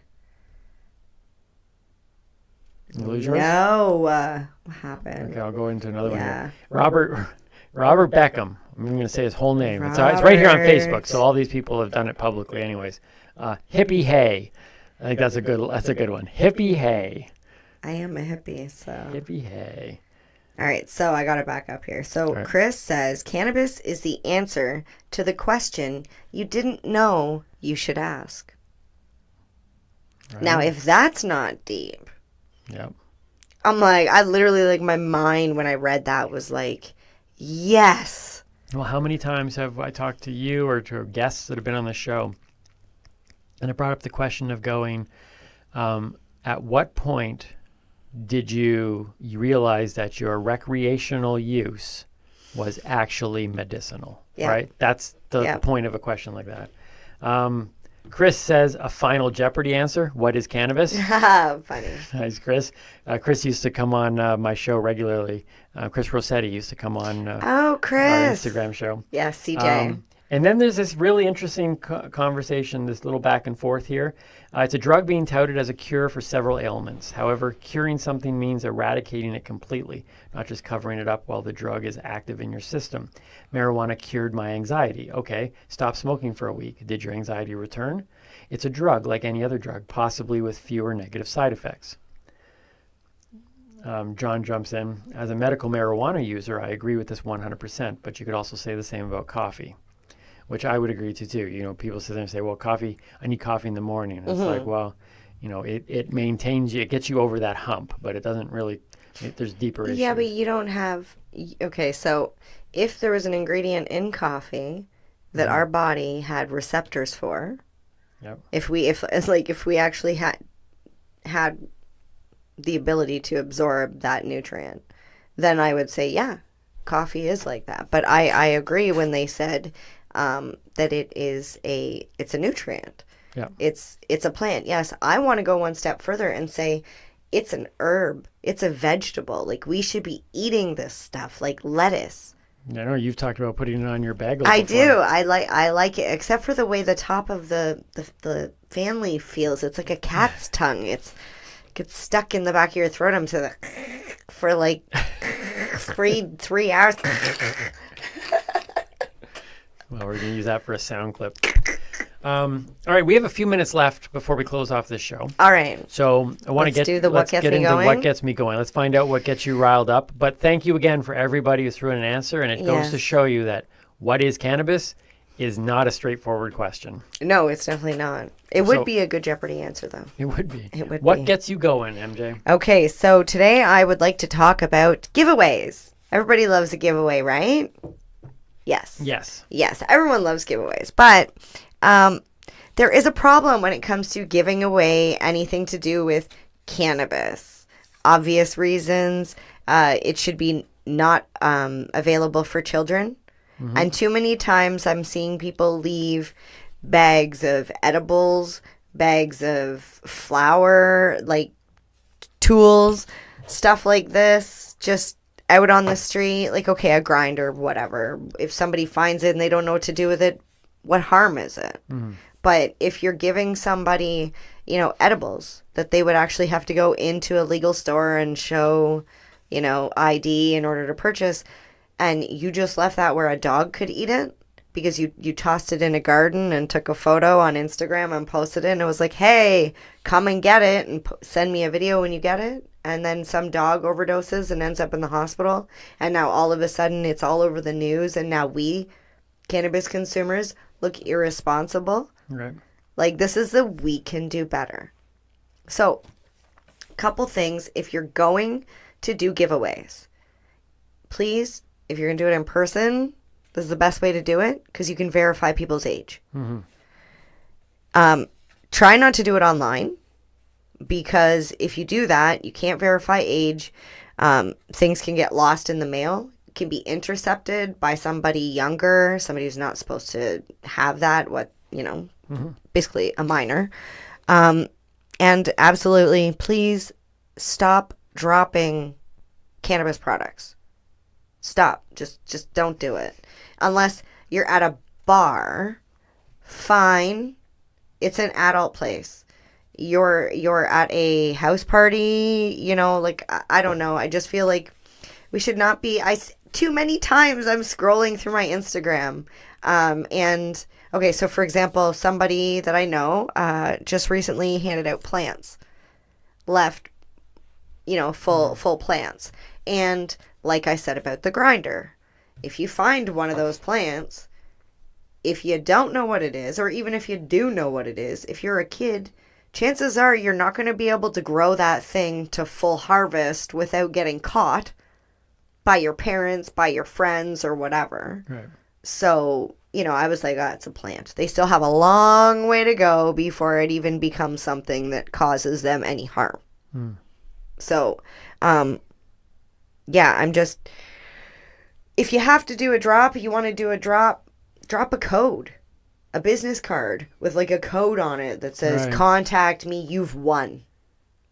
Right. Don't No leave the actual product. product there. Yeah, no product. That Okay. just, that's like, that's it. That's my, Yeah. my oh, 2 cents. I know it's not it. Well, yeah. And what is it? What is It is what? it is giveaway time. It is giveaway time. Ba-ba-da-da-da. Dun, dun. Okay.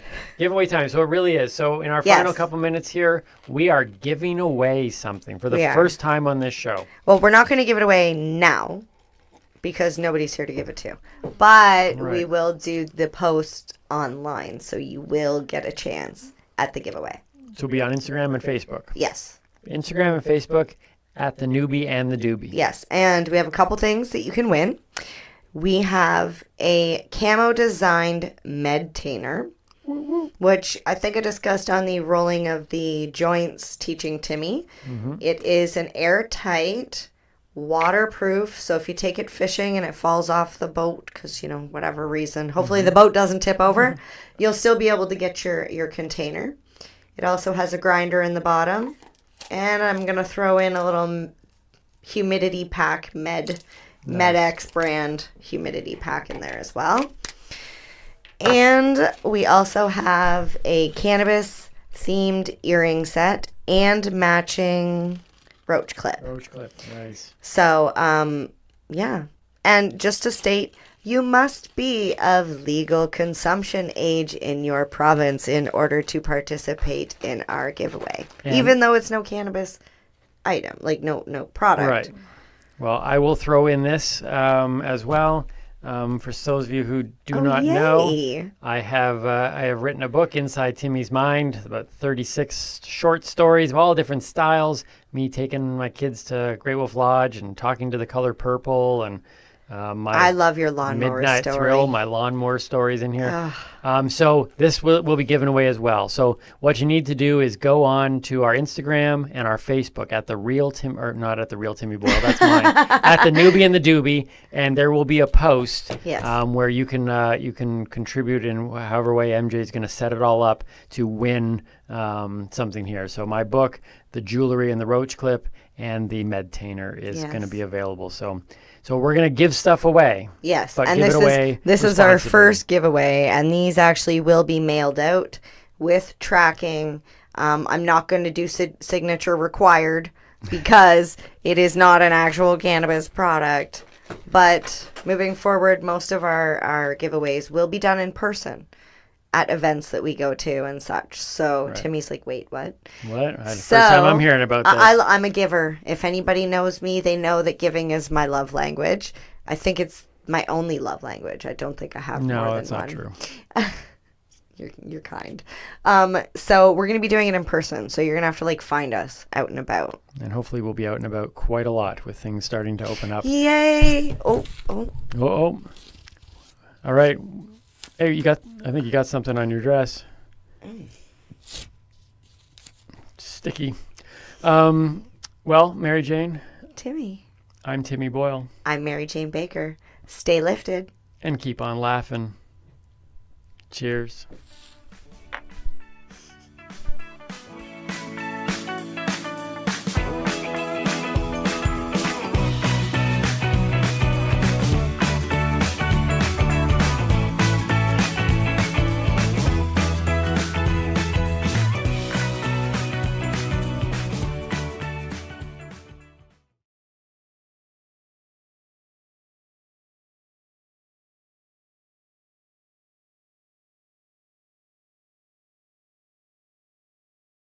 You're listening to the Pace Radio Network here at paceradio.net.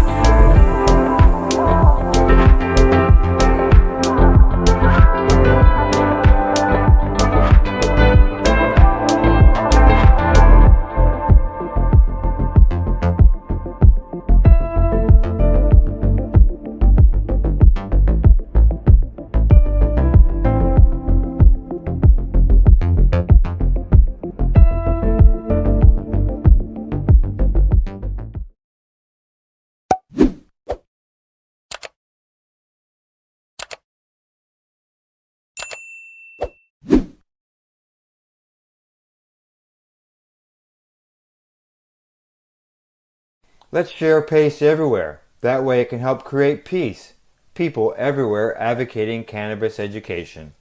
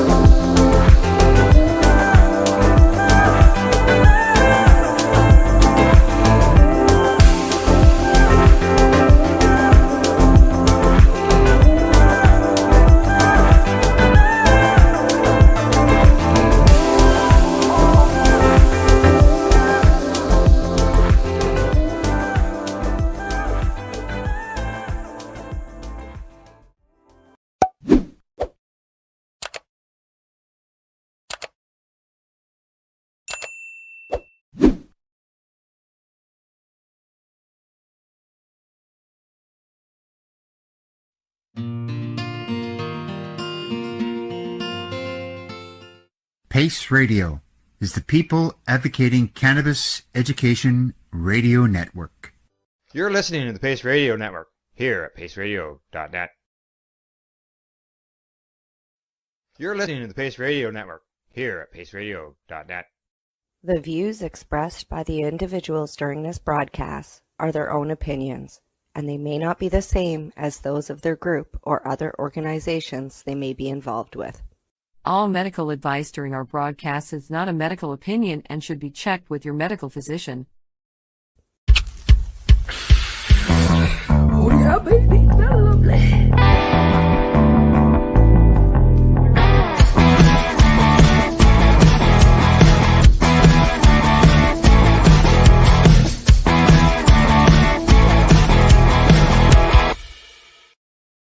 Good morning, it's May the 9th, and welcome to Psychedelics and Cannabis Education and News, your Psychedelics and Cannabis news source.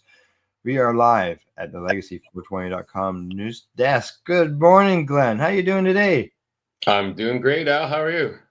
I might just be coming down with a bit of a cold, I think. Getting a bit of a scratchy throat. So Spring colds, they're bad ones usually. Yeah, hopefully it doesn't last long and it's over. Gets over quickly. But before we get into the news, I'm just checking in on the last couple Thursdays. You've been giving us updates on the motorcycle stuff to give people a bit of an idea. The first week we talked about motorcycle riding. It was snowing and you couldn't go. And then last week when I asked you if you were going for a ride today, you said, no, I sold my motorcycle. I went, what's up? And so, hey, what's new? Anything happened? I have a new motorcycle. It just happens to be 1,400 kilometers away from where I am right now. Oh, no, really? So, yeah, I bought a Harley 07 with 16,000 kilometers on it. It's a ultra classic, so it's a great big monster with bags everywhere and stuff like that. It's like driving your couch down the road, put it that way, right? Oh, really? Hey, so you said 1,400 kilometers. To go to the east from you, there's not 1,400 kilometers. So you must be coming back to Ontario?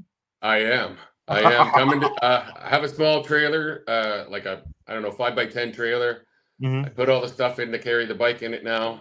So I'm coming there to pick it up, do a quick turnaround, and come back because I'm supposed to be back here for the 18th, but I'm not sure if I'm going to make that or not. Right. So I'm not positive on the exact times or anything, but I do have a bike and I'm very happy about it. All right. So being that you hope to be back on the 18th stuff, that means you're going to miss next week's broadcast because you're going to be here in Ontario picking up your motorcycle. Yes, sir. Yes, sir. I like I said, I don't know. I might be back here by the 18th, but I'm not positive. Yeah. Okay. Well, let's see what happens. Let's see what Yeah. happens.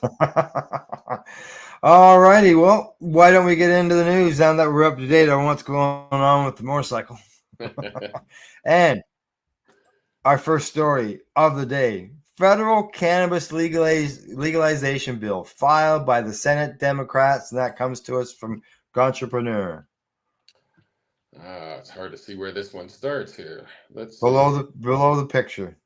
Yeah, the CAO, which is the first introduced in 2022, would remove cannabis from the federal drug schedule, automatically expunge federal nonviolent cannabis offenses, and establish a grant program aimed at helping individuals who are adversely affected by cannabis prohibition with housing, economic, and community development needs. Those grants and additional plans to expand cannabis research programs would be funded, at least in part, through a new tax structure on federally regulated cannabis products. These common sense policies will ensure a more equitable criminal justice system and promote public safety, said Senator Booker in a statement. Yeah. In a press release, Chuck Schumer, he says it's time for the federal government to catch up to the attitudes of the American people when it comes to cannabis. That's why we're reintroducing the Cannabis Administration and Opportunity Act legislation that would finally end the federal prohibition on cannabis while prioritizing safety, research, workers' rights, and restorative justice. We have more work to do to address decades of over-criminalization, particularly in communities of color. But today's reintroduction shows the movement is growing, and I will keep working until we achieve meaningful change. Lawmakers proposed the bill on the day after it was reported that the DEA intends to move cannabis from Schedule 1 to Schedule 3 under the Controlled Substances Act. And I don't have any more of that story. I can't. Okay, anymore. Just so you know, the only thing that you're missing there is that 70% of U.S. citizens agree with cannabis legalization. And yeah, it's been going up for decades. Yeah. Well, see, now that they've see the CAO, that's before the government now. It's been introduced. The Safer Banking Act is there. The two bills are sitting right there. All they need to do is vote on this stuff and get it done. It's going to wait and wait. We got an election coming in November, and they're not going to pass this before that. I'm hoping with this stuff. I agree. It won't pass before November, but I'm hoping with these things sitting there on the table that this becomes something within the election itself, so that it becomes discussed and the U.S. changes their position on cannabis. I think it all depends on the outcome of the election. Well, let's hope that it's discussed well before. Yes. And one or two of the parties are saying, let's legalize cannabis. It's funny to me that one party is against legalizing it because most of their voters are for legalizing it. So it's a weird dichotomy to me. Yeah. Just so you know, Brian, he says, I agree with you 100%. Thank you, Brian. Yeah, it's ridiculous for it to be doing what's going on. For people being arrested still. Yeah. All those states, basically 40 of them have medical, 25 of them have legal. Mm-hmm. Just do it. It is. It's going to happen. It's just a matter of time, and that's what a lot of people don't have is time. So that's the thing. People don't have time, and people. And hopefully if it's done federally, that something's done statewide, so people who are in in jails in the states for state crimes can be released as well. So I hope so. All right, on to the next story. This comes to us from MJ Biz Daily. Headline says Thailand Prime Minister calls for recreational cannabis to be outlawed. Thailand's Prime Minister, Srettha Thavisin, I can't pronounce it, I'm sorry, is calling on the nation's health ministry to reclassify recreational cannabis as an illegal substance. According to the Associated Press, Tavasin asked the Ministry of Public Health in a Wednesday post on X, the platform formerly known as Twitter, to reclassify cannabis as a Category 5 drug, allowing its use for recreational and health purposes only. Oh. I gotta let my cat in to tear the door down. New government, all of a sudden, all that brouhaha about Thailand legalizing is out the door. Category 5 drugs, which include opium and psilocybin, carry criminal penalties in Thailand for manufacturing, importing, exporting, selling, and possession. Those in violation could be sentenced to prison for up to 15 years, according to the Japanese law firm Nashiruma Asha. And fines could eclipse 1.5 million baht, which is $40,606. Yeah. Thailand decriminalized cannabis in 2022, but failed to immediately implement comprehensive regulations and enforcement mechanisms to restrict what would be sold and where. Thousands of stores opened in an ensuing regulatory vacuum, prompting politicians to pledge to address the issue. Shortly after taking office, Tavasin vowed to rewrite the cannabis laws that would allow only medical use in Thailand, the first Asian nation to decriminalize cannabis. Thousands of cannabis businesses in Thailand have been bracing for major legal and regulatory changes. The country looks to curb adult use sales and pivot the industry back to the medical market. So there you go. Country that completely legalizes basically cannabis without any regulation is now done the It's whole 180. A country that went from saying if you smoke cannabis, we'll kill you, to making it completely legal overnight with no regulation. It makes no sense. That makes no sense at all. And, like, I was waiting like 15 years now. Just think, last week it was legal. Now you can get 15 years in jail. Stupidity. And they didn't cite any problems with it. The only problems they cited was it's unregulated and thousands of shops popped up. That's it. Yeah. They didn't say anything about, there's cannabis junkies all over the place killing people. There's too many stores. Too many stores. Yeah, you got to make it legal again. Too many stores. Why not put regulation in to control the number of stores? Because that would make sense. Or like here in Ontario, we didn't put in regulations for the number of stores. We removed that and allowed the market to decide. But if their concern is the fact that too many stores are in place, then the solution is to regulate the number of stores. I would like to see a comprehensive study done on how much money it's brought into Thailand. I would really love that.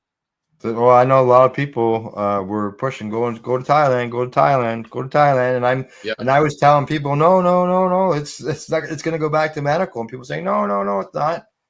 Here we are, back to medical, right? Yeah. So, all right, talking about the medical end of things, in our next story, according to NBC News, the FDA panel to consider MDMA for PTSD treatment. The Food and Drug Administration's panel of independent advisors will on June 4th deliberate whether they should recommend approval for the first MDMA-assisted therapy for post-traumatic stress disorder, Lykos therapy, said on Monday. This would be the first FDA panel of outside experts to review a potential new PTSD treatment in 25 years. Wow. PTSD is a disorder caused by very stressful events and can significantly disrupt patients' lives. Decades of studies have shown that psychedelic or psychoactive ingredients, whether derived from cannabis, LSD, or magic mushrooms, have long captivated mental health researchers in their quest for treatments. In support of its application, Lykos Therapeutics, formerly known as Multidisciplinary Association for Psychedelic Studies, or MAPS, studied the party drug MDMA, more commonly called ecstasy or Molly, in 2 late-stage studies. The drug is intended to be used in combination with psychological intervention, which includes psychotherapy or talk therapy and other supportive services provided by a qualified healthcare provider. No psychedelic-based therapy has been approved yet in the U.S., but MAPS and companies such as Compass Pathways are testing such drugs to find cures for a range of mental health disorders. So there you go. Like, who would have thought that the U.S. federal government would be allowing ecstasy to be used as, prescription drug? It says there haven't been any studies for potential new PTSD treatment in 25 years. But that doesn't ring true to me. We have mushrooms that are being studied right now, and they have been for the last few years. Yeah, you got a point there. Yeah, you got a point there. All right. Oh. I guess the FDA is the one who hasn't done a study on it, but a lot of other people. Yeah. Okay, on to the next story. I don't think I'm missing one here, but if you find I did miss the story, let me know. Okay, on the next one here, this one too is from CBC News. Headline says increase in Saskatchewan drug-related roadside suspensions raises questions about pot laws and policing. Mike Bartlett survived a near-fatal crash with a semi-truck in 2016 and uses medicinal cannabis to manage severe chronic pain that still lingers. Bartlett owns a horticultural supply store in Saskatoon. He's got a prescription to use cannabis medicinally and a license from Health Canada to grow it for others. Bartlett says he's concerned that he's going to lose his truck and driver's license because of the laws around cannabis and driving. He's not alone. He co-administers a 322-member Facebook group called Saskatchewan SGI Cannabis Victims, where users share their experiences. Their online allegations range from police targeting customers at cannabis stores to SGI using its zero tolerance policy as a crude cash grab to failure of a roadside test not correlating with impairment.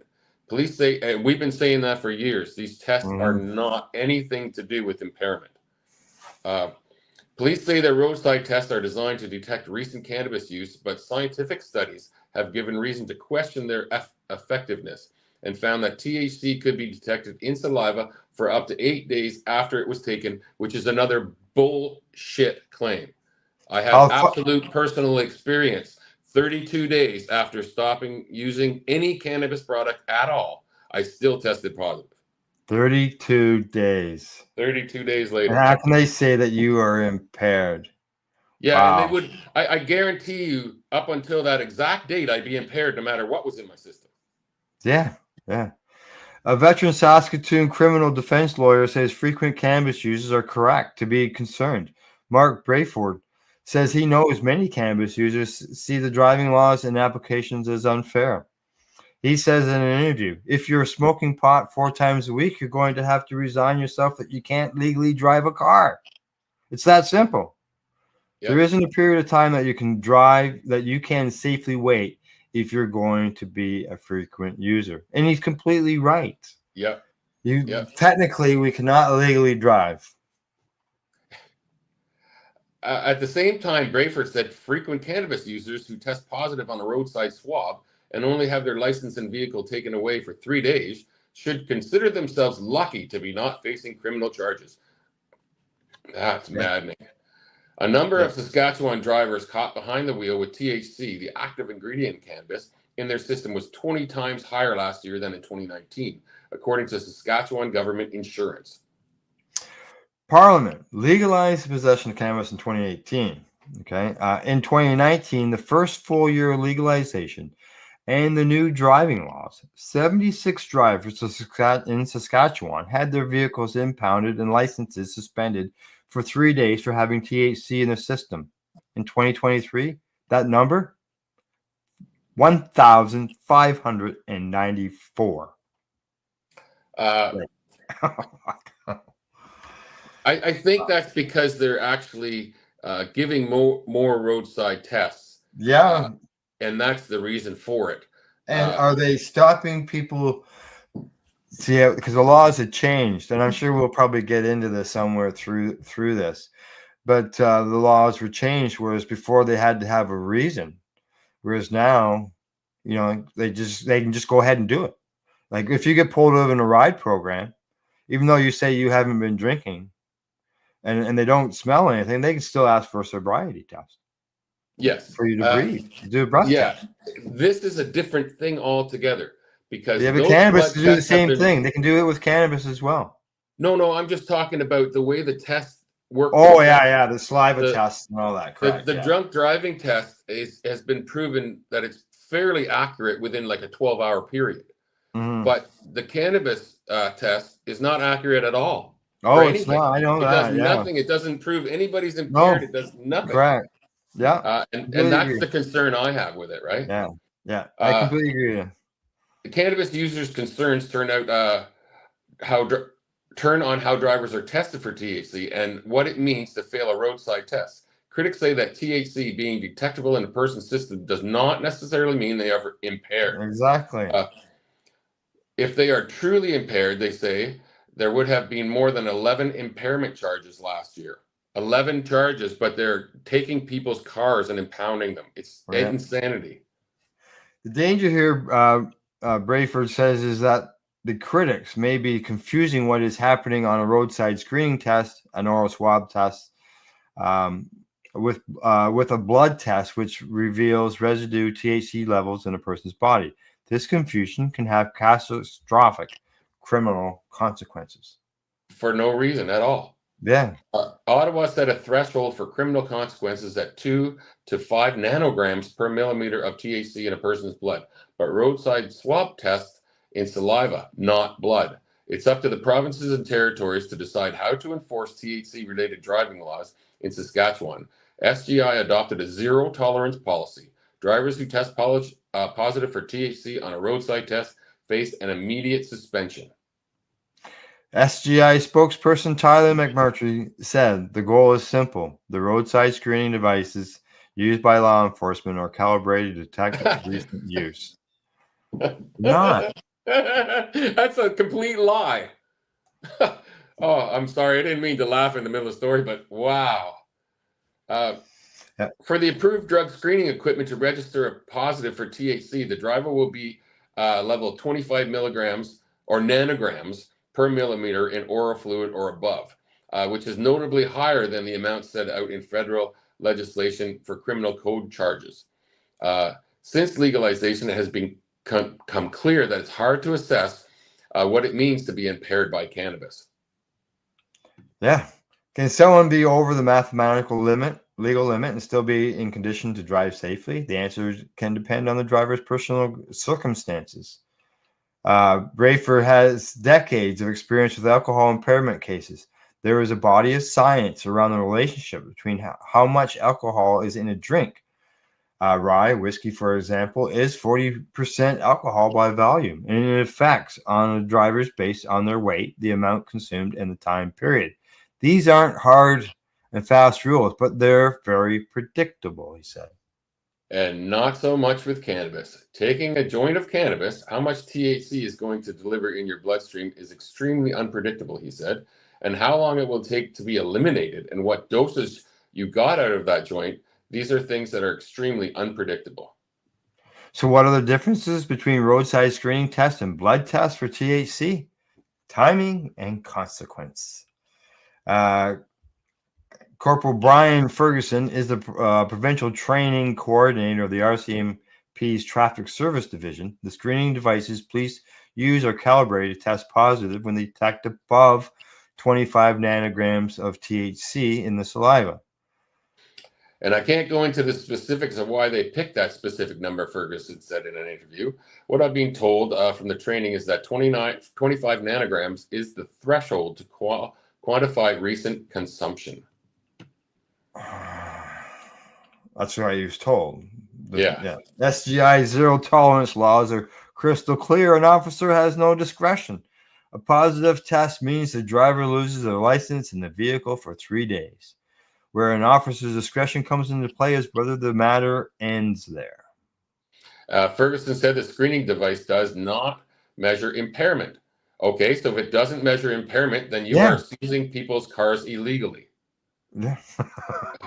But if a driver appears impaired, bloodshot eyes, slurred speech, inability to focus, then a whole different set of steps begins. And I think that's where it should start. not, Yeah. you know. Yeah. So why, with 1,594 roadside suspensions last year, why were there only 11 criminal code investigations? When a driver tests positive orally, would it not follow logically that they should have their blood checked? Shannon Gordon, the sergeant in charge of the traffic safety unit for the Regina Police, said the answer is difficult. When someone tests positive, and if we were to demand blood, now we're entering into a bit of a lengthy investigation where we're involved outside partners such as hospitals, doctors, because we need that blood drawn, she said. Sometimes we're waiting, 2 or 3 hours, 4 hours. So by the time we get that blood, it's not necessarily as accurate representation of what was when they were driving, which is bullshit. It's because it's not an accurate representation of anything. Yeah, it's still going to show that there's still THC in the system. As you said, 32 days later, you tested positive. Tell me how I can be impaired after 32 effing days, not using any substance at all. It's complete BS, and I know it. Yeah, Gordon says it all goes back to the first principle of the roadside screening, to get people who have recently consumed cannabis off the road. Sitting in a public waiting room in a hospital with usually 2 police officers beside them, it's not fair to the accused. Taking their car for no reason is not fair to the accused either. So we don't want to sit in the hospital with you. It makes you feel bad. These are police officers saying this to a reporter, and it's in a story that we're reading now.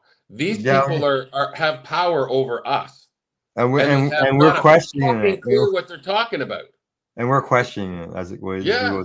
Yeah. So go ahead. Oh. So we generally will try to do the suspension. Yeah, great. Keep them safe for that night, and keep the other users off the road safe for that night, and not do all the following repercussions as far as court and criminal charges and potential for criminal record and all of that. So we're going to do something, and we're going to save everybody for absolutely no reason at all, because they did nothing wrong according to them. Yeah, like you would have been, we don't know what your nanograms was in your test, but if it had been over that 25 nanograms, yeah. I have no idea what it was. They say in October 2017, in the run-up to legalization, the federal justice minister, Jody Wilson-Raybould, said the government was taking a precautionary approach when setting the legal limit for THC levels. Wilson-Raybould noted there is no dispute that cannabis is an impairing drug, but she said the government was aware that, unlike alcohol, it is difficult to corroborate the blood concentration of THC with impairment. Now, they went to 5 nanograms, and I'm going to say that's based on what Colorado was doing, because they did go down to the U.S. to investigate all this stuff. Oh, yeah. And cannabis can linger in the blood for days, if not weeks, if not months. Yeah. The studies are showing that. Can you imagine after a month getting pulled over and you lose your car? Yeah.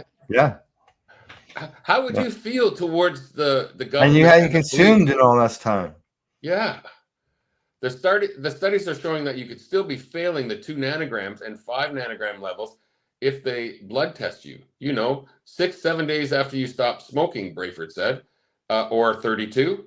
If you get a roadside screening test, you'd probably pass that. But heaven forbid that you're involved in an accident, not one that you necessarily cause. Simply you're a motorist, and if they test you, you're potentially got a really, really serious criminal problem. All of a sudden, you're the fault of that accident. Yep. Brayford says the best case scenario for a frequent user in this content is coming away from roadside test with a 3-day suspension and impoundment. If you have blown a fail on a screening device and that officer doesn't make what's called a DRE demand on you, consider yourself very, very lucky, he said. And if he doesn't make that demand, then he's doing this illegally. I can't see any other way to look at it. If you get an administrative sanction at the roadside, you don't get a criminal record and all the things that go along with that criminal record.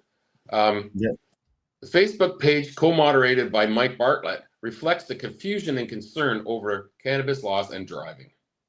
is broad enough that the SGI spokesperson, Tyler McMarkey, waded in the discussion thread to address a couple of the misleading statements attributed to SGI. He wrote that the chief among the misleading statements is that the SGI is profiting from its zero tolerance policy. He even used caps for emphasis. Well, maybe they're not. Whoever's holding these cars hostage is profiting. Whoever's towing these cars is profiting. And whoever's keeping them impounded is profiting. Yeah, there's a lot of money being put out here.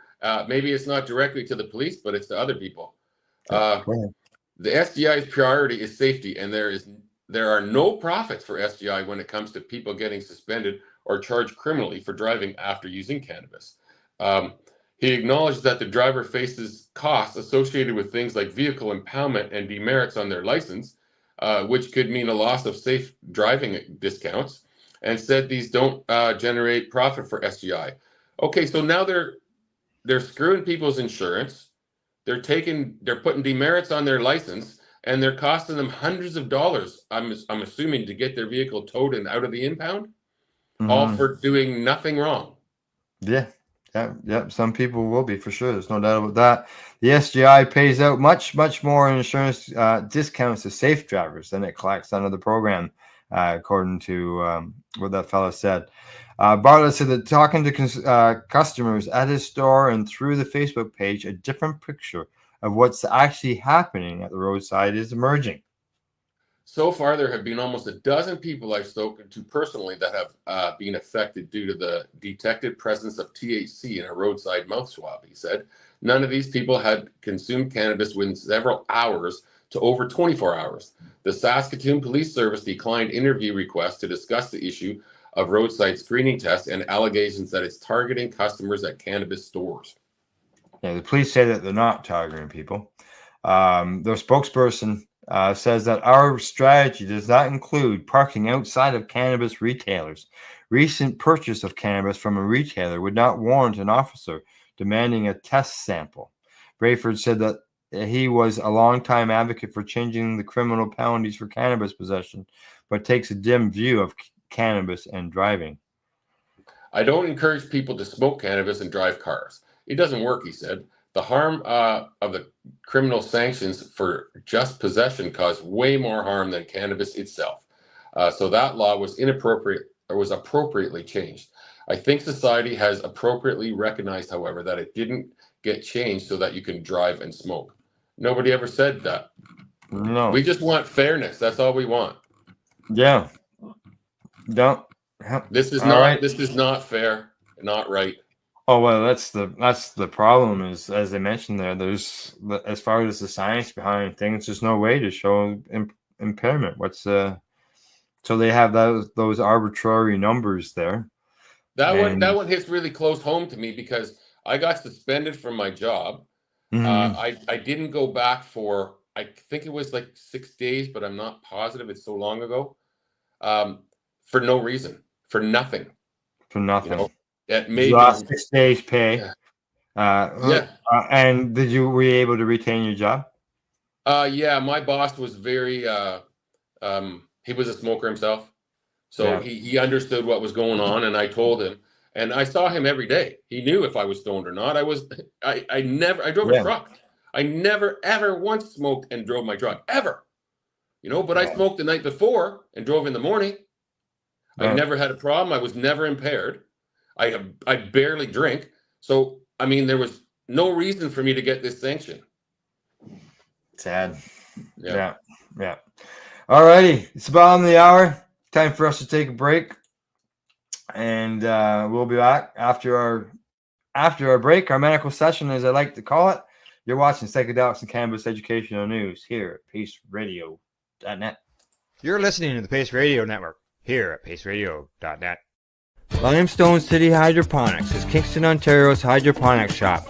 Take your growing to the next level and create the optimal environment with a tent kit, or maximize your yield with an ebb and flow flood table kit. Either way, Limestone City Hydroponics has more sizes and options to fit your needs. Are you looking for the power of the sun that adapts to your budget? Then look no further, as they have professional grow lighting. They have indoor grow systems that are easy and cost effective, with many options to fit your living space and lifestyle.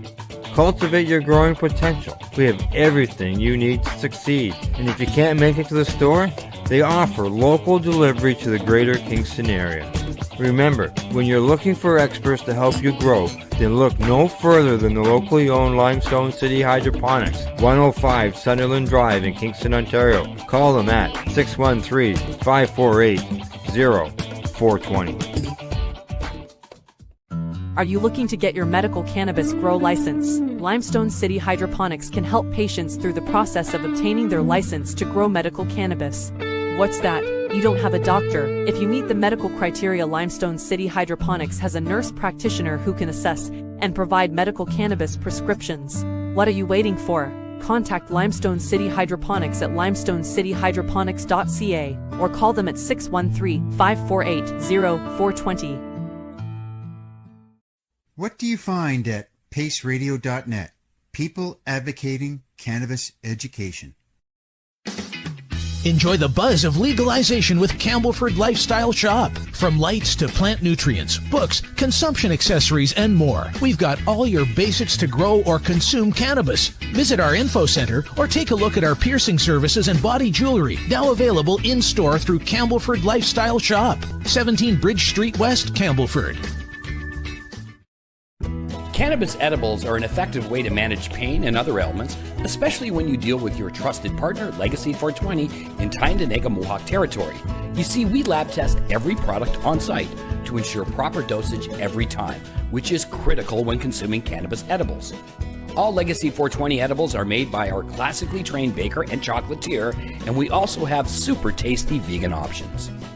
Our baker has been in the industry for 25 years. She's also a chocolatier. Everything from savory to sweet, your chocolate bars, brownies, butter tarts, you name it, we make it. Talk to our knowledgeable Cannatex about our incredible variety available. Give your trusted partners a call. Legacy 420 out on your road.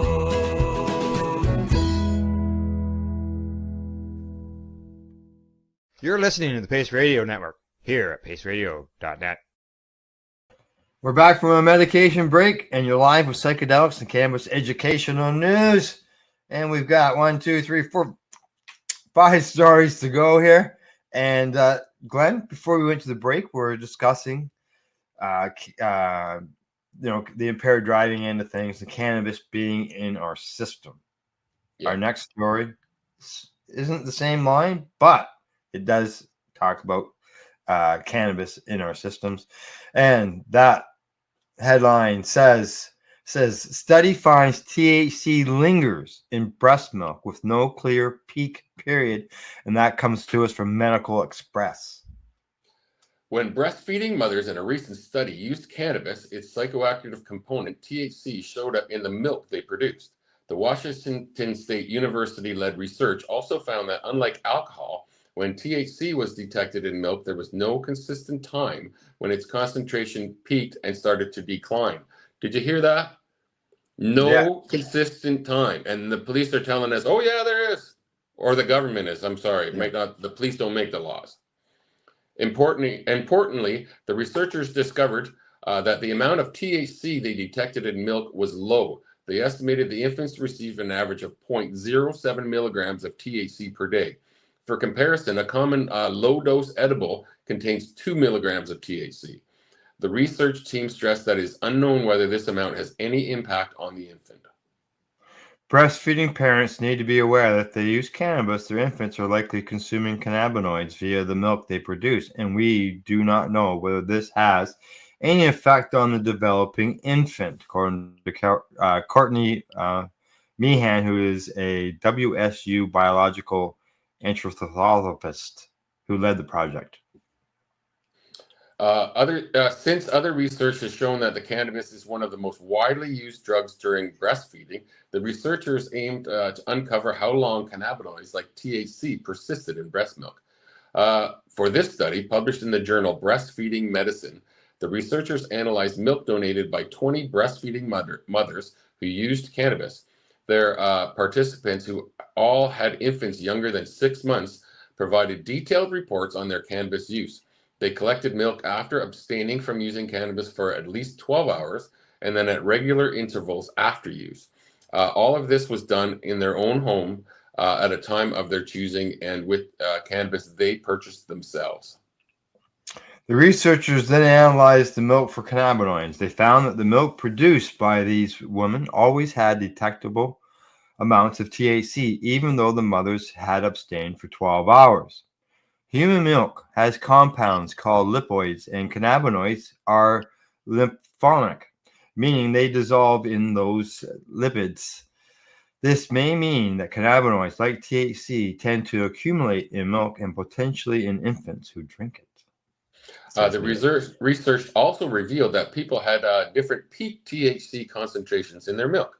For participants who used cannabis only one time during the study, cannabinoids peaked approximately 30 minutes to 2.5 hours after they started. Then they started to decline. The participants who used multiple times during the study, the majority showed a continued increase in concentrations across the day. There was such a range. If you're trying to avoid breast feeding when the concentration of THC peaks, you're not going to know when THC is at its peak in the milk, said lead author Elizabeth Holdsworth, who worked on this study while WSU postdoctoral researcher, is now on the faculty of the Ohio State University.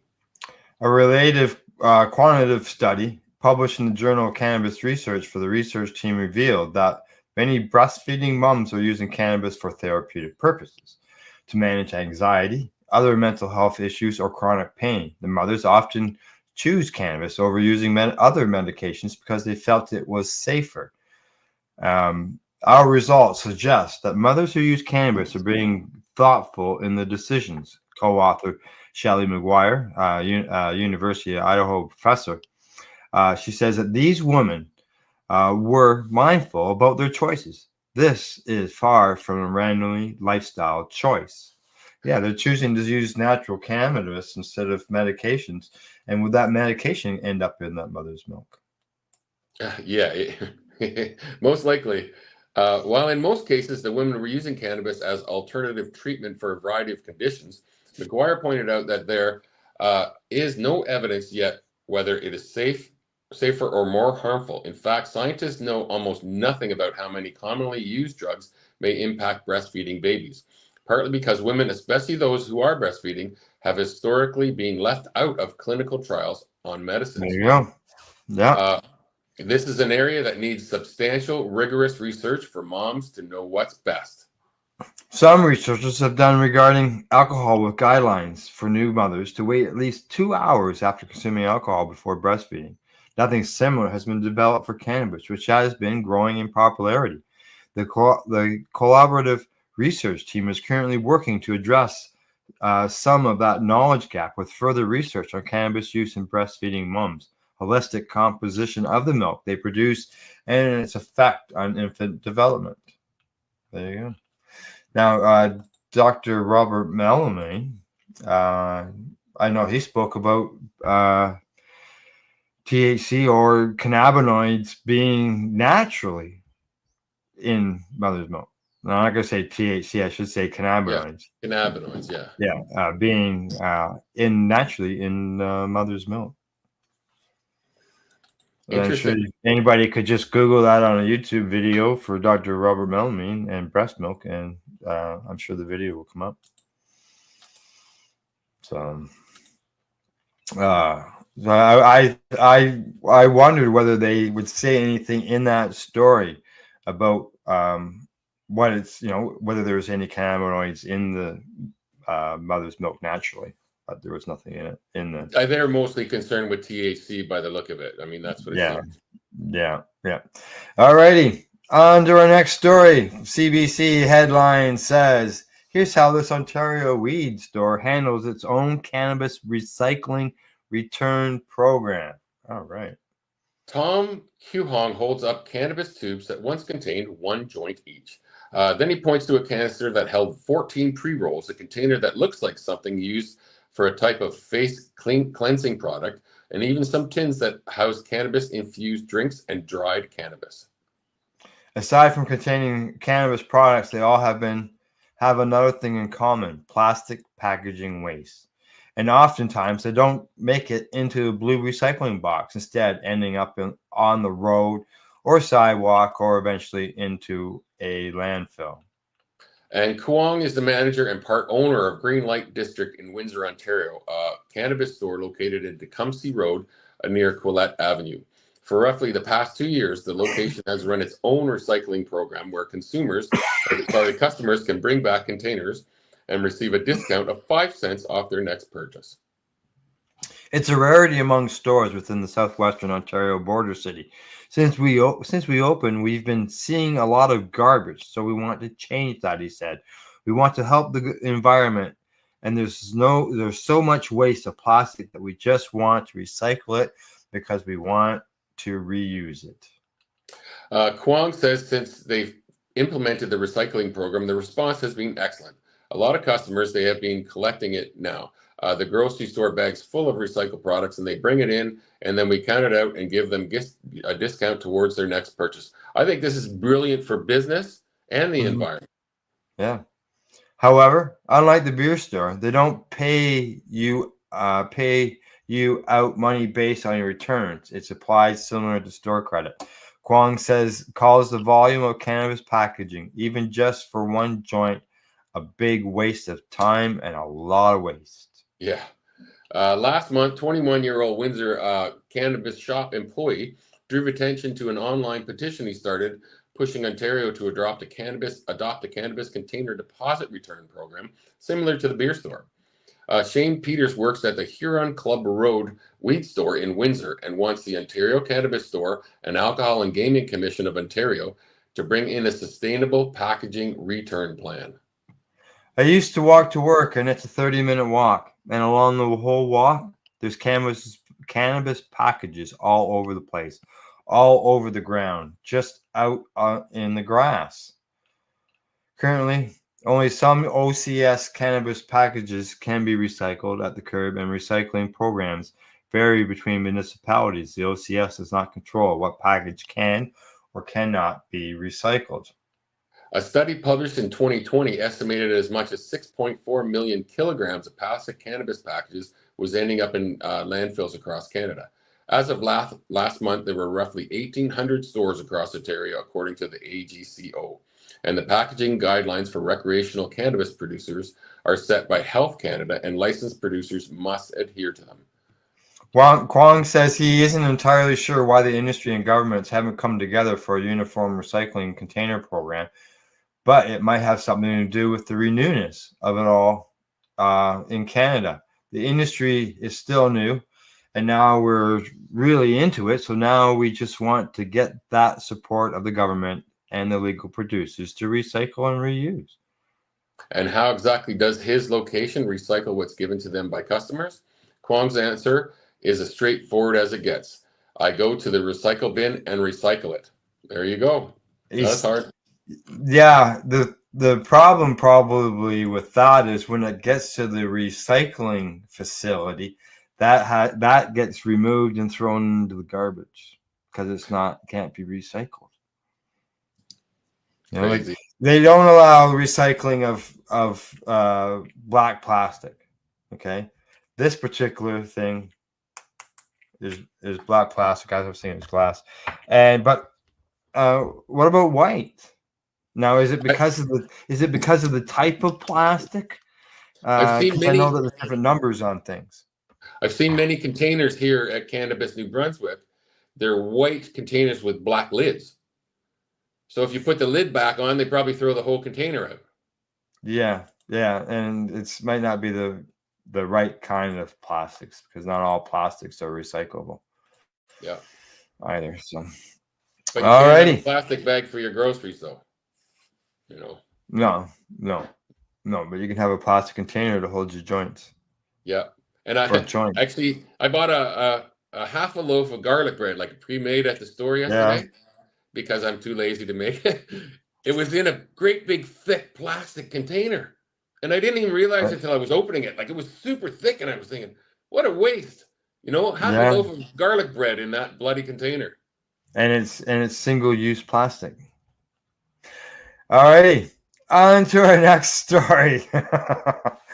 This one comes to us from Pharmaceutical Technology, and the headline says that psilocybin effective in treating depression. A new study has further supported psilocybin's potential to treat depression, which impacts around 300 million people globally. Let's see.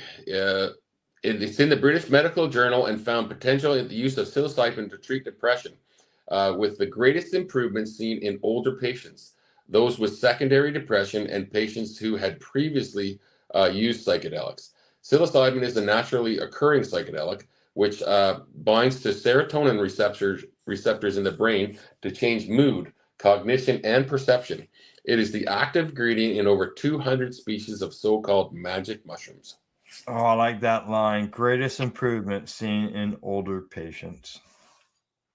The substance is currently classified as a Schedule I drug in the UK, but medicinal uses are being considered for the treatment of mental health problems. There are several psychedelic substances being trialed for the treatment of mental health, but psilocybin is the only drug that's in phase 3 for the treatment of treatment-resistant depression disorder in the US. Okay. Psilocybin is forecast to become the 4th highest selling psychedelic drug by 2029, according to Global Data's recent Psychedelics, Therapeutics, Development, and Trends in 2024 report. It has been considered to have potential in the treatment of depression because it acts on the serotonin receptors, resetting the brain's activity patterns. Eleni Tokali, Drugs Intelligence Analysis at Global Data, and author of the above report, explains this reset effect observed in neuroimaging studies suggests a restructuring across different regions of the brain, which underpins not only its rapid but also its sustained effect after the effects of the drugs have worn off. To assess the effectiveness of psilocybin as treatment for depression, researchers examined previous randomized controlled trials comparing the use of psilocybin as a treatment for symptoms of depression with controls. They identified 7 relevant trials with a total of 436 participants, with controls including placebo, niacin, and microdoses of psychedelics. So there you go. And they measured the changes in depression using Hedges' G statistical tool, considering a score of 0.8 to represent a large effect, and 0.5 a moderate effect, and 0.2 a small effect. Psilocybin treatments averaged head score of 1.64, with the study finding that its use elicited a significant change in depression across depression scores in comparison with other treatments. Okay. Further analysis found that greater improvements were found in those with secondary depression, those who were assessed using a self-reported scale, patients who were older, and those who had previously used psychedelics. However, the high levels of variation between trials led the study authors to note that there was not yet strong evidence to support a strong antidepressant effect of psilocybin. They also acknowledged that the lack of a participant diversity, 90% of them were white, was a limitation of the findings. They concluded that the results support a prudent approach in both scholarly and public settings, because more and better evidence is needed before any clinical recommendation can be made about therapeutic use of psilocybin. Characterized by an imbalance in brain chemicals that regulate mood, depression in the leading cause of disability, thought to affect around 300 million people globally, its prevalence has increased by almost 20% in the past decade. But current antidepressant drugs take between 4 and 7 weeks to have an impact, and remission of symptoms can take months. The study authors explain that psilocybin's mechanism of action differs from that of a classic selective serotonin reuptake inhibitors and might improve the treatment response rate, decrease time to improvement of symptoms, and prevent relapse post-remission. However, there are still many obstacles between successful clinical trials and the broad introduction of the treatment. These include cost, the lack of regulatory guidelines, and legal safeguards in consideration of environment in clinical trials. Patients receive psilocybin as a calm space with music and the supervision of a psychotherapist. This would be difficult to achieve on a greater scale within a healthcare system. Yet, Tokali sees reason to be optimistic, explaining, I consider the science and use of psilocybin to be very exciting, as it will provide, in combination with psychotherapy, relief from mental health issues to people who haven't responded to conventional therapy. But it is still preliminary and area and that we need to pay attention to. As we consider the potential legalization of psilocybin, it's crucial to maintain a balance between excitement and scientific rigor, prioritizing patient safety throughout this transformative journey. She points to a recent shift in the perceived potential of psilocybin to treat depression, noting that psilocybin was designated a breakthrough therapy by the FDA in 2018 for treatment-resistant depression. There you go. Lots of news on the psilocybin end of things when it comes to depression and other mental health issues, and it's great to see all this stuff is happening as well. I don't know what secondary depression is. Yeah, either do I. Maybe that's the different levels. I haven't got a clue. So I can't answer your question. But our next story, which won't answer that question, will let you know that, according to the India Times, Pakistan is turning to cannabis for an economic high. In short, Pakistan is legalizing cannabis for medicinal purposes and has created a regulatory body. This regulatory authority will fine people growing cannabis without a government license, and Pakistan might now be able to tap the global cannabis market. Pakistan's government has taken the high road, not in the way one would expect. It is legalizing cannabis use for medical purposes, which will open the path for it to export hemp and its products amid economic distress. In February, the Pakistan government passed an ordinance which led to the creation of the Cannabis Control and Regulatory Authority.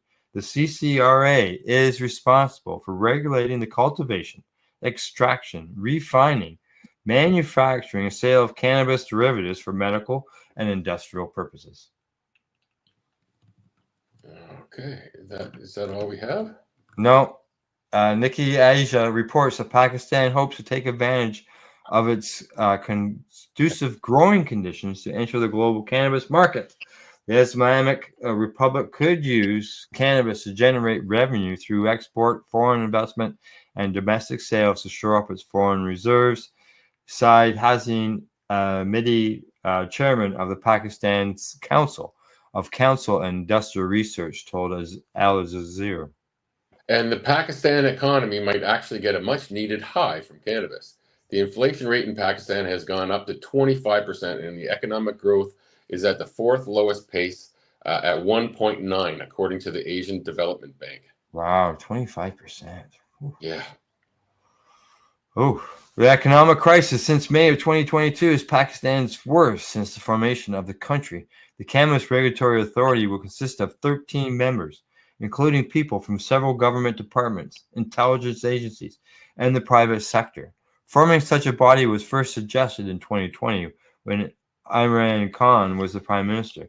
This shows the nation's attempt to become part of the global cannabis and cannabis derivatives business. We are very serious about the initiative, and things are moving at a fast pace. A senior at the Special Investment Facilitation Council told Nikki Asia.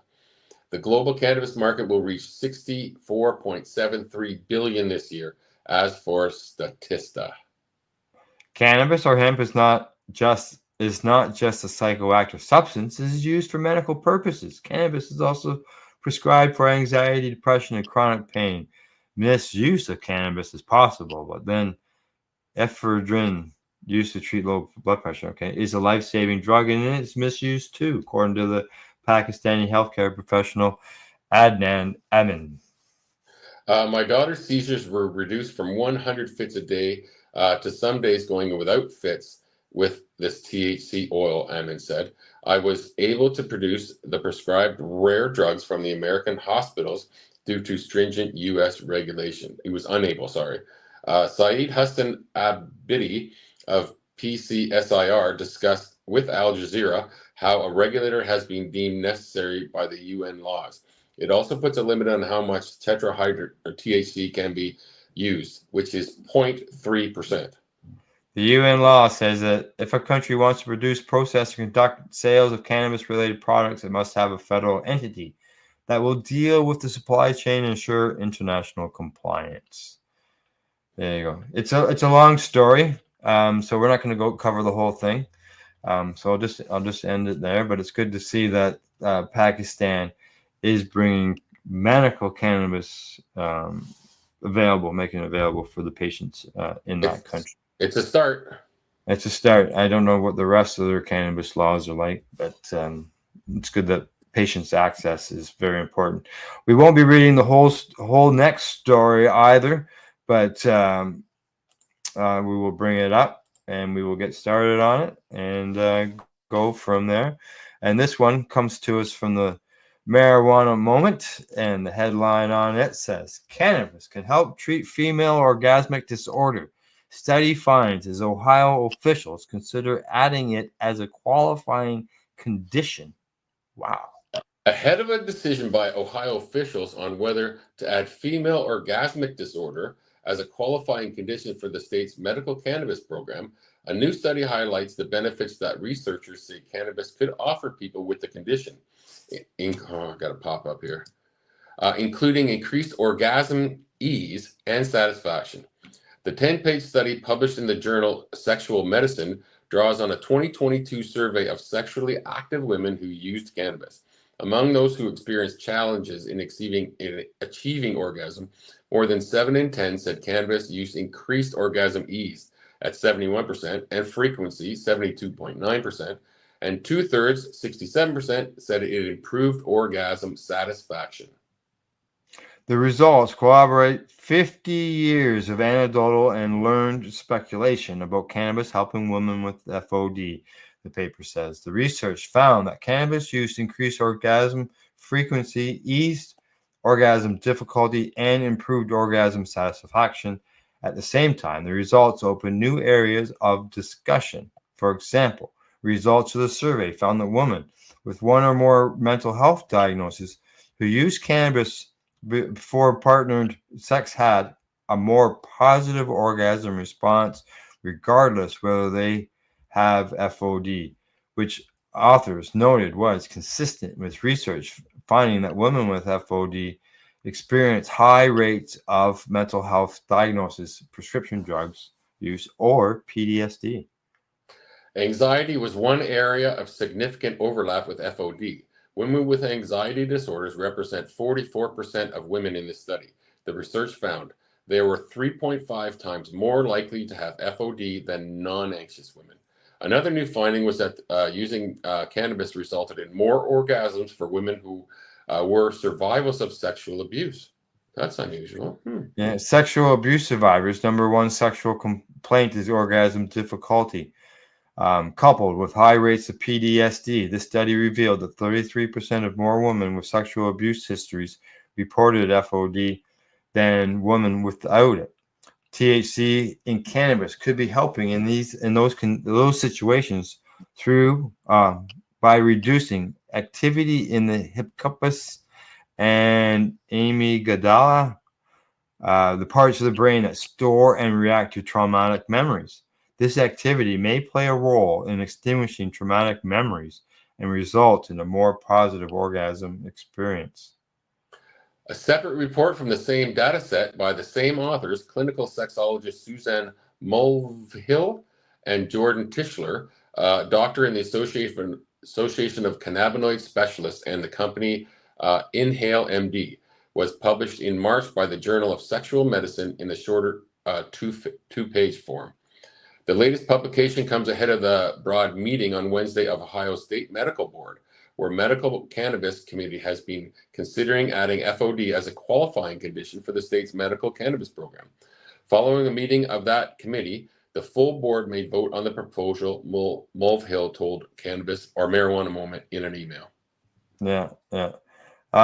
This is the state medical board announced in February that FOD, along with autism spectrum disorder, would move forward for expert review and public commitment following permission or submission of the petitions. Where did it go? Oh, it just jumped on me. Oh, as for how cannabis might be benefit people with FOD, the sexual medicine report points to a few possible theories among them. Among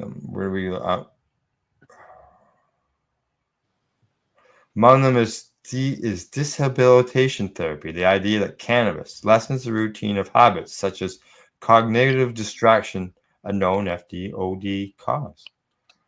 And neuroplasty theory, meanwhile, proposes that some women learn to orgasm while using cannabis, as seen in comments in the study and anecdotally.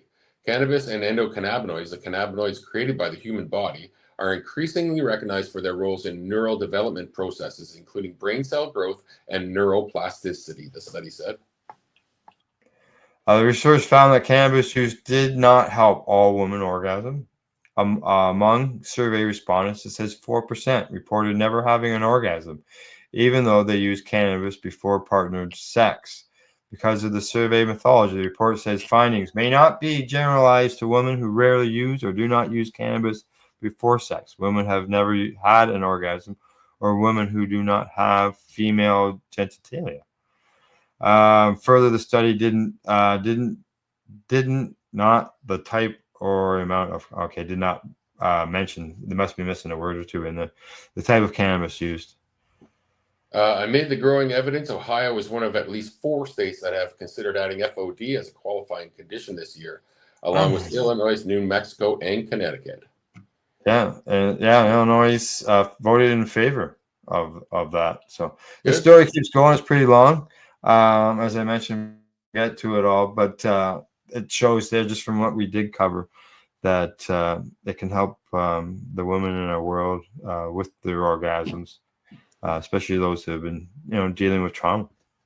I think a lot of this is like a PTSD kind of scenario, and it's hard for people to get over certain things, right? Yeah. Help that. All right. Anything before we sign off? Peace all. All right. Good luck next week getting the new wheels. Thank you, Al. We look forward to seeing the bike. We'll talk to you soon. Other than that, from the Legacy420.com news desk, that's our PACE news report for May the 9th. Thanks to our buds at the Campbellford Lifestyle Shop, Legacy420.com, as well as Limestone City Hydroponics. And in closing, thanks for tuning in, and don't forget to educate, medicate, and do not incarcerate. You're listening to the Pace Radio Network here at paceradio.net. The opinions of the individuals during this broadcast are their own, and may not be the opinions of their group or other organizations they may be involved with. All medical advice during our broadcast is not a medical opinion and should be checked with your medical physician.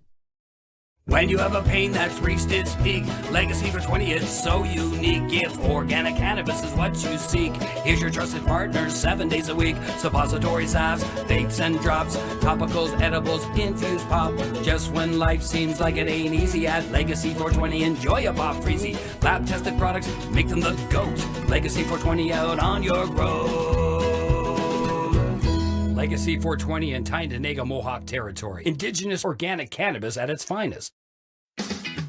Enjoy the buzz of legalization with Campbellford Lifestyle Shop. From lights to plant nutrients, books, consumption accessories, and more, we've got all your basics to grow or consume cannabis. Visit our info center or take a look at our piercing services and body jewelry, now available in-store through Campbellford Lifestyle Shop, 17 Bridge Street West, Campbellford. Limestone City Hydroponics is Kingston, Ontario's hydroponics shop. Take your growing to the next level and create the optimal environment with a tent kit, or maximize your yield with an ebb and flow flood table kit. Either way, Limestone City Hydroponics has more sizes and options to fit your needs. Are you looking for the power of the sun that adapts to your budget? Then look no further, as they have professional grow lighting. They have indoor grow systems that are easy and cost effective, with many options to fit your living space and lifestyle. Cultivate your growing potential. We have everything you need to succeed. And if you can't make it to the store, they offer local delivery to the greater Kingston area. Remember, when you're looking for experts to help you grow, then look no further than the locally owned Limestone City Hydroponics, 105 Sunderland Drive in Kingston, Ontario. Call them at 613-548-0420. We are people advocating cannabis education here at paceradio.net.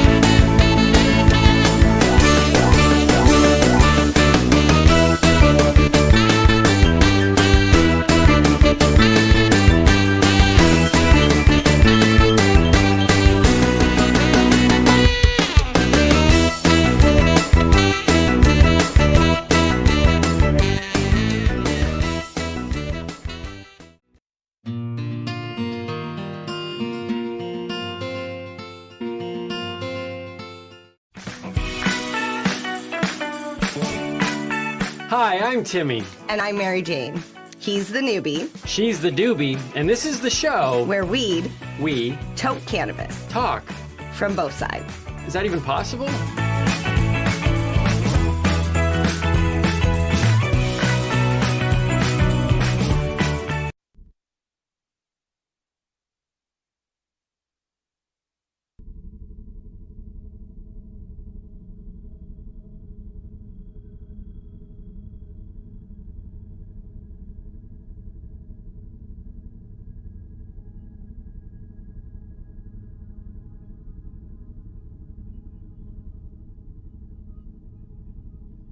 Cultures don't see this. We do not think of ourselves as a meat, sugar, alcohol culture. People do not walk around saying, oh wow, I'm so high on meat, alcohol, and sugar. You know, I can hardly stand it. But they are. And certain consequences flow from that. So as I make my way through this survey, you need to bear in mind that a culture takes its tone, its clothing, from the drugs that it admits, and you can know a great deal about a culture from the drugs that it excludes, the drugs that it excoriates and fears, because various drugs accentuate and suppress different parts of the psyche. So these are statements about anxiety, about various parts of the psyche. The striking thing when you set out to do a cultural survey like this is you discover that our culture, the culture of Europe, for most of us, some of us are black, some of us are Asian, but largely the roots of American culture lie in Europe. This is the most pharmacologically impoverished cultural area on the entire planet. It has the longest history of disconnection from any kind of ecstatic intoxication. And the cultural forms of Europe, linear, abstract, narcissistic, and promoting of male dominance, are, to my mind, exactly what you would expect in a culture long deprived of the boundary-dissolving, numinous encounter with the vegetable mind.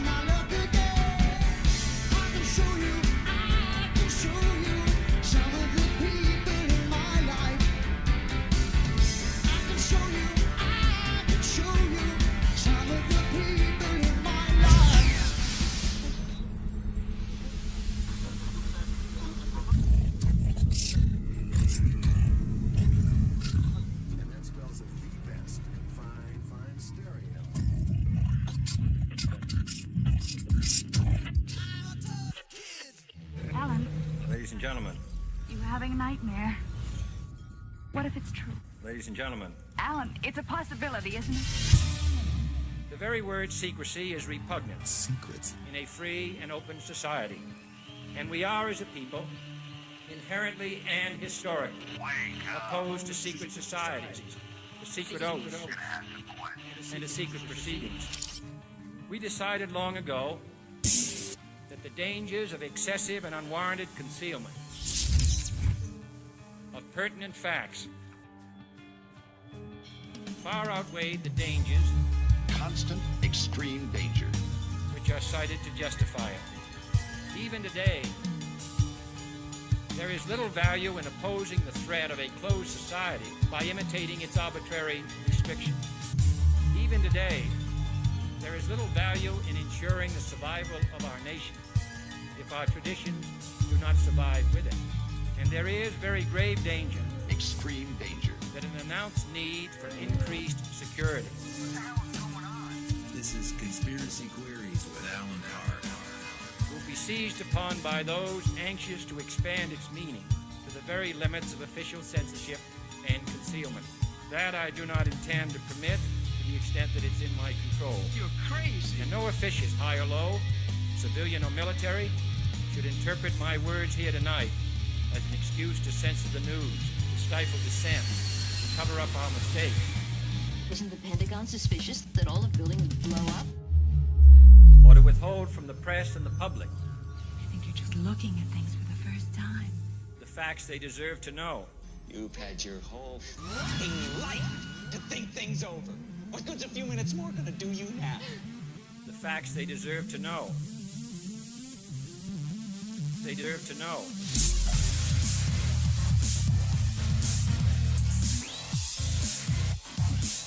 Deserve to know.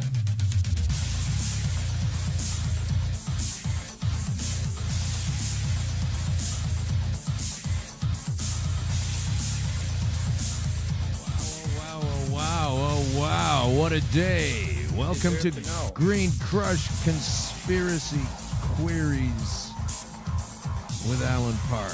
Got a lot of questions today, a lot of statements too. First statement of the day is, why am I again in this agony? Deserve to know.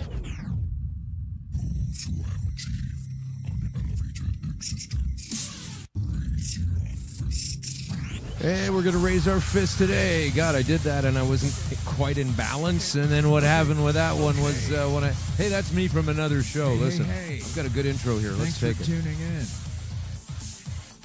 in. Welcome to Conspiracy Queries with Alan Park. These are the Conspiracy Queries. And I am the Alan Park. Still get to be here. Yeah, that's how I used to do it. Still get to be here. I still get to be here. It's a great day, everybody. It's a great day for people who don't like me. I'm in a lot of agony. Hey, guess what? There's CBDs, and I'm not on opioids right now, and I won't be going to that. I'm in a lot of agony today. Had a bit of a setback. Anyway, it's going to be fun because what we're going to talk about is the perfect timing. I had a lot of loving, considerate people say, hey, we should maybe cancel the show. Maybe we could put it on another time. Maybe we just, take it easy. I am taking it easy. This is the best part of my week. Don't take this away from me. Although they're trying to, check us out now and on YouTube. We're on YouTube, available until Mark Zuckerberg and his minion team decide to scrape us off because I'm providing you with some information that's helpful and healthy, and it doesn't come from Pfizer and various other people such as Pfizer. So welcome to the show. I'm a bit rattled. We're starting late, but we're never really late because, as I've always committed to, we start at 2:03 and we're always a little bit late. So today was the latest one ever. And this is not an apologizing kind of situation. This is this is the way things happen today. Man, I got walloped on Sunday night. So we're gonna go back to the old ways of going back into the soup, as it were. And I kind of brought this on myself, and it's okay. That's why I'm a little more aggressive about it. If you're just listening to Green Crush, we were talking with Florence Henderson of the Brady Bunch. She had a great recipe for cupcakes, and oh no, sorry, she's dead, and I don't eat cupcakes unless they're loaded with CBDs and THC and some really good chocolate, not that crap chocolate. I got off track there because what I'm trying to say is our special guest today is going to help me out. He doesn't even know probably at this point exactly how much he's going to help me out, but this is amazing. He will be doing this. Now I'm just making sure hey Russell, are my levels okay for you? Everything's good. All right, good stuff, because I can't tell. I got in a little late, set things up a little late. We're a little rushed in here. We have today with us Cam Noble. He is the CEO of Noble Extracts, and we're going to talk about extracting things from other things. Was that too vague? I was just leaving it at that point, so if the screeners at Google or Facebook or YouTube are listening, then they stop. Oh, just an extract, something from something. Okay, that's great. So now that they're gone? Okay, good. So now what I'm going to do is I'm going to explain what we're extracting. We're extracting cannabinoids. These are the elements inside this plant that's described on page 1 of the Bible, that's been a food for thousands of years, that some pigs are trying to wrap laws around. Yeah, that's happening. Can you believe it? Wait till you see some of the pictures of these people. We really do have to get a website proper. We're going to be selling Green Crush Bill Blair dartboards, and you can either this is a cool thing, because with Bill Blair, he's the chief police architect. He's the guy that some idiots decided, you know what the number one guy to talk to would be if we're going to legalize this stuff? Not the folks that want to use it and have been using it for all kinds of great reasons for years, but a guy that used to put people in jail for it. Let's have him get on top of it. This was, again, the product of a sober mind, or series of minds, or strictures, or diktats coming from places that I also talk about on the other portion of this show, Conspiracy Queries with Alan Park. It's all the same thing. It's all tied in. It's all interconnected. And all I need is a TV show, that and a radio. So both. So that's why Jess is today with Turn It On Again, because I'm turning on, again, my efforts against this thing, and it's turning on its efforts against me at the same time. Isn't that neat? The pain's coming back. Yes, the pain is coming back. And if you think I'm talking in code right now, I'm not. I'm not saying there's going to be any kind of marital reconciliation at all. That's not the pain coming back I'm talking about. That pain's gone. This pain is real, though. It's not a fake pain like that one. Like an emotion-based pain can often be far more intense because it's emotional. And I got this lesson from Mr. Spock. I'm a child of the 60s. Can you tell? Can you tell by that? Can you tell by the music? Can you tell by how old it is? Can you tell by my voice? Doesn't sound like it was when I was 20. So here we are in this land of I'm not supposed to be here, and this is the after the never was, and I'm enjoying it. I mean, it hurts like hell, but I get to do it. I'm supposed to be gone already, and I know how to mitigate this, and I know how to get on top of this. And what I've done, folks, is I've allowed myself to get to a point where I'm no longer dosing properly, as they say, with the cannabis oil that saved my life several times. I'm not doing it. I stopped doing it. Of course, I was vaping, and I was taking oil here and there once in a while, but I wasn't taking the main course. Because you don't do it all the time anyway. You don't do it at the full course anyway, necessarily. And I decided to clean myself out of taking it on a regular basis. Now, the naysayers will go, oh, you take it all the time off and on. I saw you the other day, in fact, smoking a joint in front of the cops at CBC where you used to work, making fun of the questions they weren't asking and the issues they pretend that don't exist. You could say that, and I'd say, sure, I smoked a joint, but then again, you're the folks that say smoking a joint doesn't cure it. My doctor says that. I don't say it cures it either. So it doesn't matter that I also partake on a recreational basis. I've dropped off medicinal usage, which is when you really pound it, for quite some time now. Last regular dose of that was the same day I got on a flight to go to Colombia last year. That was February 15, 2017. So I'm not on the mainstream oil. And people were asking me, are you through? Is it over? Are you done with cancer? And I was hoping so, feeling that way. I was really feeling that way. I mean, basically because I was going to the doctors every month, getting a blood test, finding out that the blood is perfect and that the readings were excellent. And so I have been throwing a perfect strike down the middle, right into the glove of the catcher every single time. And Cancer at bat has swung and a miss every single time since June 2015. However, the numbers were a little out of the box last week, and now there's a lot of pain coming on. And so what we do have is the sad part for me, the uncomfortable part is, boy, this hurts. And the good part is, I know I'm not taking the oil regularly, and my doctor knows that I'm not taking the oil regularly. I'm also not taking any other prescription medications whatsoever. I am an empty vessel. And make your jokes here. This is where you would put in an insult if you didn't, if you wanted to. And you could put in an insult because you love me, and those are funny back and forth. And then you could put in an insult if you hate me, because those are necessary. Because without the darkness that comes at me with this effort, I can't even reflect the light. So this is your 2-minute hate. Fuck that guy. How dare he? He said something nasty about a police officer.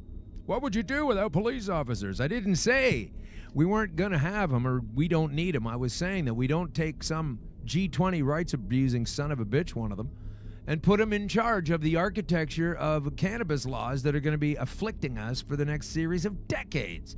Let's remember, it was all good and gravy back in the day. Then they killed it in 1937. Thank you, Harry Anslinger.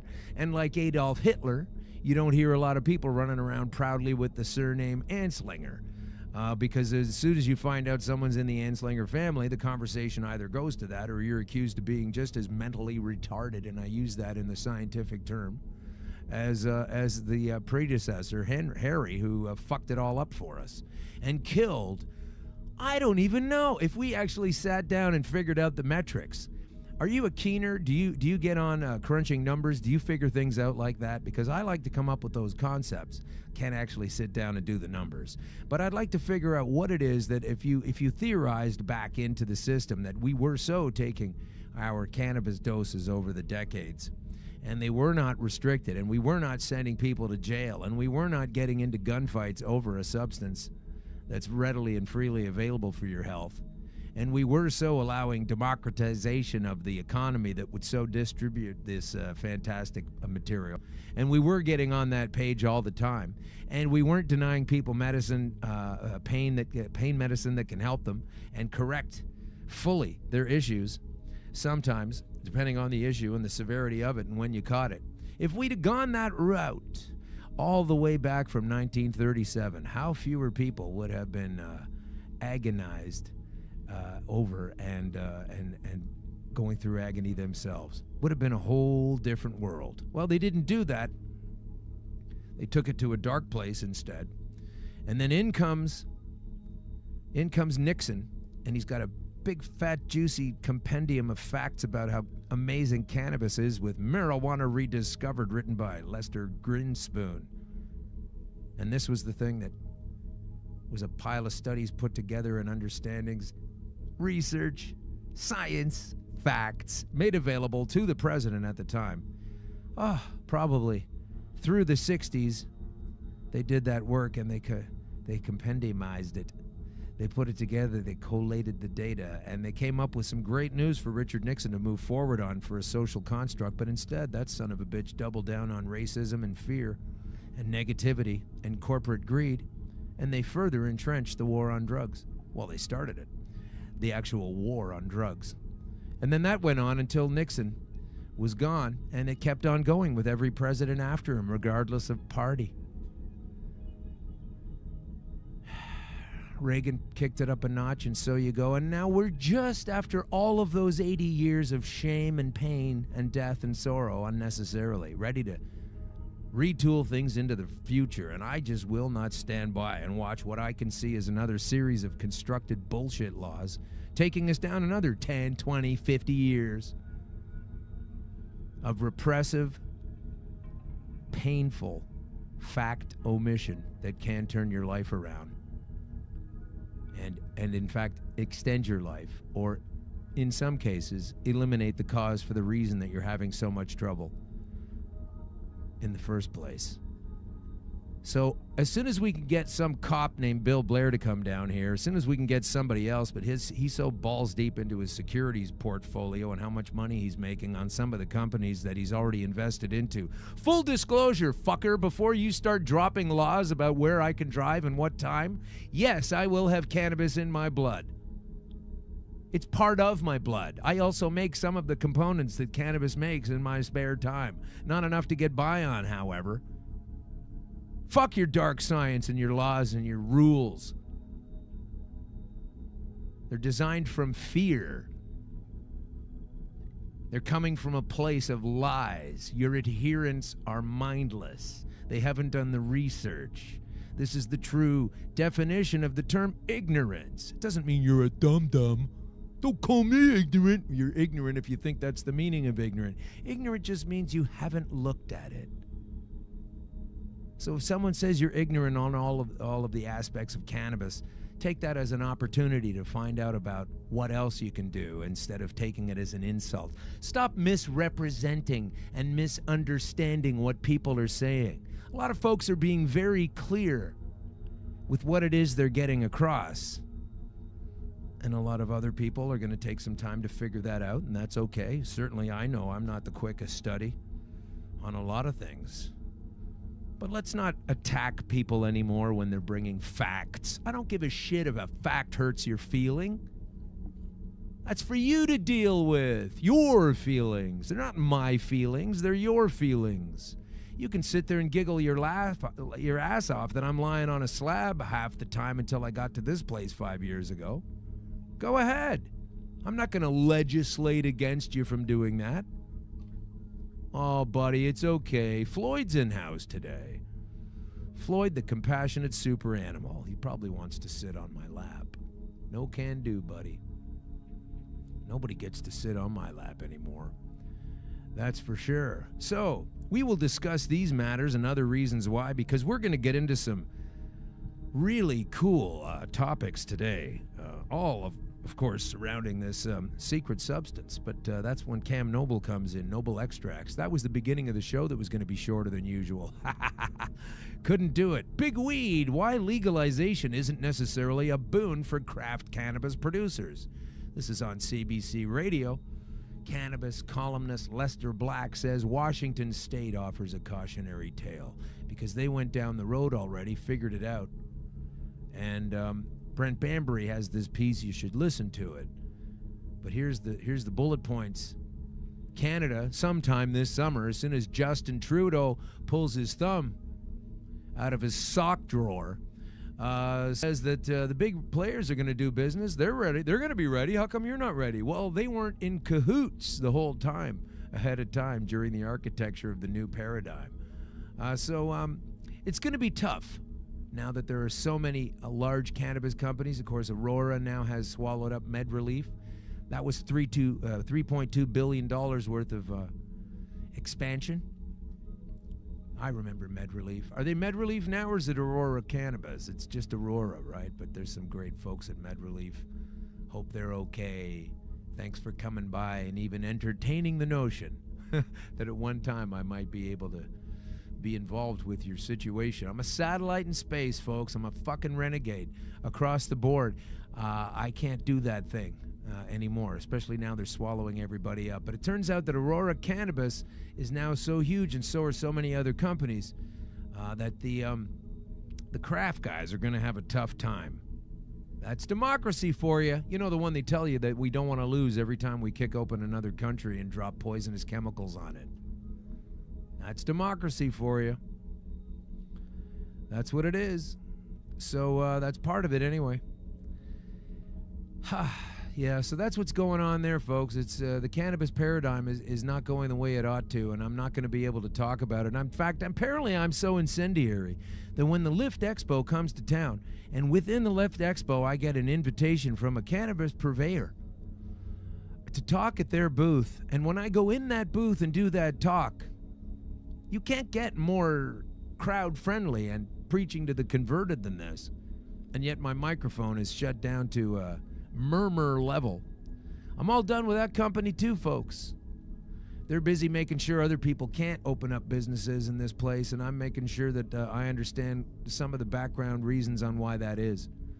So I guess I won't be talking at any cannabis booths either.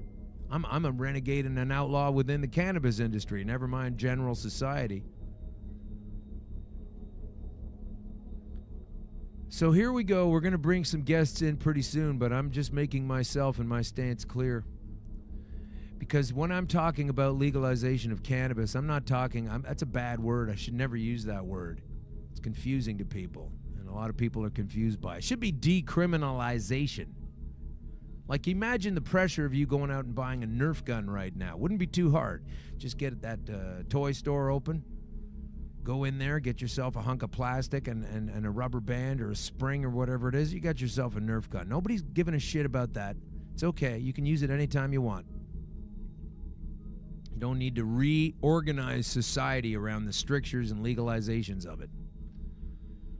Yes, it can be dangerous if you use it properly. So can a window. But when I get stories like this from Yindrik Bayer, a friend of mine on Facebook, he says, I shouted, it's gone.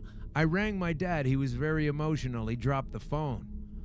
From being told you're going to die to then finding out you're not is incredible. I can vouch for this. More than once, sadly. But cancer charities have warned the alternative therapies can interfere with treatment. Yeah, that's true. It can prevent the substances in the treatments from being sold. Julia Frater from cancerresearch.uk, or in the UK, and I hope I don't offend her, because now in the UK you're not even allowed to say anything that someone might take offense to. Wow.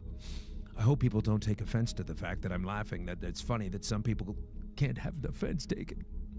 She says, we don't even advise patients to use any alternative therapies to treat cancer. Isn't that wonderful of her? Thank goodness my doctor wasn't that close-minded. He just said, we don't have anything for you. You're done. Nothing else works. So he didn't advise me to do that either, and I had to find one. Standard medical treatments for cancer are all evidence-based. Let's see those 100% chemo scores, please.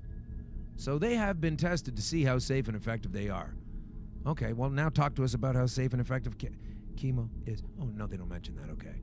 She says some natural, quote-unquote, remedies can interfere with medical treatments, so it's important that patients speak to their doctor before making any decisions. Of course, that does happen. Of course, they don't give you an option. You try this anyway, and the doctor's still upset about it. My guy told me it was a bad idea, that there wasn't enough testing. My first guy. Meanwhile, he's scratching his head trying to figure out how come I'm doing so great and riding my bike around the city. So these are the kinds of results you can get. You can get. You might get. It's possible to obtain for legalese. I didn't say this will happen to you.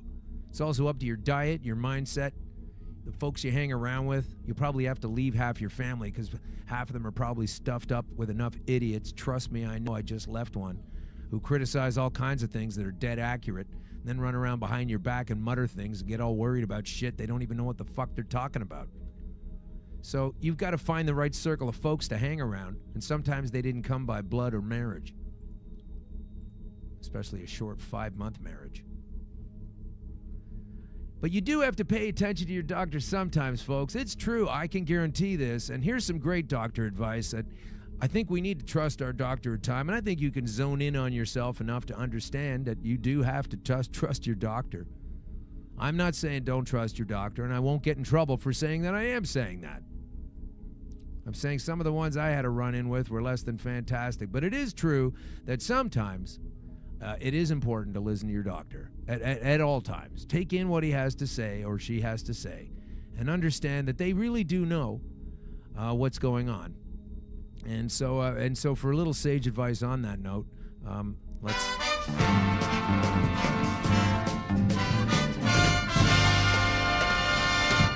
You know, if you were to follow a busy doctor as he makes his daily round of calls, you'd find yourself having a mighty busy time keeping up with him.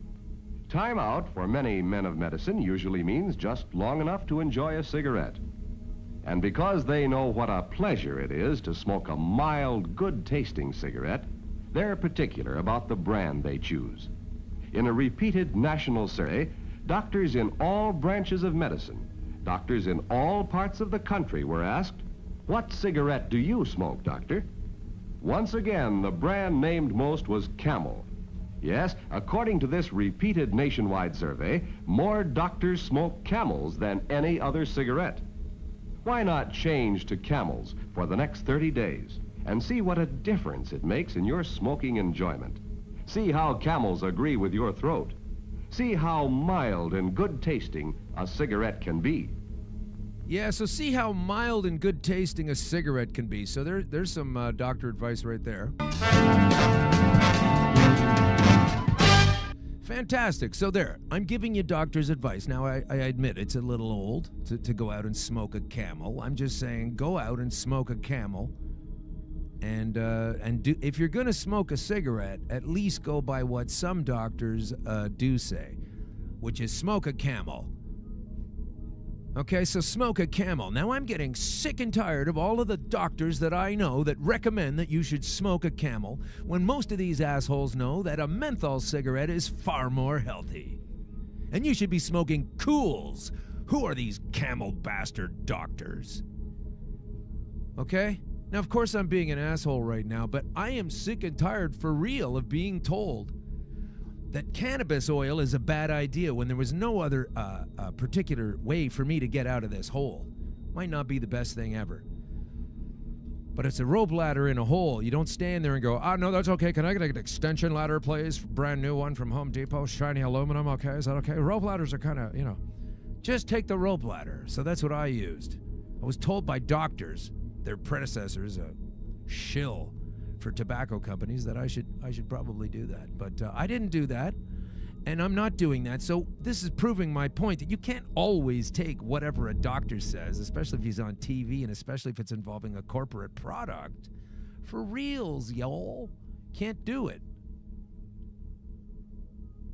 So while I'm thrilled to be here still, I could just go to an island on Tahiti and take it easy.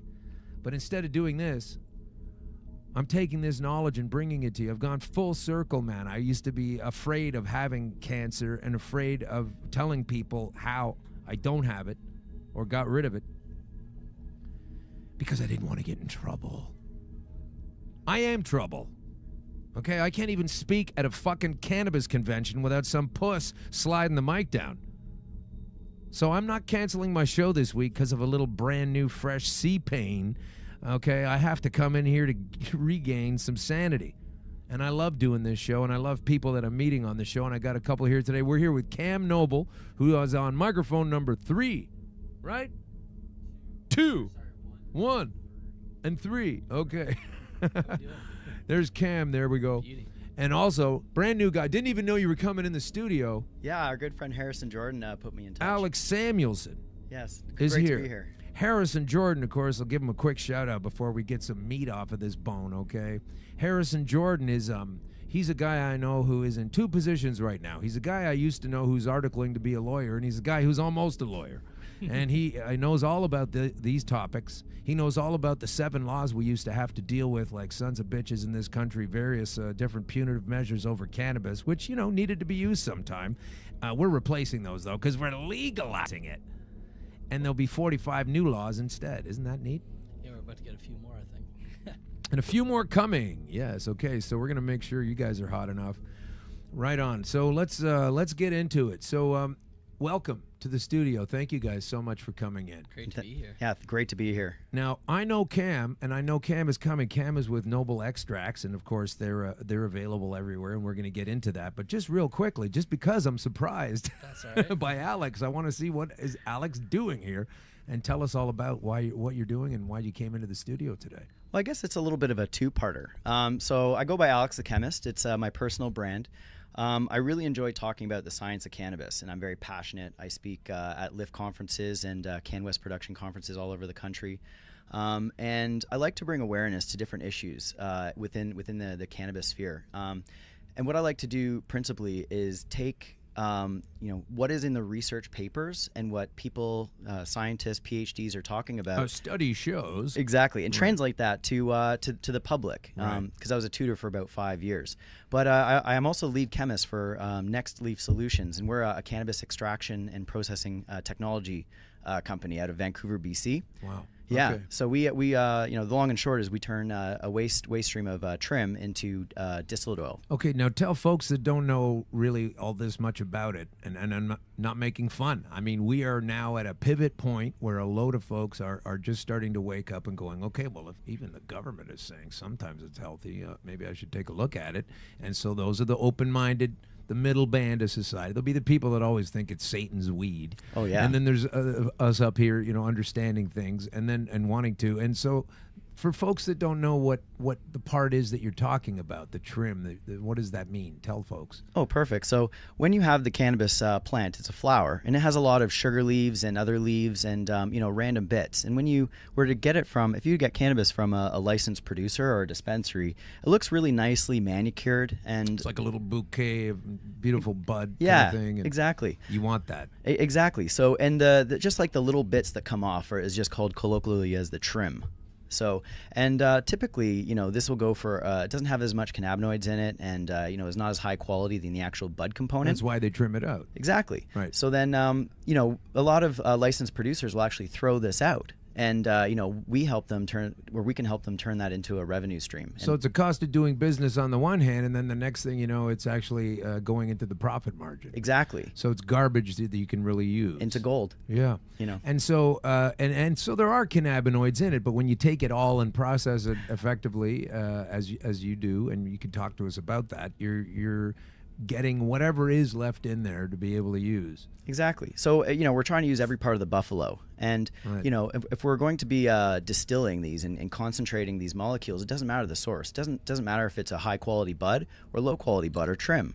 And that's why we concentrate mostly on the low quality bud and trim, because you can take the tops, you can sell that for a high quality price, right? But the rest you can turn into oil, which is that's going to be the base product for vape pens, topicals, and edibles. Right. So that's incredibly non-wasteful. This is another aspect about this whole venture. It's all sustainable. It sustains itself. Yeah, it's incredible. I mean, that's a fantastic thing to find out you can do. And I mean, they did that in the mainstream society with they take the waste and they put it into the water because fluoride is an aluminum byproduct. So it's great to take an aluminum byproduct and then just put it and then drink it. Yeah, or wipe it on our teeth. Yeah, rub it on your teeth. So that's what clear thinking people that don't advocate cannabis kind of like to do with their waste products. Mm-hmm. Yeah. And further sicken us. And I'm very sarcastic and dry and edgy today. It's all, oh, God. I'm also having spasms, so I won't be able to cut my mic at times. Don't freak out. It's okay. It's all part of the journey on the way to this next level of what I have to do. I'm basically an empty vessel. I don't have any cannabis in me on a regular basis.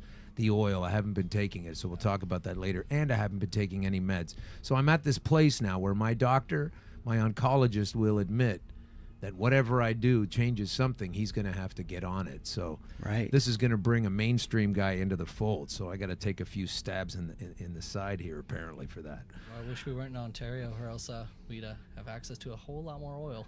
Oh, yeah, that's true. So, listen, Cam's a quiet guy. I'm going to have to jack your mic up a little. Come closer. Yeah, come in a little bit closer. Right. So, okay, so thanks for sharing that with us, and we will definitely get back to you. So, folks, that's what it is. Every part of the plant, I even say, like a lot of growers I found out at one point, they just throw out the male plants. They throw them out because you got to separate them from the female plants, that's for sure, almost no matter what you're doing.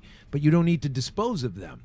There's so much stuff in there already. The only thing missing is the THC at that point. You can do all kinds of things with it. So this is a very sustainable industry. So Cam is the CEO of Noble Extracts, and what I don't want you to do is rush, and what I do want you to do is tell me, at one point you were some younger kid going to high school or whatever. You maybe smoked a joint, etc. Yeah, once or twice. So that's your experience in high school, a little bit in and out? Well, I smoked a bit in high school, and then obviously through college you start to experiment with cannabis and other, market value psychedelics, and you get into it. And after that, I went to grad school, started, getting ready for my 9 to 5 slot into things, and got sidetracked a bit.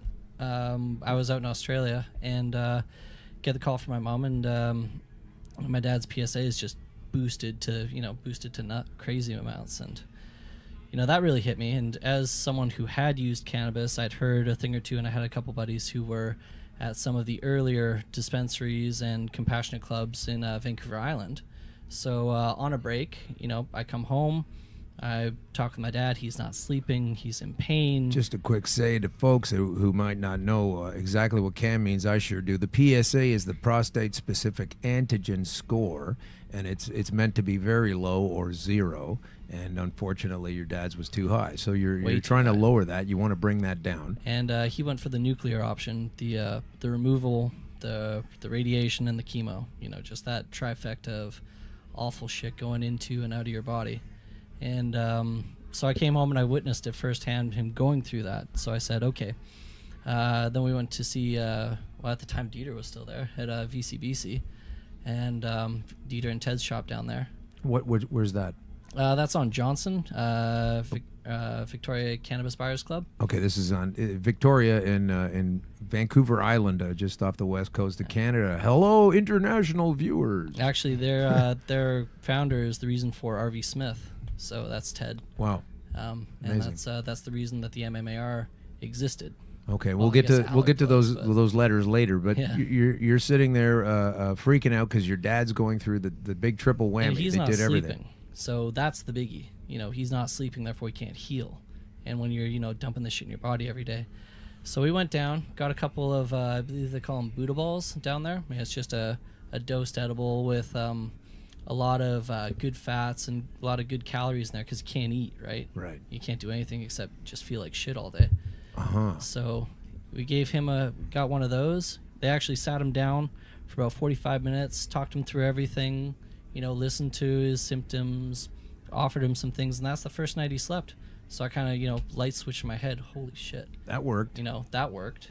And that worked on a medical level. Until then, I'd just been, your average BC guy smoking a bit of bud. And I realized the power of it. And I started to do research. Finished up school and took a hard right and entered the cannabis industry. Wow. So you were going to be doing something more like... Yeah, I was going to be a lawyer. A lawyer. And it's okay. We got lots of those. Yeah. And so now how's your dad? Oh, he's good. He's good. He's in remission. I force him to eat about 300 milligrams of 10 to 1 CBD THC oral syringe a day, and he's doing fine. Was he a dude who was like, yeah, no, I'm not doing any pot, son? I mean, he came through San Fran and Maui in the 60s. So, he knew what it was. He was okay with it, but, older dude, he's thinking, really, he's smoking a bit of bud. And it's like, no, it's not about that. Yeah. And that's what really got me into the science of it because, smoke or grinding up a plant material and lighting the end on fire, it's an okay mechanism, but there's so much more in the plant that we can isolate and that we can formulate into these new value and you're just adds. Burning it off. Exactly. You're just eliminating it. I'm not saying it's bad. It's just, I always say there are many roads to Jerusalem. There's many ways to do this thing. Right. Exactly. As long as you don't put the embassy there. Oh, no, they are doing that. Sorry. Oh, yeah, no, that did happen, didn't it? I wasn't sure. Sounded like a nightmare. Anyway, so you started to work on it, as you say. So, yeah, well, so what did that involve? I started in the retail, working was a bud tender. That's, where a lot of people in the industry now, they cut their teeth, moving product on the other side of the counter. And I started realizing the different types of client we'd get in. And, you'd start reading white papers or hearing about things like RSO and what's that, and solventless or bubble. And then, shatter came in, and it was like, well, what's that? And, right. Then the distillate, and then we hear this thing called terpenes, and it's like, oh, okay. So by that point, I decided to, make use of what legal skills I'd gained and start doing work with local councils to try and have dispensaries, legal in these municipalities. So I started doing that, and after a brief stay in there, I started making extracts.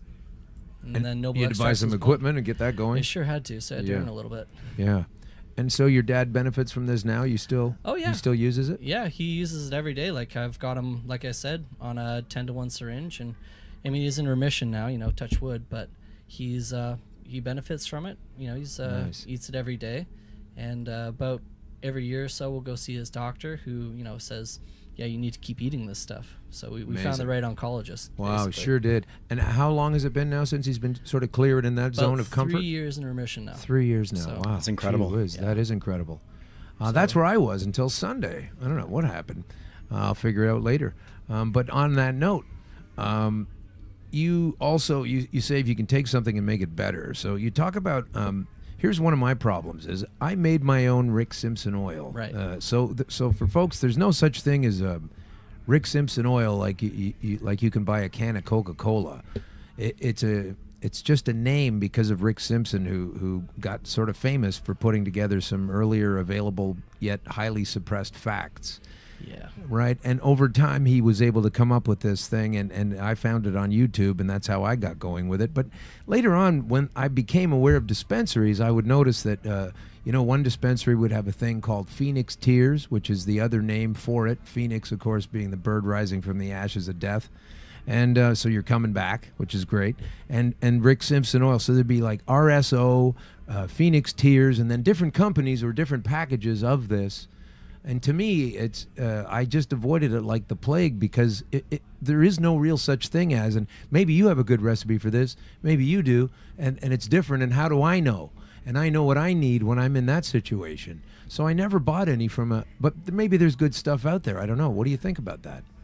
The beginning of RSO and what Rick Simpson did, I'm never going to, undermine that, because what he did is he gave a lot of people a sort of DIY solution on how to make their own medicine. That's it. I'm here. High five. I will never have I'll always have a soft spot for that thing, even if I get onto some turbocharged, hopefully, that's what I want to do, version. But that's the rope ladder that got me out of the hellhole, you know? I always start by saying, like, look, man, what he did, super good. Yeah. Like you said, it's it's your rice cooker tech, right? It's right. Soak in naphtha or ethanol or ice or whatever you get your hands on. Yeah. Burn off the solvent in a rice cooker, add a little water at the end, and you've got your black tar oil. That's it. That's the glue. So that's great. Tell us what's good about that. Why is that good? Why do you tip the hat in the first place? Well, because at the time, a lot of people didn't have access to anything. We come from the coast, right? So how many shops are there? And there's 41 shops in Victoria alone. There are, I don't even know how many producers. We're going to put that many across Ontario. That's going to be amazing. You guys are crazy, man. I keep meaning to check if Ontario is as large as Texas. Well, but it's on that scope. I was going to say, it's like I can't wait for the Soviet lineups at the OCS. I'll be tweeting OCS that out all the bread time. line going on. Yeah. Hamilton's going to be like crazy.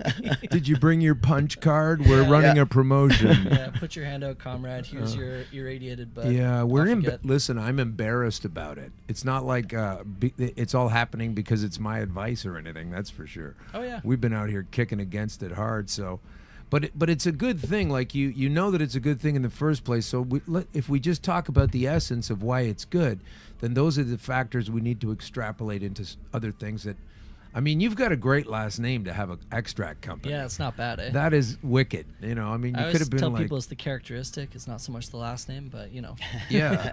It's more of the plant's nobility than mine. I mean, sometimes. I imagine after a few drinks, my nobility is a little compromised. But it just hangs with the name so well. It works well. Park extracts would just sound stupid if I had that going on. But noble extracts, I love the two-tone meaning. There's so many double meaning things in all of this. There's some layers for sure. Yeah. So what's great? Tell us from the point of view, like, so what are you going to get when you crack open a big old tub of black Rick Simpson goo? How does that help you out? First off, you can make it yourself. And like I was saying, back in the day, you didn't have a lot of options for an extract. You didn't have pressure columns, or you didn't have secondary process, but you could make Rick Simpson oil in your backyard feasibly with not that much danger. I mean, unless the ISO caught on fire, but usually it was fine.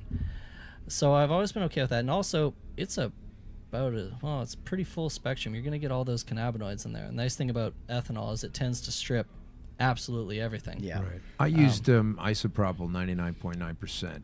Yeah. That's all I that could works get too. my hands on, you know. I mean, depending on your province, that's how all most people can get. Yeah. I remember back in the day, if anybody I heard going to Alberta, I'd be like, can you bring me back a couple bottles of Everclear? Everclear, yeah. Same thing with Quebec out here. Right, Yeah. right.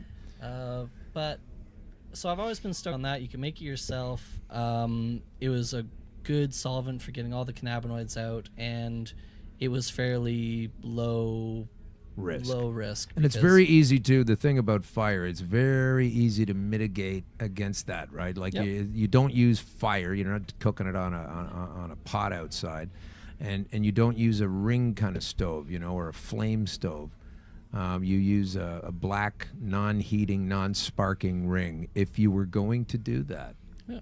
And, If and you were we gonna would do never that. tell people how to make RSO. No, I'm just saying, if you But were going use to Google, do all I'm it, saying. you just wouldn't use fire in a solvent. I mean, we all know that anyway. That's not advice worthy of pulling a show down for. I've That's seen just some basic. photos of guys with heat guns on BHO slabs that it's gone poorly for. Oh, So yeah. You Yeah. think it's common sense, but common sense is not common Yeah, sometimes. I'm not a fan of that whole what I've I've seen about that. As a chemist, I've seen some horror stories. I've visited a number of MMAR and ACMPR licensed grow sites in my day Right, now, right. for about 3 years now, and you know, from sea cans underneath up to like, you know, way out in the woods and just like, you know, up in condos, like craziest spots. But the things that shock me are when people, untrained people, try to do BHO. Like one guy was doing this. And tell us what BHO is real quick. Oh, butane hash oil. Right. But yeah, one guy was doing this, like, you know, on a concrete slab. He had nothing fixed or nothing tied to anything sturdy. Like the whole system was just sort of balanced up, and he was like shaking the butane can above his head, and he's like, he's showing me how he does it, because I'm like, oh well, how do you do it? Like, can I see you? Because I make the best BHO, right? So Yeah, well, that's why regulations ever want to be in place. I Yeah. mean, you know, that's nuts. definitely. But you kind of hope for a little pilot light of sanity in most people, right? Especially when you're trying to get a medicine that's going to turn your life around, or Exactly. give you a shot at continuing it. And again, that's what was nice about RSO or Phoenix Tears, or, you know, call it what you will. But, you know, on the other side of the coin, first off, you get a ton of chlorophyll through there. Is that a bad thing? Chlorophyll's good, isn't it? I mean, personally, I've found that a lot of chlorophyll in the stomach can tend to aggravate your digestive system, and when you're trying to feed can be kind of someone, an irritant. yeah, it can be quite the irritant, and I find that to be bad, especially for a lot of patients. There's a way to mitigate that by, you know, cooling your ethanol or whatever, but most people don't have access to that. Okay, so that's good. If you can eliminate the chlorophyll along the way, that's a good idea. Yeah. And that can be done, but again, then you get into sort of what we do, and then you fall down the rabbit hole, and next thing you know, you got, you know, $500,000 lab. Yeah, and it can go deep. Yeah, you can go deep on that gear acquisition. All the toys.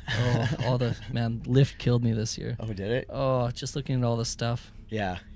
Well, we're building out our lab right now. We're taking possession of a new facility June 1st. Nice. And you know, I'm just like a kid in a candy That's store. like days away. Yeah, Nice. yeah. A lot of people, you'll already have it by the time they hear this. That's true. That's incredible. So okay, so now we're back to this stuff, and it's okay. It's okay. So now we have this thing that we can make ourselves, and we can use it, and there's a lot of good stuff in there, regardless of the solvent you used, and you didn't burn your house down, and now you're starting to feel better. Yeah. Because the content of the oil that you made is got all these terpenes and cannabinoids, and you've got these receptors, right? Unfortunately, due to the boil off at atmosphere, you know, on high heat, you're definitely going to lose a lot of those terpenes as well. Yeah. So that's kind of another issue with the whole RSO tech. And again, it's better than nothing. I'm always going to stress that. I'm not here to, you know, crap on Phoenix Tears, but no. It's a thing everybody can get on if they need it. I regard it as like a proto distillate or a proto solventless extract. It was great. Amazing. But we can do it better now. Okay. So that's why you are here. You're not here with you know, RSO is okay. It's a good start on your hat. You got Noble Extract. Exactly. So Noble, you now know and you were driven by the passion of helping your dad. This is the thing. The guiding light on so many of these things is, I mean, of course you're going to want to make money. Of course you want to be successful, but you also wanted to be a lawyer at one time, and that all changed. Now you're doing this because all those things will come because the thing powering you. This is an altruistic man here. He's trying to get his dad well, and he falls into the rabbit hole. You might as well earn your keep at this science, huh? Well, exactly, and I know generally a lot of people that get into the extracts game and get into the market aren't driven by profit right off the bat. It's amazing. I mean, I can't believe the amount of help and way I get it to people. I just want to get it to them. You know, it's not like, oh yeah, I've got a bunch of hairbrushes, but they're $20 each. You got to make sure you buy the right one. It's never about that. I think one of the things that both Cam and Zach and myself all share in a great passion is, when we get up, we're passionate about what we do because we're making medicine for people, whether that's just as simple as cooling off at the end of the day rather than consuming alcohol. Well, if Zach cared, he'd be here. I don't buy that for a minute. He needs a little medicine. Yeah, he does. He's got that. He's got what I guess they used to call it cup cough, but now we're not allowed to indulge at these conferences. So I guess it's a conference handshake cough. I don't know. Yeah. But you're right, though. There's such a caring, giving bunch of folks. Like when you get to meet people, oh, I got a cream for that. They just want to jump on and help everybody out. It's fantastic. They just want to help, and like a lot of the guys out in BC, I know. I make fun of people like Travis Lane from Levity Solutions. He's an awesome grower. Oh, I know that. Yeah, that's a big Facebook friend right guy. there. He's a hell of a guy, but I mean, great stuff. In terms of knowledge, he'll just drop $100 bills around the conference floor all day because he doesn't care. For him, it's all about the medicine. Right. And he's been able to parlay that into a fairly successful business, but at the same time, he's not one of those people to hide trade secrets or hoard tech or anything like that. Yeah, we have this very popular wave of kind of hoarding TV shows. Have you ever seen those things where people hoard stuff? No, they just it's called Hoarders. Oh, the Hoarders show. Yes, yeah, no. I've seen that there's one. a show called Hoarders, and it's all these poor, unfortunately, obviously mentally disturbed folks. You can't be doing that if you're all okay, and they profile them and all the crap that they hoard. They only do it at the one end of the economic scale. They don't talk about the hoarders on fucking Wall Street. Have you noticed that? IP hoarders. Yeah, they don't have a show about that. It's kind of get on that. Somebody should get that TV show going.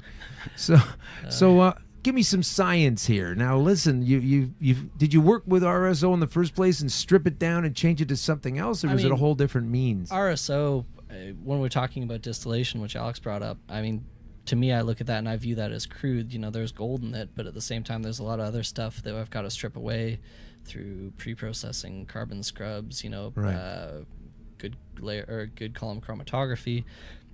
But that's kind of step one in what a lot of people would use to make their distillate, to distill cannabinoids out of it in one of the purest ways currently possible, save for recrystallization, which is a whole different ball game. If we ever do a movie of this, Craig Lauzon is going to play you in the movie. Do you know that guy? No, but I'll take it. I'm going to pull up a picture of him. I'm not playing me. I'm going to hide somewhere. Keep talking. Yeah, you can't play you. You get an actor to do it. No, that won't be good. I'm going to be on a Gulf Island somewhere hanging out with my dog.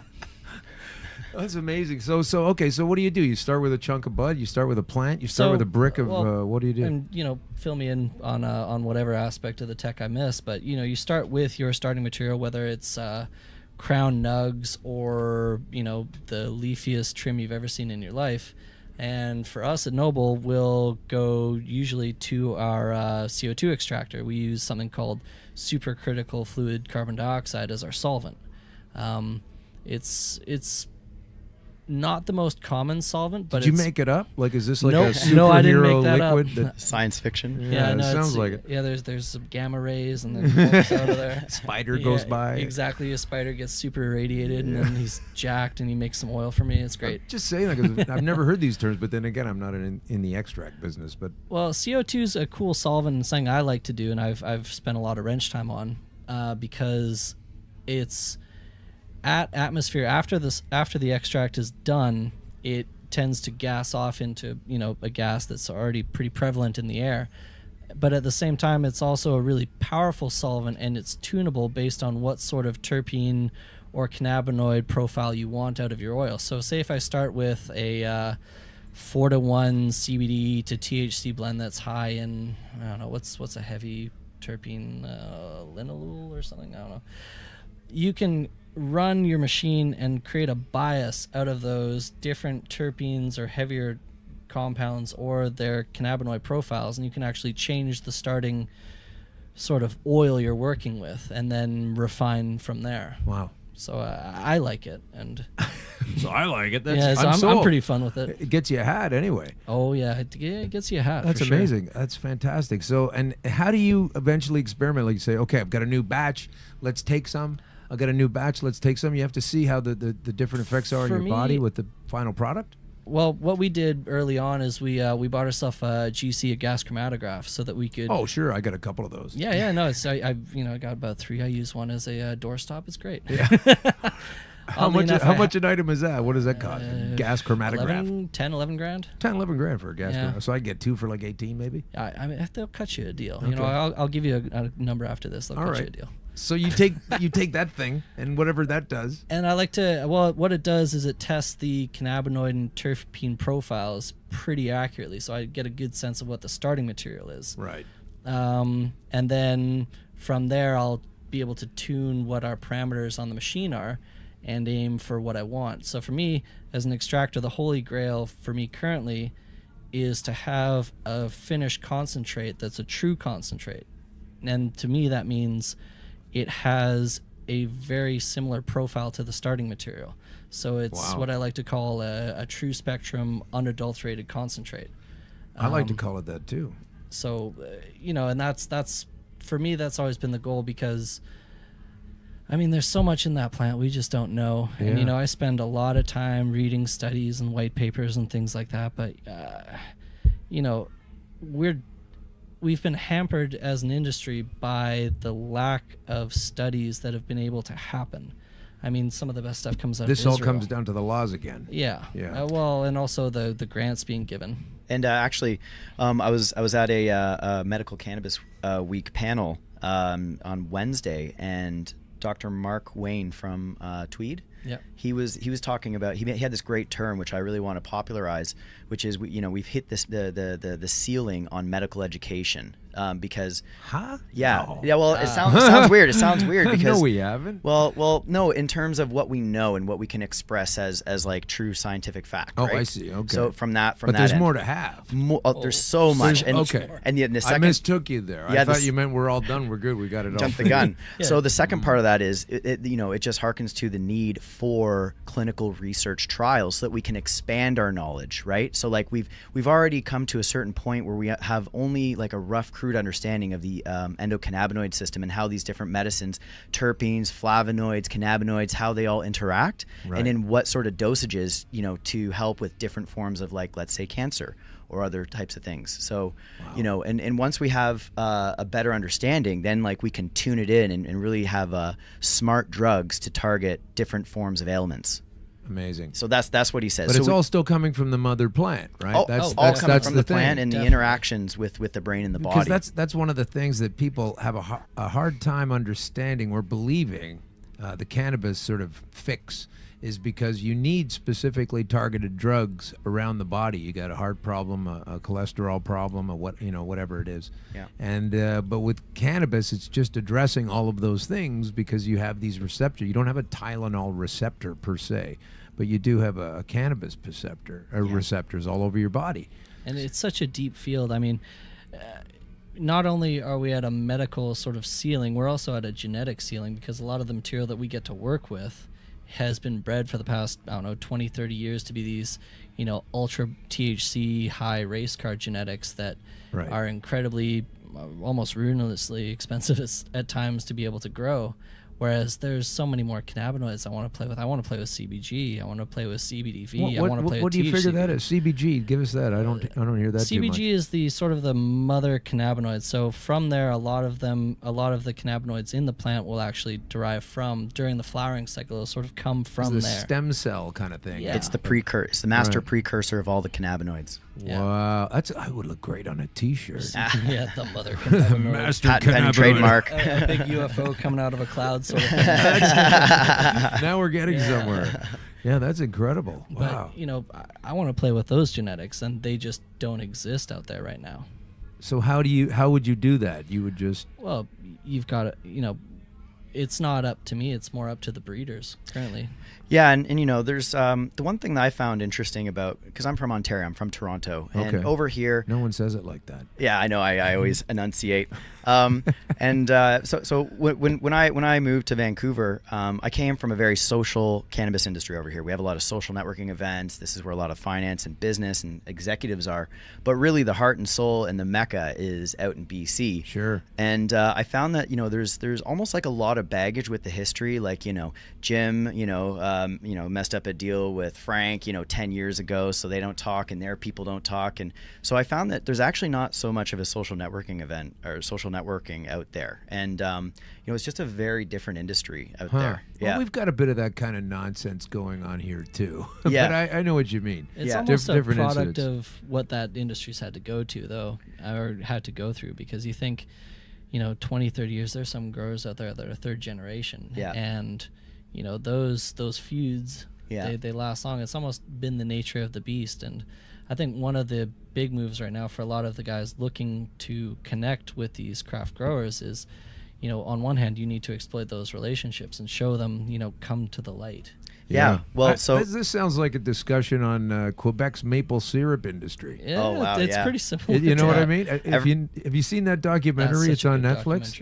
Every industry has its drama, right? Yeah. So, it's but insane. It's really good. I forget the name of it. You should check it out. But yeah. But I think there's some really great geneticists and breeders out there. One that I know personally, he's on Twitter, Chimera Genetics. He talks a lot about like the papers, the science stuff he does. He shares a lot of top level knowledge out there. Dr. Natasha Ray, Dr. Jonathan Page, the list goes on. And, there are some of these high CBG or unique strains out there. But I think once legalization comes out, once micro cultivation licenses, a lot of the MMAR and ACMPR guys are going to want to become legitimized. And I think that's when they'll be able to bring in their genetics. Wow, that's good. So we just have to keep rolling with the issue and make that happen. Mm-hmm. It's all coming down from laws, though. Like even these fights, these feuds, it all comes down from the fact that it's been repressed and it's illegal, and it shouldn't have been. The businesses shouldn't need to be developing while you're looking over your shoulder, making sure the cops aren't there. Yeah. And this has caused a lot of problems. I mean, this is another reason we need to reduce, not increase by 5 or whatever it is, the amount of laws we're having. Unfortunately, a lot of it's just pivoting too. I come as a pre-market legacy player, and a lot of times we look at the rules and they change weekly, and we have to think, okay, well, what's our business plan going to be? Where's our revenue coming from? What's our stream? How are we going to be able to do this? And I've got a Google alert on my phone, anything that has the keywords Canada and cannabis in it. I look at that and I go, all right, time to change my invest deck yet again. Because it's like, trying to figure out how to be able to bring these, cultivators to market who have these crazy genetics. Yeah. We're spoiled for choice out there. But at the same time, I know a lot of guys who are just going to be like, screw it. Why would I bother with this? Why would I pay, wholesale $1 a gram for high THC varietals? Why would I have to do it in... the way $1 a gram? I believe that's currently what it's going for. So that's about $450 to your per pound price at wholesale. Wow. And nobody's talking about it. It terrifies me. That is frightening. That should be the thing that every That's like craft $1 a grower's scared kilo of. or something, somewhere in that neighborhood. Usually your per pound hard costs on the product come up to just under $1,000. And that's okay when you can get 1,600 wholesale right now. But, we look into our crystal ball, which is down south, and what are you getting for a pound in Oregon right now? Like 400 maybe? Yeah, I was actually talking to somebody about this, and 650, 550, 500, and it just keeps going down. And your margin's gone. And you know what? It was explained to me that it was the outdoor crop that really exploded. That was the time bomb, because once that hit the stores, it was, and then trim, same thing. I heard trim going for $25 a pound. It's just, that's bonkers, crazy low price. So. Yeah. Why would you bother to farm at those prices? And why would you buy into this system if that's literally what it's going to be like? And over was it over $10 a gram retail price? Yeah, it's gonna be 10 or 11 bucks here. It goes to a 10% excise tax on it, but under $10 a gram, you're stuck at that $1 per gram thing. And I don't understand why they haven't allowed for the flexibility. If they have been looking down south, why wouldn't you allow for the flexibility at under $10 a gram? Is it a way to try and, regulate the market to make sure it doesn't go to $10 a gram? Because that's going to... Well, they're trying to tether it at both ends here. But that alienates a lot of people. It does, but then that's when you have to go down the conspiracy road, unfortunately, because on the other side of the coin, while everything you said is exactly true, they're also trying to tether it at the other end. Yep. They want to make it here so that it's cheap enough so that you don't have to or need to or want to go to the black market, but enough to make money. Like they can't even manage anything. Look at the price of gas. I don't know how they're going to tether a price at both ends like that. It makes no sense to me. We both spent a fair amount of time in Australia, and I thought the cost of gas out there was brutal. But I look at my buddies in Brisbane, and their gas is like $1.45. Currently in Victoria, it's about $1.59. $1.59. Yeah, it's crazy. That's just ridiculous. Yeah, it's not okay. That's for sure. So, but these amounts that you're talking about, these dollar a gram, etc. I mean, what do you see down the road from that?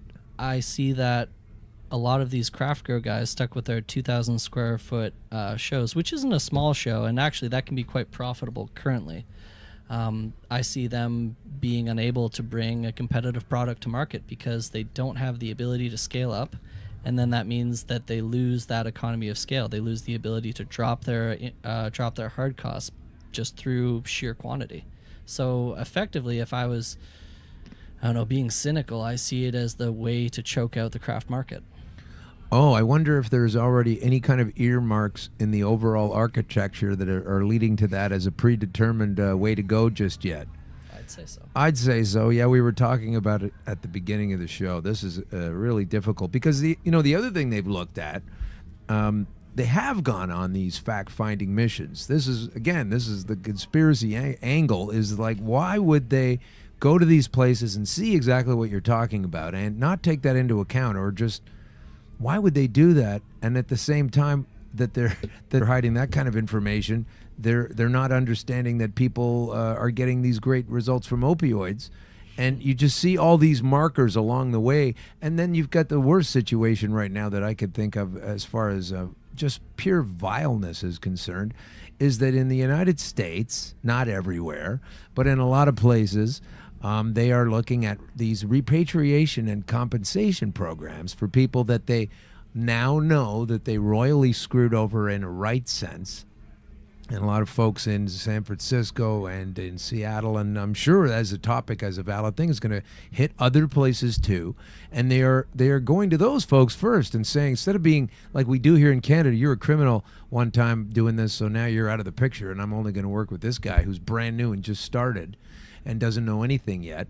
And instead of that, they're incorporating. They're not even looking at that as an option here. That's not even in any of the provincial, and provincial or national rules and regs coming down the pike, is to go, what about all these people you've penalized and put in jail? What about all that? And you can see how there are other successful models of doing this, and it just blows my mind that people stay there in their heads. Well, and something you see that not a lot of people are talking about as well is, technically there is a spot in the federal in the federal regs for people with nonviolent cannabis offenses on their record to become PICs or to be able to enter the market.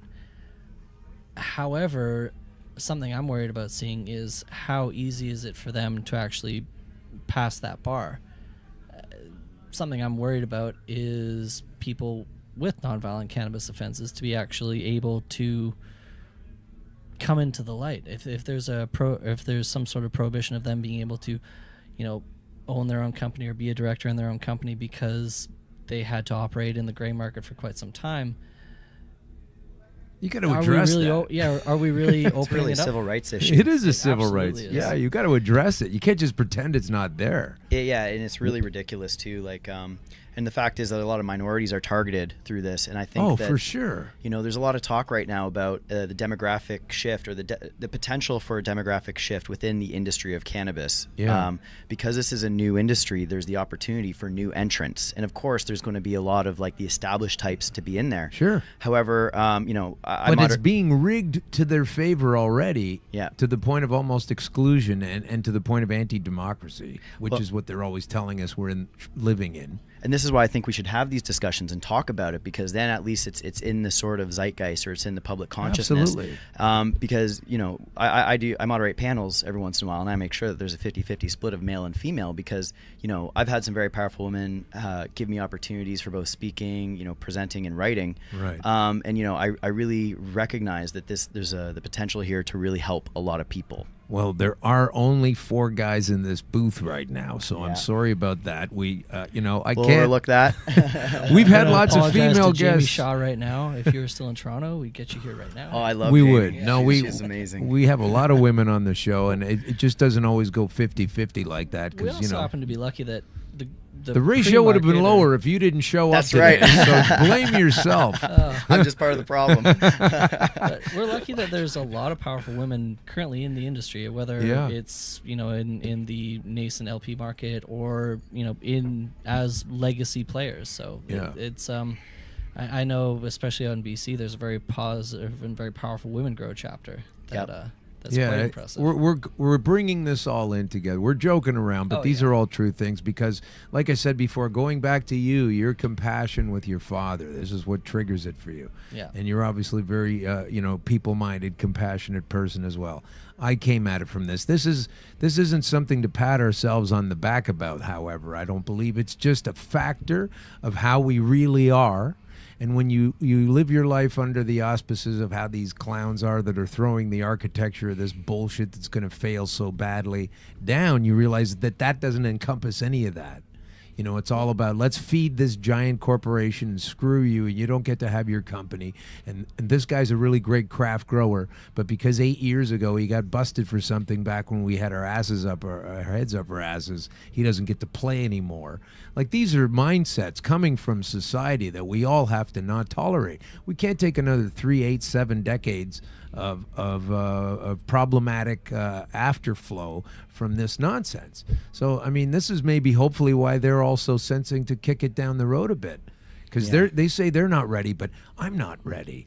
We're not ready yet. I'm not personally ready. Not with what's there. Frankly. Well, it's funny too, because you know, there's only a few end-to-end extraction solution companies sort of in the white market, the LP market. Right. Quadrant. How does that work? Tell us about that when you get there. But go on with your point. So Rosie Munden, another really amazing female CEO within the industry, she was speaking at Senate like a couple weeks ago. Really did us all proud. You know, we're all friends in this industry right now. You know, you know, there's only a couple of extraction technology companies. Quadrant Tech is one. Next Leaf Solutions, us.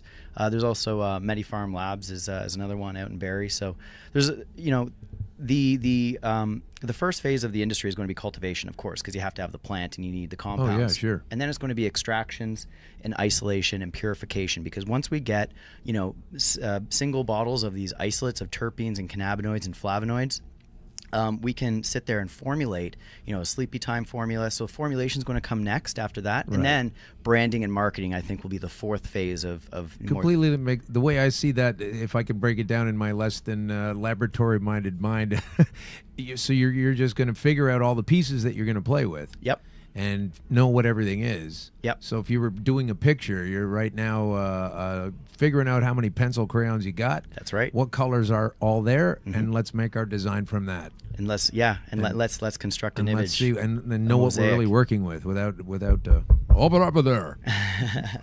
This is the police. You're not supposed to feel that good. There's no permit for this. So that's what you guys do, huh? So you obviously, how long have you known each other? This weekend? Oh, you seem like old pals. This weekend, well, you know. But that's what happens also, right? That's in us. That's the part of us. We share the fact that, you know, compassion, you say, it's my touchstone with moving forward on products and things like that, and I imagine it's yours as well. Yeah. So it's like, you know, it's easy to get along then.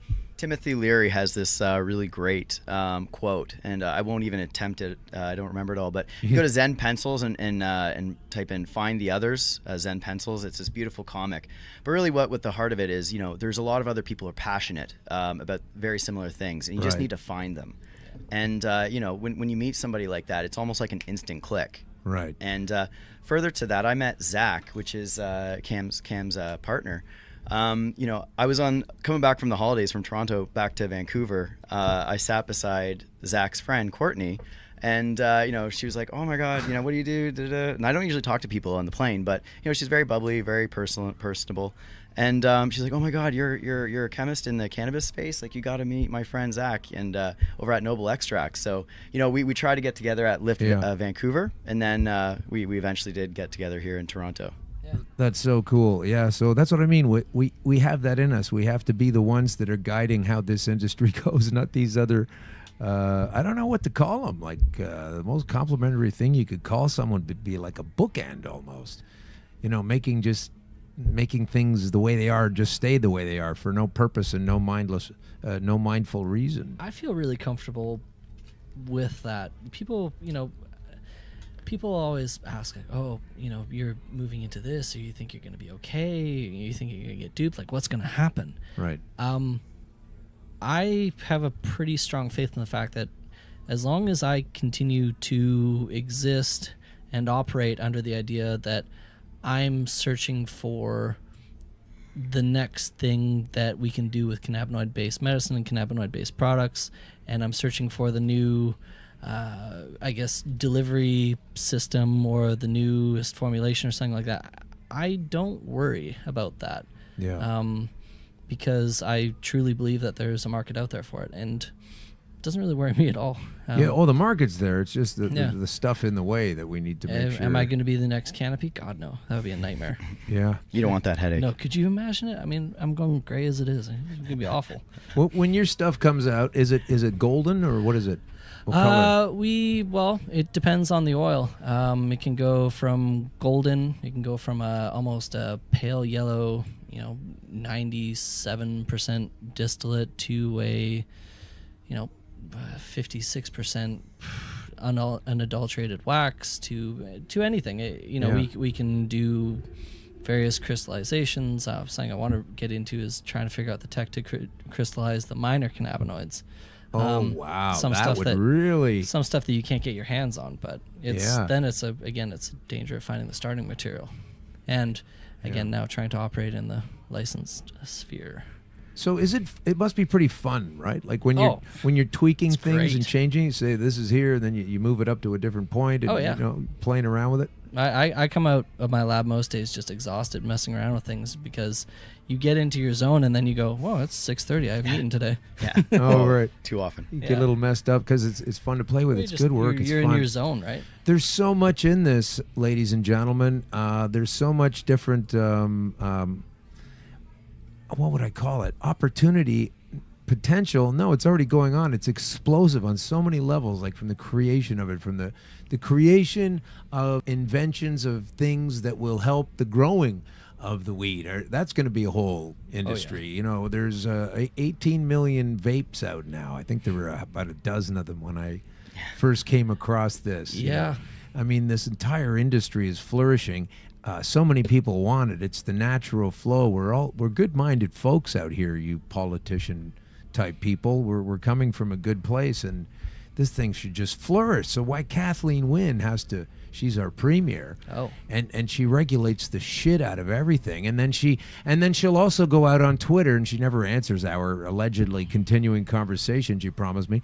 And she'll go out and tell everybody, I'm going to Grimsby, Ontario to sit in a school gym because I'm trying to grow the economy and I'm trying to get good ideas. And we're like, you're squatting on a fantastic series of ideas while you're repressing democratic will. Yeah. So I don't understand why she thinks she's going to win the election. Then we have these other two folks that don't really need to be there either. So it's a real problem for us. I call that a win-loss. WYNNE loss. It's a win-loss situation. She said she wanted to be Frank the other day. I said, well, today you're Frank and tomorrow you'll be history. With any luck. Yeah, so it's just strange to me, and I'm going to take a second here. I just want to see if we can do this. There's a couple of folks that I would like to see if we can get on the line here. Here we go. And they are down the street at what they like to call the LCBO. Yeah. And what they do is they sell alcohol. Oh, they're ringing. Let's see if we can get anybody on the phone there. LCBO Merchandising. How can I help you? Hi, merchandising. How are you? I was wondering. I know things aren't up to snuff yet with the other half of the corporation, the cannabis OCS. Is it? So I'm looking. So how can I direct your call? Then? I'm looking for the similar number, like the equivalent number of the OCS to the, because the question I had was there's a big poster up that says hip to sip, and they're using that to sort of help promote alcohol. But on the other hand, there's no promotion allowed in cannabis, yet the science would show the results of the other way around. And I just wondered if you had same plans to do the same thing on the other side of the aisle. That I cannot answer that question. You will have to actually go on to our website that specifically is geared for any questions or any information. Well, it's just that cannabis. you're not really supposed to promote it as a recreational use cannabis, and I certainly understand the perceptions of that. That's okay. As I'm going to say to you is that I can't answer your specific question that you've just asked me. You would have to go onto the LCBOCannabisUpdates.com. Okay, because there's no policy for that at the same folks that actually own the thing. Okay. Well, what do you think about it? I can't comment on it. Okay, so my question is, so if you wish, please direct yourself to the LCBOCannabisUpdates.com. Okay, but you wouldn't talk about it after work at a beer or something like that? No. What's your personal opinion on the thing? No. It is ridiculous. If you don't have an opinion, I'll tell you. It's friggin' nuts. That's what it is. Doesn't make any sense at all. Anyway, like it's hypocritical. It's massively hypocritical. That's what I'm So you can comment and write your comments as in regards to however you see it, but at this point in time, I have no comment. Okay? You don't need to comment. It's an alcohol. If you take a lot of alcohol, it does things to your brain. The science is there. Check with Harvard. This conversation's ending. Thank you for calling. All right. Bye-bye. Well, thanks. Go have a drink. Oh, she slammed that phone down hard. She slammed it down hard. Oh my goodness. She slammed the phone down hard. She doesn't have a comment on this. Oh well. That's too bad for her. We are looking forward to it. But you fellas have been great for coming in here. That's for sure. I want to ask you a couple more questions, if that's okay. By all means. Yeah. You're both. Yeah. You've got a hat on that says Noble Extracts. I do. We're with Cam Noble of Noble Extracts. Where can folks find out about you and what you do and where you're at? We've got our website for nobleextracts.com. We'll be launching. Well, that's up now, and we're about to announce the fact that we're doing a series on extract Q&As, how-tos, and sort of an educational series on what different extracts are, how they help, what they're best at, what they're worst at, so people can get an idea of what they're looking for, whether it's butane, bubble, rosin. I don't even know all hash, these things yet. I'm not a connoisseur. Isolates, I feel like distillates. a hillbilly sitting here. It's and that's kind of what we want to do, because a lot of people, it's funny, we take for Bubble. granted. Tell me about bubble. I don't know if I know what bubble is. Bubble hash. So your classic. You get your bags and your trim and your ice, and you shake it around, and you try and isolate different grades of hash. I believe it's the technique that Bubble Man Mark got used to. Yeah, very popularized. So essentially what you're doing is you use the ice to cool down the plant matter and the trichomes. That's where all the cannabinoids and terpenes are actually held and stored. Right. And then you sort of agitate it, so you're mechanically agitating it, and like you're basically shaking off these little tiny trichome heads, and then there's a filter, and then you can sort of filter out the different grades of them. The cold water makes the trichome stalks very brittle, so it makes it easy to break the gland heads where the majority of cannabinoids are, and the different filters actually act to I guess screen out most of the plant material, so you're left with this really nice hash. And that's just another method of making a concentrate. Really nice hash. Different layers of micron, smaller and smaller micron sizes. Like through a screen or something? Or? Yeah, and because the cuticle is waxy and non-polar, it doesn't dissolve in the water, so it's ideal for home use. Oh, that's. And then you press it. Yeah, and then you press it. It's ideal for home use, and then you just need a press after that. Yeah, so go get your Nug Smasher. Good. I or a hair roller and some wax paper if you really want to go. Yeah. The first time I saw that online, I said, somebody's just trying to make me waste some butt. I swear to God. Oh, There's so no way. What is this thing with the? This is you talked to. This will be a great dovetail to end the show because yeah. we talked about at the beginning the Rick Simpson oil. It's all great and everything. There's ways to refine it, but now you have the same thing at the end here. So how do you do this with you take a hair? Yeah. Well, I mean, it's flattener or Rosentec. It's been something? around, I don't know, what, 3-4 years maybe. Okay. And currently, yeah, in terms of making a fairly good concentrate for home, I think it's a pretty good method.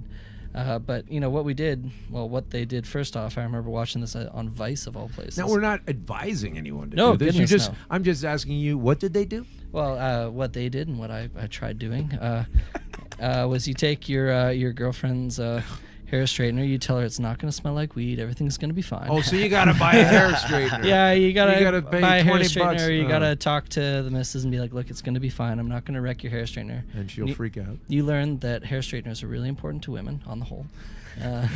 Super important, more than you expected.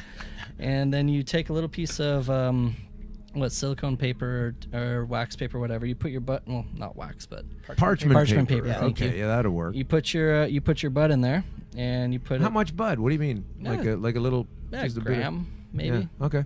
Take it in there, kind of compact it a little bit with your hand, put it in the middle of the paper, then take that hair straightener, turn it on to about, I guess, start at 220 if you have the ability to do so. Sure. Then squish it. And squish it really, really hard. Squish it in the paper. Squeeze the hair straightener Squeeze and the hair then straightener sandwich